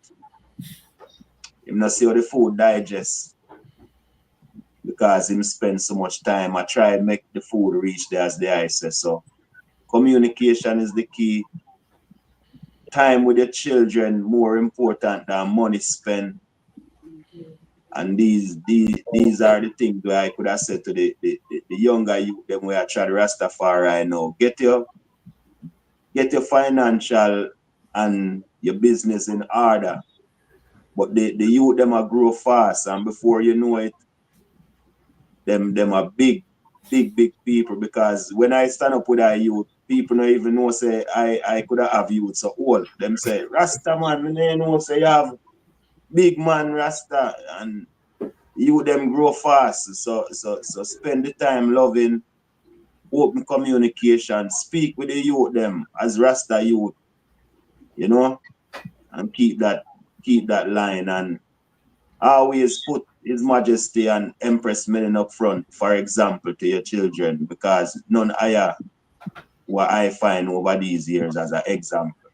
Rastafari. Give thanks, King. Give thanks. I'm gonna come to the I Freeway, and then I'm gonna come to the Elder Bongo Wisely. Actually, I'm gonna go to the I Freeway, then I'm gonna go to the I Sister Samantha and let Bongo Wisely seal and I as the elder. Ras Freeway Dread. Any final sounds and just words to the younger brethren who are trying to build a family? Yeah, I would say take your time. You're gonna hit like 6, 7, maybe 10 cycles as you refine yourself, as you refine the principles, as you refine the glory. It's not gonna be easy. Some things you're gonna keep, some things you're gonna throw away. For me, I would say economics, money. You have to make sure you have your things in a place, because if you don't, it's gonna be a treacherous life, and you're gonna want to throw away Rastafari, but you don't need to do that. So take your time. This for both the men and the women. Take your time, because 5 minutes could get you, like a 5-minute mistake or a 1 year mistake could take you all 6, 7 years to climb out of. So take your time. Rastafari not going anywhere. The foundation has been set. If you're gonna build on it, you need to build on it. Take it serious. Take yourself serious. um, everybody not gonna make it in life. When I say it like that, it's people gonna choose. People gonna choose. So you have to allow them to choose. So if they choose to fall by the wayside or they choose to go out into the world, allow them to go. Don't try to hold them. Don't try to pull them back in. Just live your life, live your liberty. And I want to keep it basic. I want to keep it just that basic because I have critiques, but now it's not the time for the critiques. I would just say live your life, take your time. The foundation is set already. Don't worry about who coming in and who going out. I'm talking about into the liberty. Don't worry about who coming in and who going out. Just make sure that you doing your best at all times. And you will have downs. You will have down times, but come out of them. Make sure you come out of them. And I'll leave it right there. Rastafari. And that's so key because in the over 20 years I've been treading the liberty, I see people I never would imagine trim and leave the liberty. And I see people I never would imagine take up the liberty, put on them covenant and take up the liberty, you know what I mean? So you never know, you know what I mean? So I know some man that used to sackcloth and bonfire like, wow. And when you see them man, the amount of gold chain with them man they wear right now, and car, you know what I mean? And then now the other side is you have some people where you think would have never could have managed this liberty, and you see them take up the child and them a wallet, you know what I mean? So you really can't watch who is there, as the brethren say, who is leaving, who is coming. You have to be the light. And this is the thing. This is not Usain Bolt liberty. May I tell you that, them. You know, this is the Ethiopian long distance runner liberty. You know what I mean? This is prepare yourself when you pick up this child. You know what I mean? But you know, even though over 20 years I'm on a child, I still feel like a baby in the liberty because you learn so much, and there are levels that you unlock as you go along. You know what I mean? Levels of overstanding. Nothing I used to burn in my early days, I overstand. Even things where His Majesty do, I never used to overstand. And then I become a man with responsibilities, and I say, okay, you know what I mean? So even how I relate to His Majesty and the decisions where His Majesty make have changed as I have gotten older. And this is why it's good to read the autobiography. Many times, every time you read the autobiography, it's like you're reading a new book, because depending where you are in your trad, you're gonna see things where you never even see the first time you read the book. It's gonna jump out at you the second time, the third time, the fourth time, the fifth time you read the book. So definitely give thanks for that wise mind, and I want to thank the I Publicly Freeway Dread, one of my most faithful, the Lion Pride and Patreon, this brethren. You know what I mean? I didn't know he was a trucker, but I just want I know that the I light is inspiring I as a content creator that I support is inspiring I. So give thanks for the portion that the I is playing, with the I works. Give thanks, King. All right, Empress Samantha, final song from the I as the royal Empress tonight that was holding court with all these big grayback, tough face man for creation and the beauty where you hold on, you know what I mean? It's got enough people that click off, but them see Empress Samantha and them say, wait, let me watch a little more. Beauty, you know what I mean? So give thanks, give us the final song. Well, I want to give thanks for having me. It was a pleasure. I want to say there's a speech that His Majesty gave, and the last part of it said, "For my part, I glory in the Bible." I am a Bible girl. Yes. So I became a Bible girl. I never used to read the Bible, but when I started, I realized how important it is to have the Word, because that is what will sustain you. So that's the only thing I want to say. Just stay in the Word. What about some words? You're in a relationship. What's some words for people who want to maintain a relationship in the liberty? What would you advise them?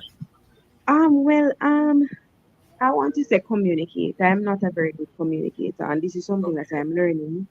I'm like a baby when it comes on to that because it's something that's really young, especially in this type of space, in a Rastafari space.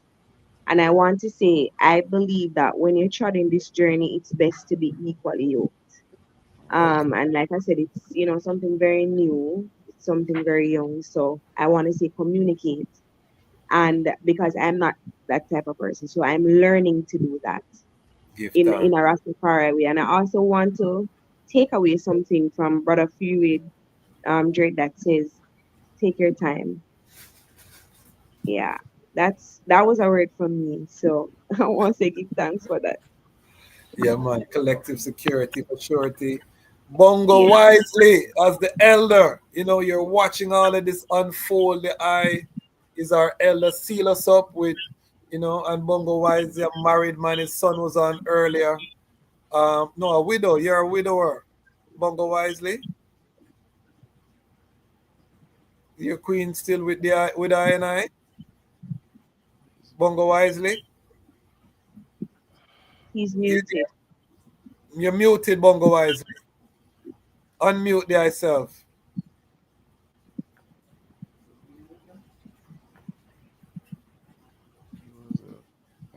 Yeah, I can unmute Bongo Wisely. Bongo Wisely, you there? I wonder if It look like X screen freeze. Yeah, look Yeah. like it frozen. It look like it frozen. Well, we're gonna seal up. This was a beautiful gathering. I really full enjoyed it, and as I said, we're gonna do this again when we reach 30,000. Every 10,000, we're gonna open up the platform and just check in. You know what I mean, with the Lion Pride. The item that I've not reasoned with. You know what I mean. Your time will come to get your solo reasoning to, because part of the work here is to capture all of the stories of the different aspects of the liberty of Rastafari, because it's so diverse. You have Brethren with no locks, you have Sistrin, you have, I want people to see that the divinity of His Majesty, when we say every knee shall bow, every tongue confess. That we want people to show that all over, some people Bible, some people not deal with the Bible. Actually, my next guest Wednesday, he's a brethren we burn out the Bible and Christmas, so that's going to be interesting. One of the fire ample them we are bringing on the platform, because we're independent, non-aligned. I want all of the voices to have a platform, as long as we keep the reasoning respectful. You know what I mean? We have to recognize. I reason with, one of my elder, Ras Puffy, and Ras Puffy burn everything, you know what I mean? And we're gonna bring him on the platform and want to do it in person, so we'll work on that. But you know what I mean, there are different perspectives within I and I family. Excuse me, Brother Yes. Kwesi, Yes, I'm gonna tap out now. Yes, I give thanks and Alright. beautiful moments. Give thanks, sister. All right, you're most welcome. Blessings. Perfect. Perfect. Rastafari. Blessings. So again, we have a lot planned. We're going to press gas. We have big interviews in that we've already done that we're getting ready to release. We have a lot more on the agenda. Again, I'd say we're gonna bring more episodes of Lion Love. If you haven't seen the Lion Love show, our relationship show, check it out. We have 3 empresses that we have interviewed so far.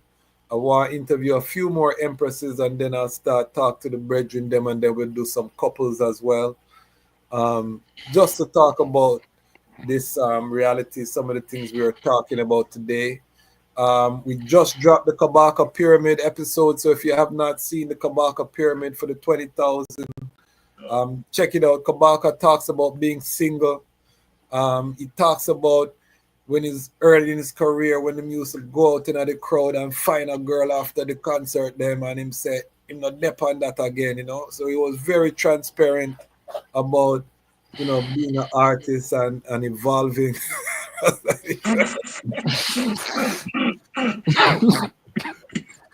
why you shall laugh. But I was so thankful because, sometimes artists they try to guard, but it was very transparent, and we had a reasoning, and so check out that interview there. We have the Muta Baruka still up on the platform from the 10,000. If you haven't seen the Muta Baruka,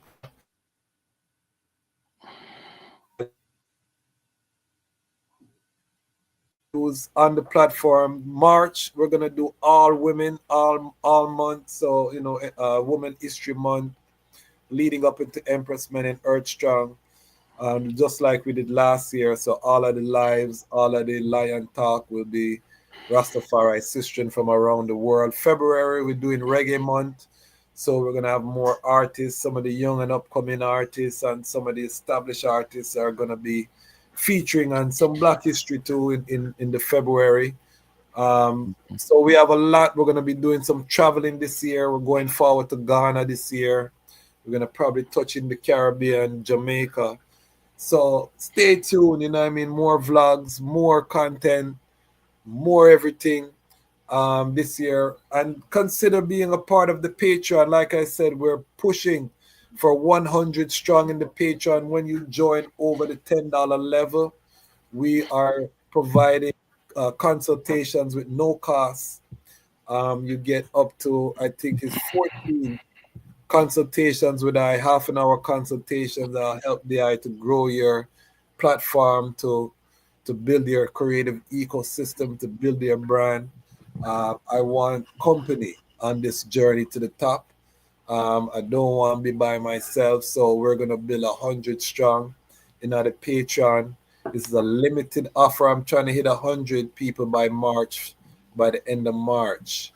And I want to hit 1,000 by September 11th. So we need the Lion Pride for tuning to this. The vision for this, just to let the item know, we want to build a production studio on the continent in Ghana. We want to do animated films. We want to do documentaries. We want to do blockbuster films. We want to do sports. We want to do news programs, all from a Rastafari point of view, world-class media operation. That is the vision for the Lion Voice Network. So it's going to take tens of thousands of people in the Patreon to deal with that.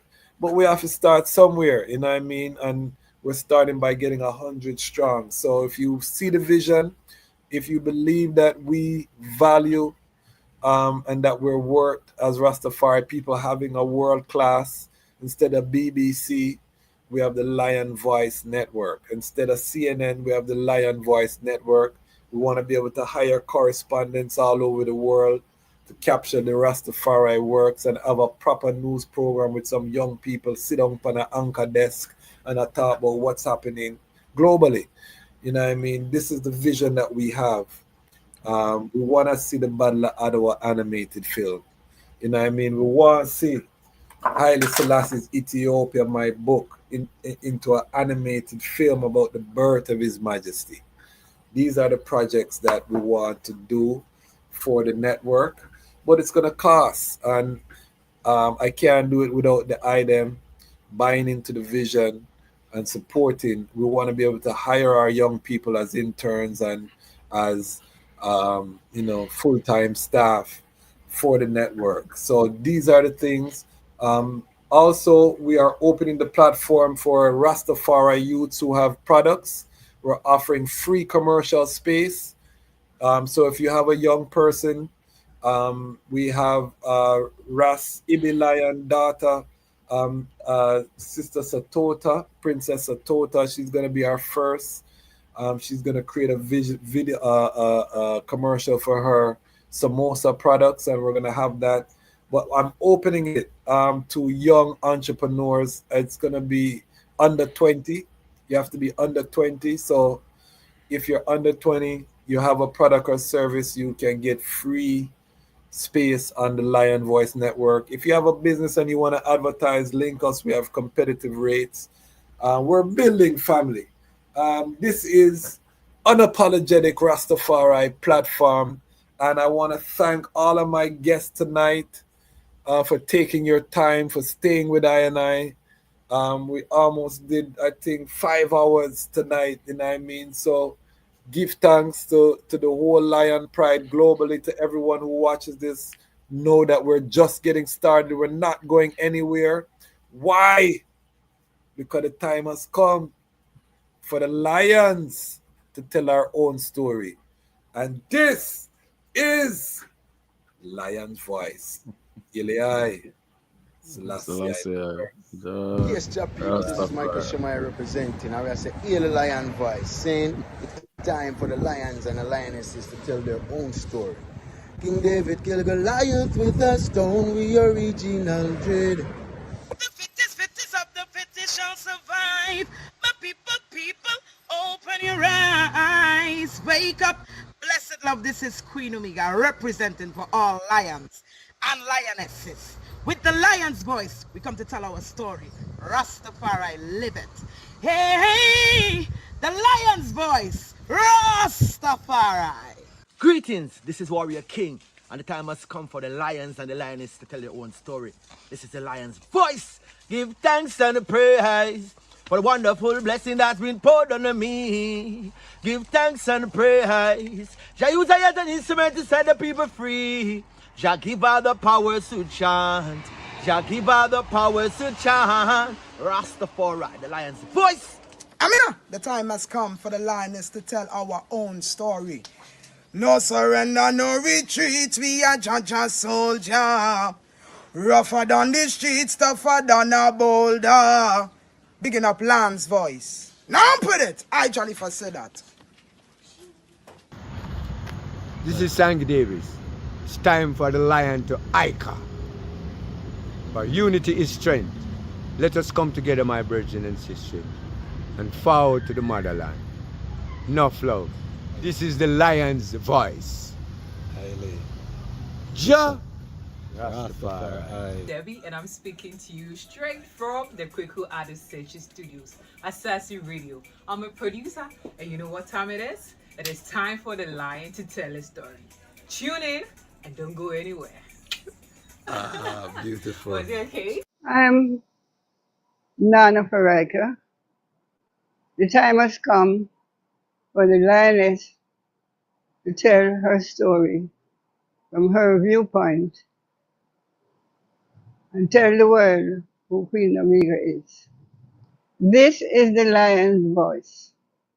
Yeah, David Dread of Steel Pulse, and I'm saying hail to Lion Voice because it's time that the lion have its voice, have its own story. Says I'm stepping out here. Hear me now. Oh, yeah, the Lion's Voice. Raw.